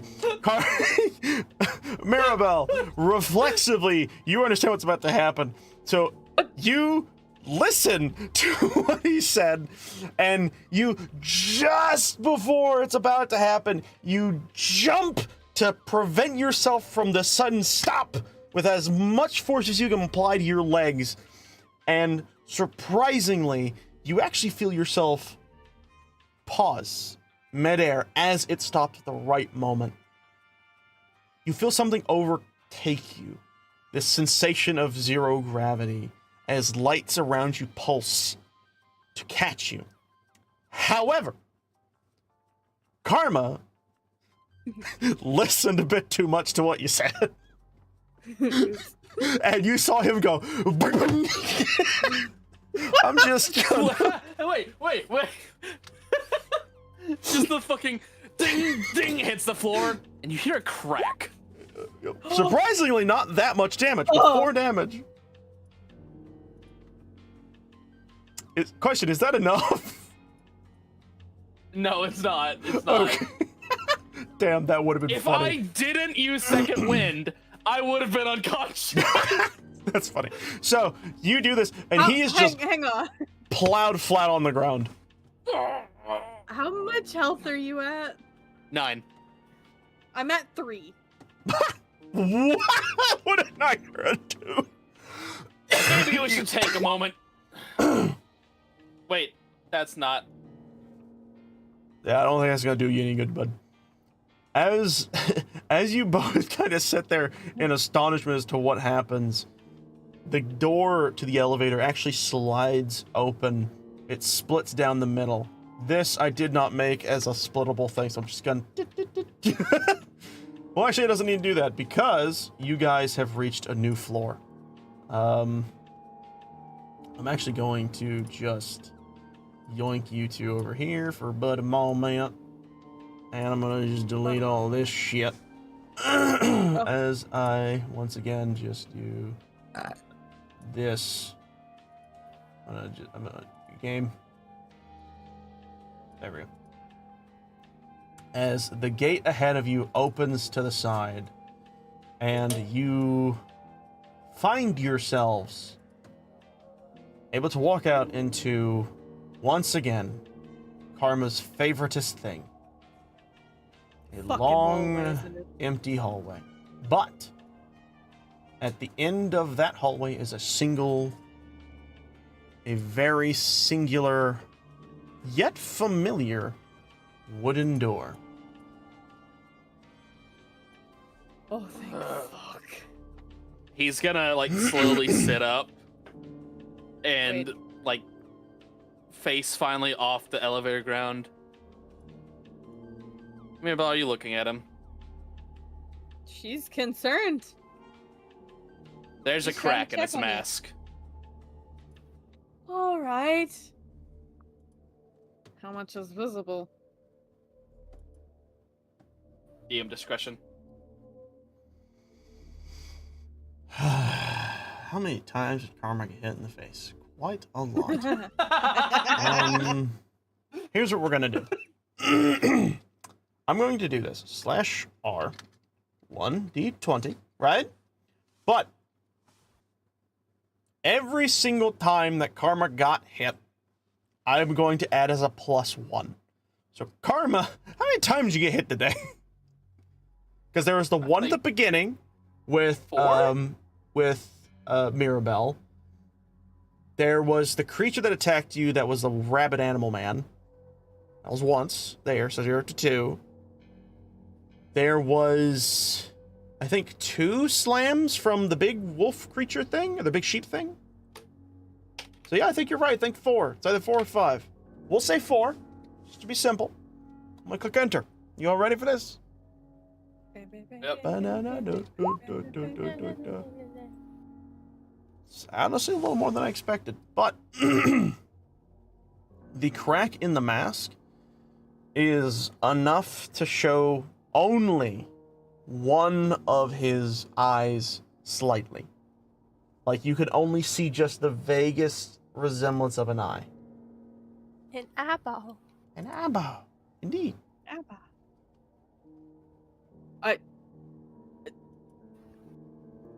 Karma, your mask.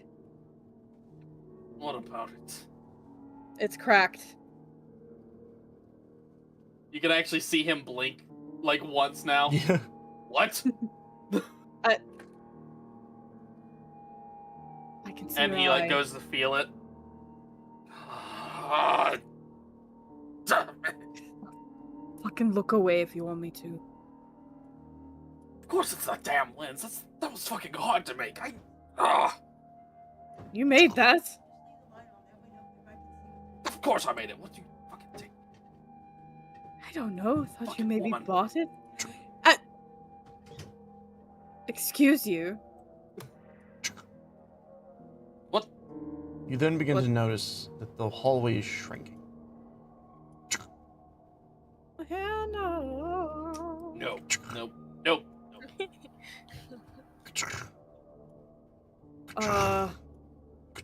All right.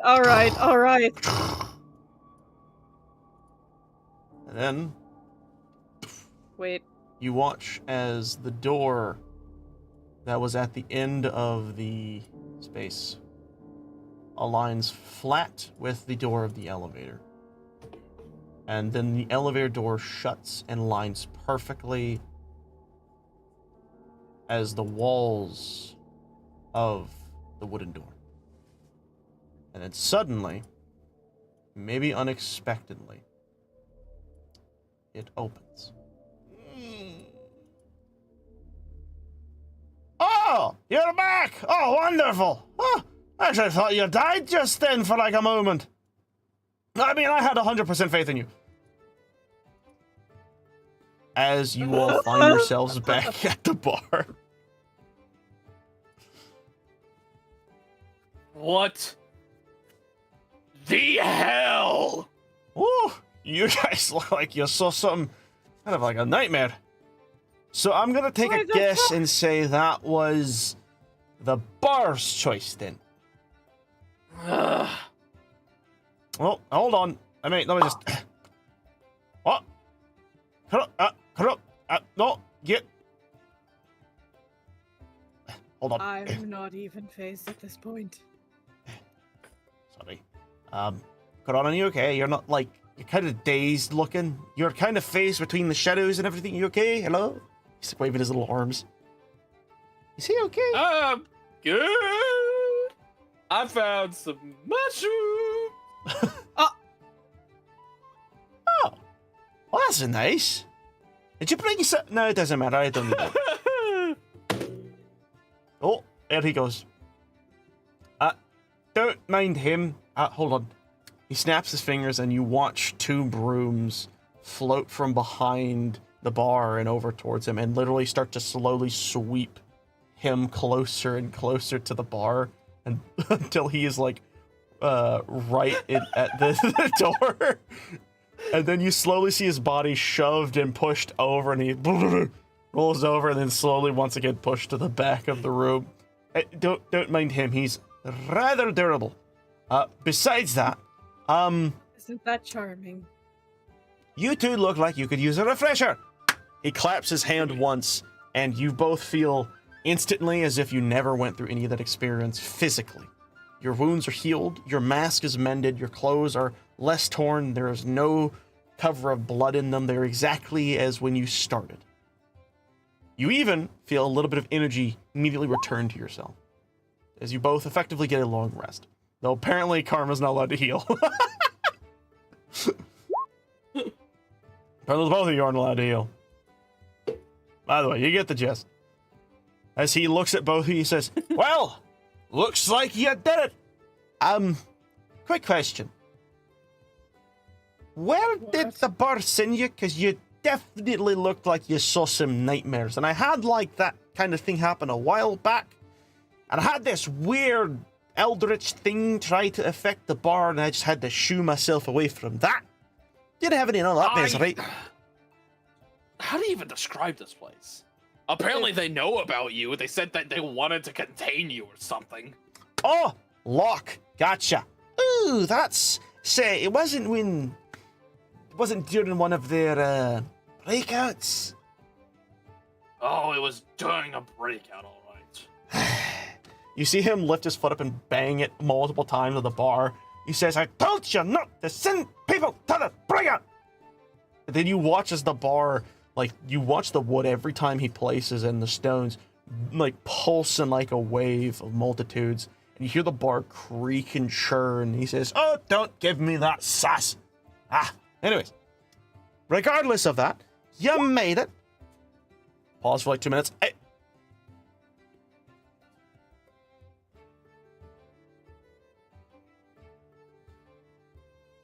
Anyways, I guess we're taking a moment. I think she had to pee real bad. Oh, okay. Yeah, she's already up here. Had to dart up here. Hey, it finished rendering. Nice.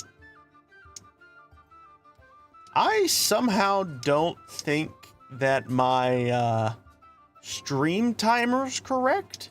It says I've only been streaming for an hour and 27 minutes. I think when my internet went down, I think it split the video. I cannot imagine that I've only been streaming for an hour. Alright, I gotta re-render it.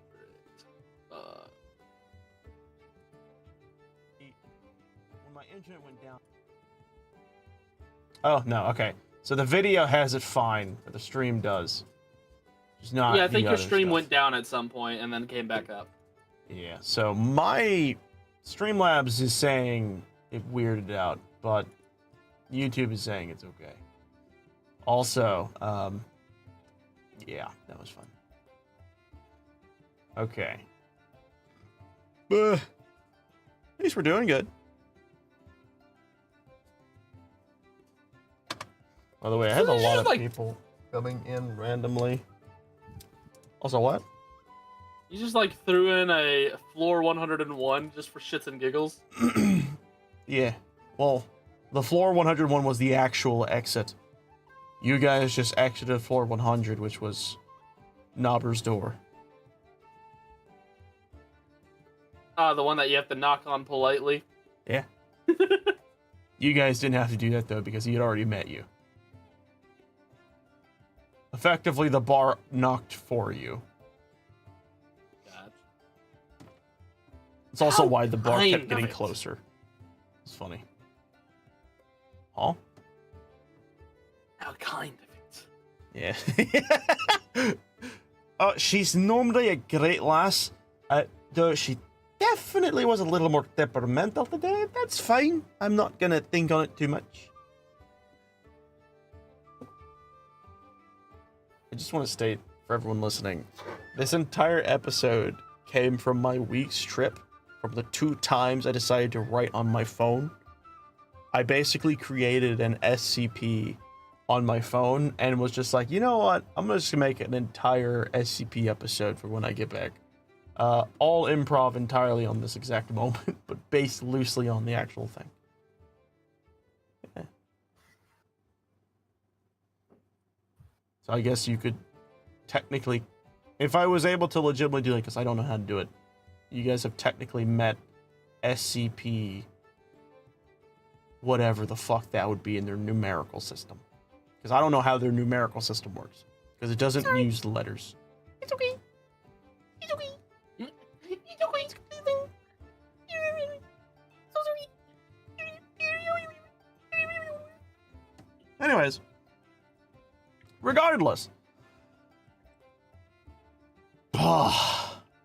You see the wood and the stone ripple with every landing footstep as the building itself begins to kind of slowly and slightly warp ever so slightly around you, but then calm with a slight churning that fades away. As he looks up at you, he says, well, now that all that's over and everything's been done and dealt with, congratulations! You did it! You made it to the end! Which means, not only do you get a take-home dinner, he snaps his finger, and you watch as the 2 brooms that you'd seen before float up with on the edges of their wide brim. You see 2 plates, or 2 bags, float over towards you and land right next to you. You then see him take both of his fingers, his hands, and snap both of them, and right next to the plates, in front of you directly, you see 2 chests appear. Each of them with designs that mimic your character's looks. So Mirabelle's chest is this nice green shade with a brown mixture, and Karma's is this deep red with black and blue etched into it. So, as I said before, you open this, it's in relation to your greatest desire for something that'll help you out in the future, that type of thing.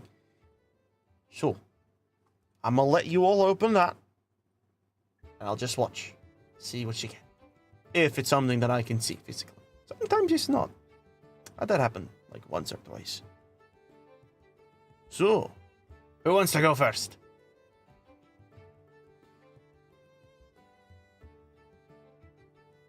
It's always this part where I always somehow forget to think of something. To be fair, we've had a long little journey here. Almost 5 hours. What's Karma's greatest desire? I don't fucking know. It is really funny, actually, that he doesn't know. You're up, big guy. I don't fucking know.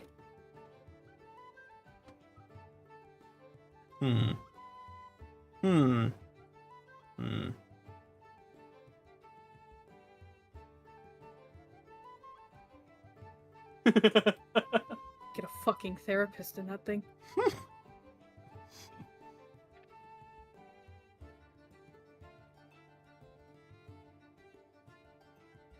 It's just a medication bottle that's like allergy relief for oranges exclusively.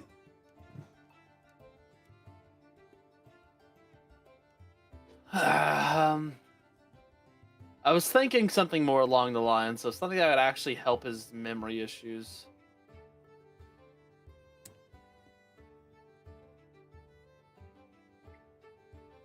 Healing dementia. Pretty much.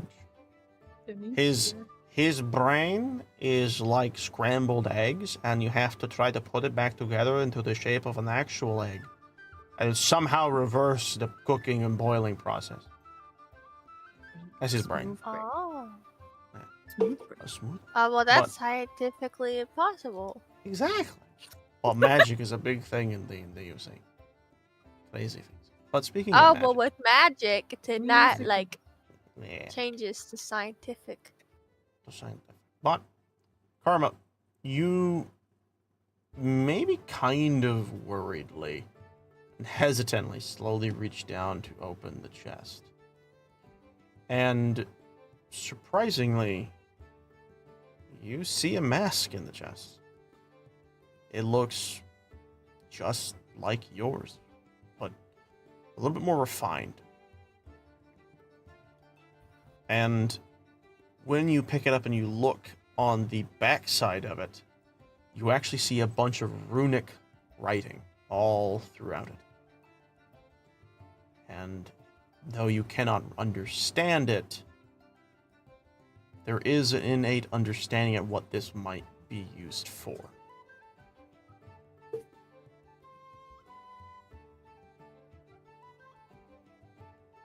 Another mask. It looks a little nicer than your current one. Yeah, sure, but I didn't make this one. No? Is that less in its value? If it's something that maybe you desired more than you thought? Why the hell would my greatest desire be a mask? Maybe it's not really the mask itself, but what the mask can do for you. I'd say sleep on it, quite literally. Well, maybe not on it, but in it. Catch my drift. You might find something a bit more calming. Just try it on. Don't be so stubborn. Oh, hold on. He snaps his hand, and a small circular curtain slowly floats over his head. What? There you go. Go on. Give it a shot. Don't worry, we're not peeking. Fucking kidding. I'm not actually. I know you have privacy issues. He looks over at Mirabelle. Don't peek. I'm watching. Why would I? I don't know. I'm not a pervert.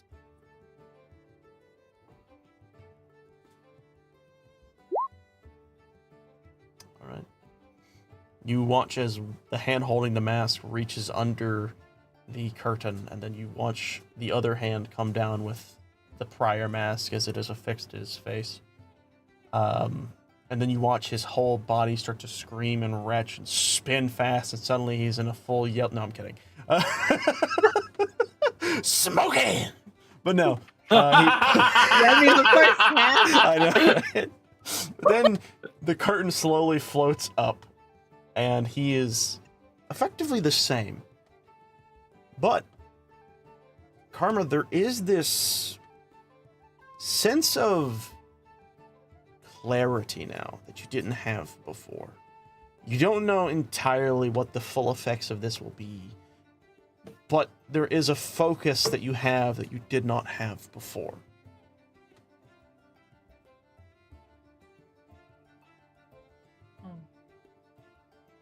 Yeah.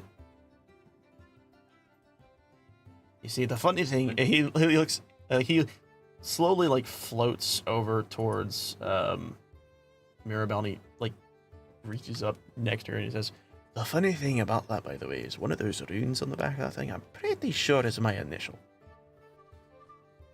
Now, the border designs a lot of these, but sometimes he likes to sneak little Easter eggs in them."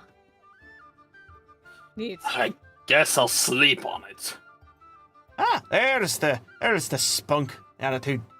So, Oh, in that it. leaves one lass. Mm-hmm. Go on.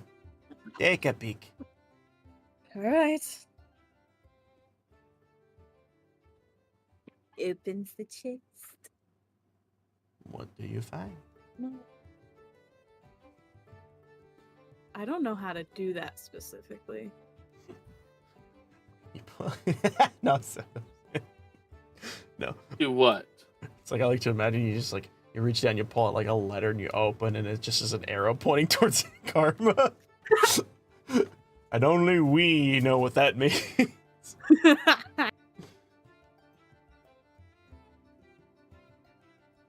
It's like you rotate the paper and the arrow somehow moves with it. Yeah, it's like always locates him. That'd be funny. Wow, it's a fucked up compass. Anyway. This compass is fucking stupid. It only points at this guy's direction. What the hell is that supposed to be? You have magnets in your pockets or something? Oh, what's going on? You got like magnets in your pockets, man? That's crazy. How much you got? You got more than the world? That's just radical. But anyways, Mirabelle, what is it that you think Mirabelle would desire at the utmost? Something that would help her on her journey ahead.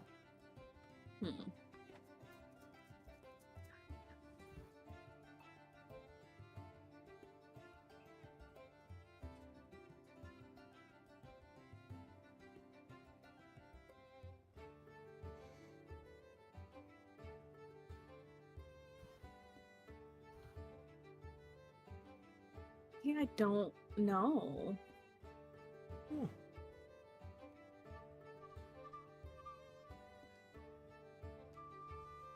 So I'm not gonna lie, she has a pretty one-track mind.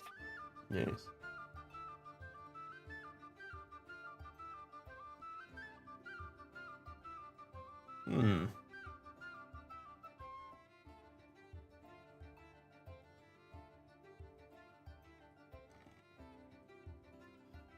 I always get stumped at this part. It's always the hard part. It's because you have to really think about a lot about your character. It's not something you're used to having to, answer. I know, because that's the only thing she truly wants. Yeah.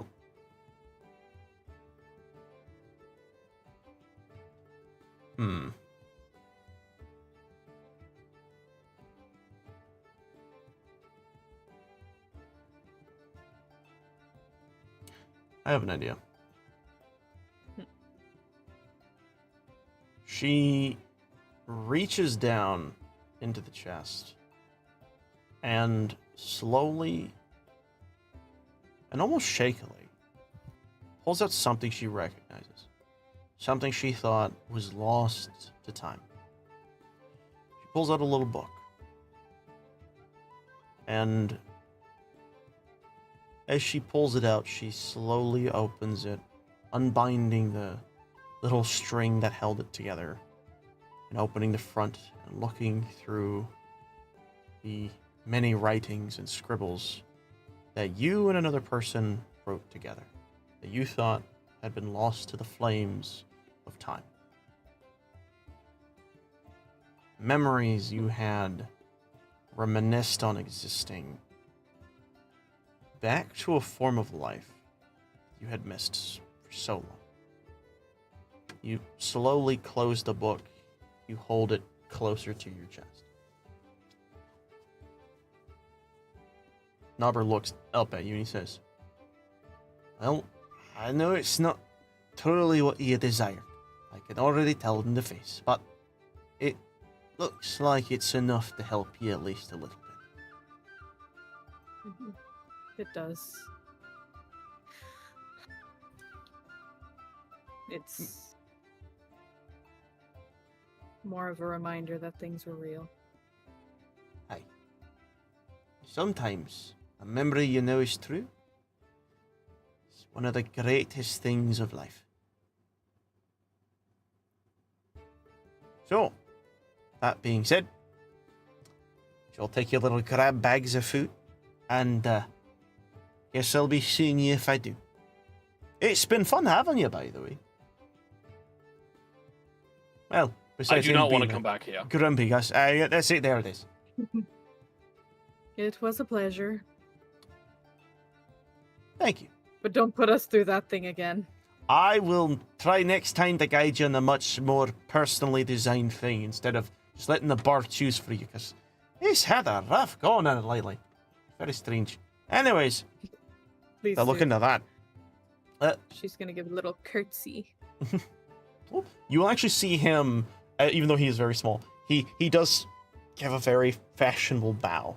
He says, "Have a good one, miss, and enjoy the rest of your night. I recommend getting a good bit of sleep, because by the time you get back, you'll learn you never left." And then he winks, and surprisingly, she turns around and is already outside of the hallway that she was in before. Karma's right in front of her, kind of turned around looking at her, and you both look at the door, and it is still shut. Doesn't seem to be any flicker of magic remaining. You reach for the handle, you turn, you open, and you just see the room that is yours for the night, one you get to sleep in. What do you guys do in this last moment to end Yura's perspective?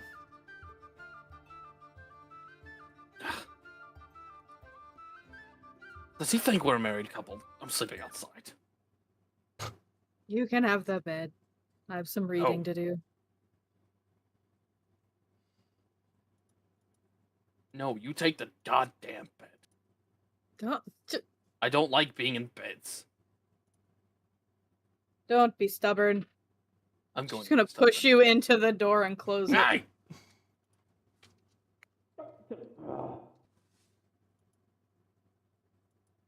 Good night. All right. So Mirabelle, you push Karma into the bed, or the room with the bed. Whoa. Yeah. That'd be funny to watch. No. Come back in there. But you go back down into the main tavern. It's grungy. It's a mess. But it's enough. You settle down at one of the tables in the corner. You make yourself comfortable. And you hold that book clutched ever tighter to your chest as you doze off for a good night's rest. And Karma, you make yourself comfortable as well as you can. It's a little disgruntled at everything that had happened. So you lay down and you kind of take the mask off for a moment to look at it while you're in the solemnness of alone, solitude. And then you put it back on. You breathe in deeply and then you breathe out. A sigh of relief or curiosity for the night to come. Or I guess to go by. As you yourself close your eyes and let yourself drift off to sleep. What may or may not happen to the two after this moment, that's to be determined at another date. But what we do pick up with is Nobber in his bar, kind of looking around. You see him look over at the door and flick his finger as it shuts gently behind him, as he walks slowly over to the bar stool and climbs up it and sits down.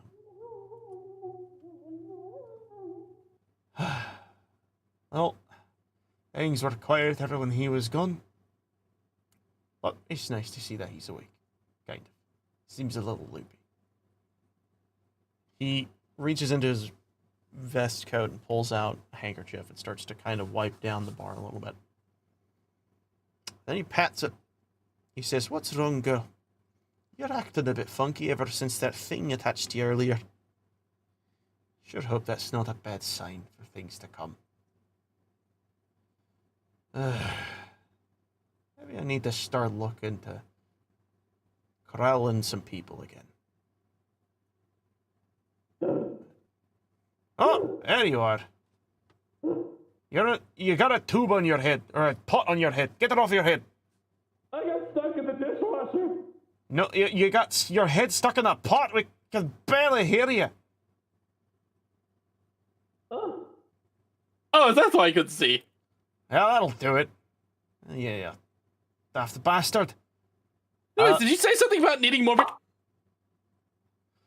Back to peace and quiet. You know, I do like him a little more than Adam. Anyways, he then turns around, and in the perspective of the viewers, he looks at you and he says, I hope you all have a good time. I'm gonna clean up the bar for our next adventure, whenever if that will happen. And, guess I'll be seeing you all when I see you. Doodles and all that. Oh, and, have a great night. And welcome myself and him back. Bye! And with that, we end the episode of today. Kind of. Obviously, we're now at that point where I have to do the thing where I ask, what was everyone's favorite part? So, let me rebel. How about you?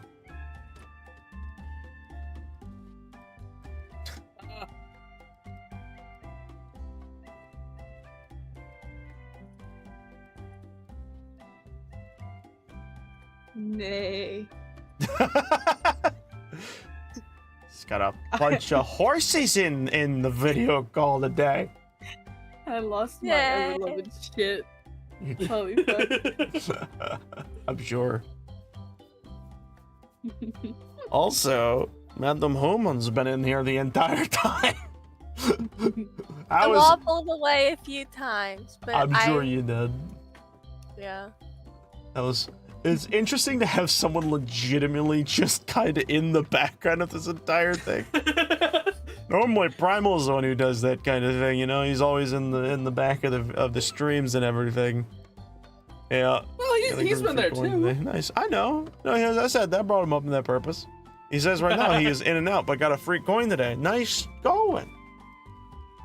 But it is kind of funny. Coin. Yes. A coin. But It was my coin, thank you. yes.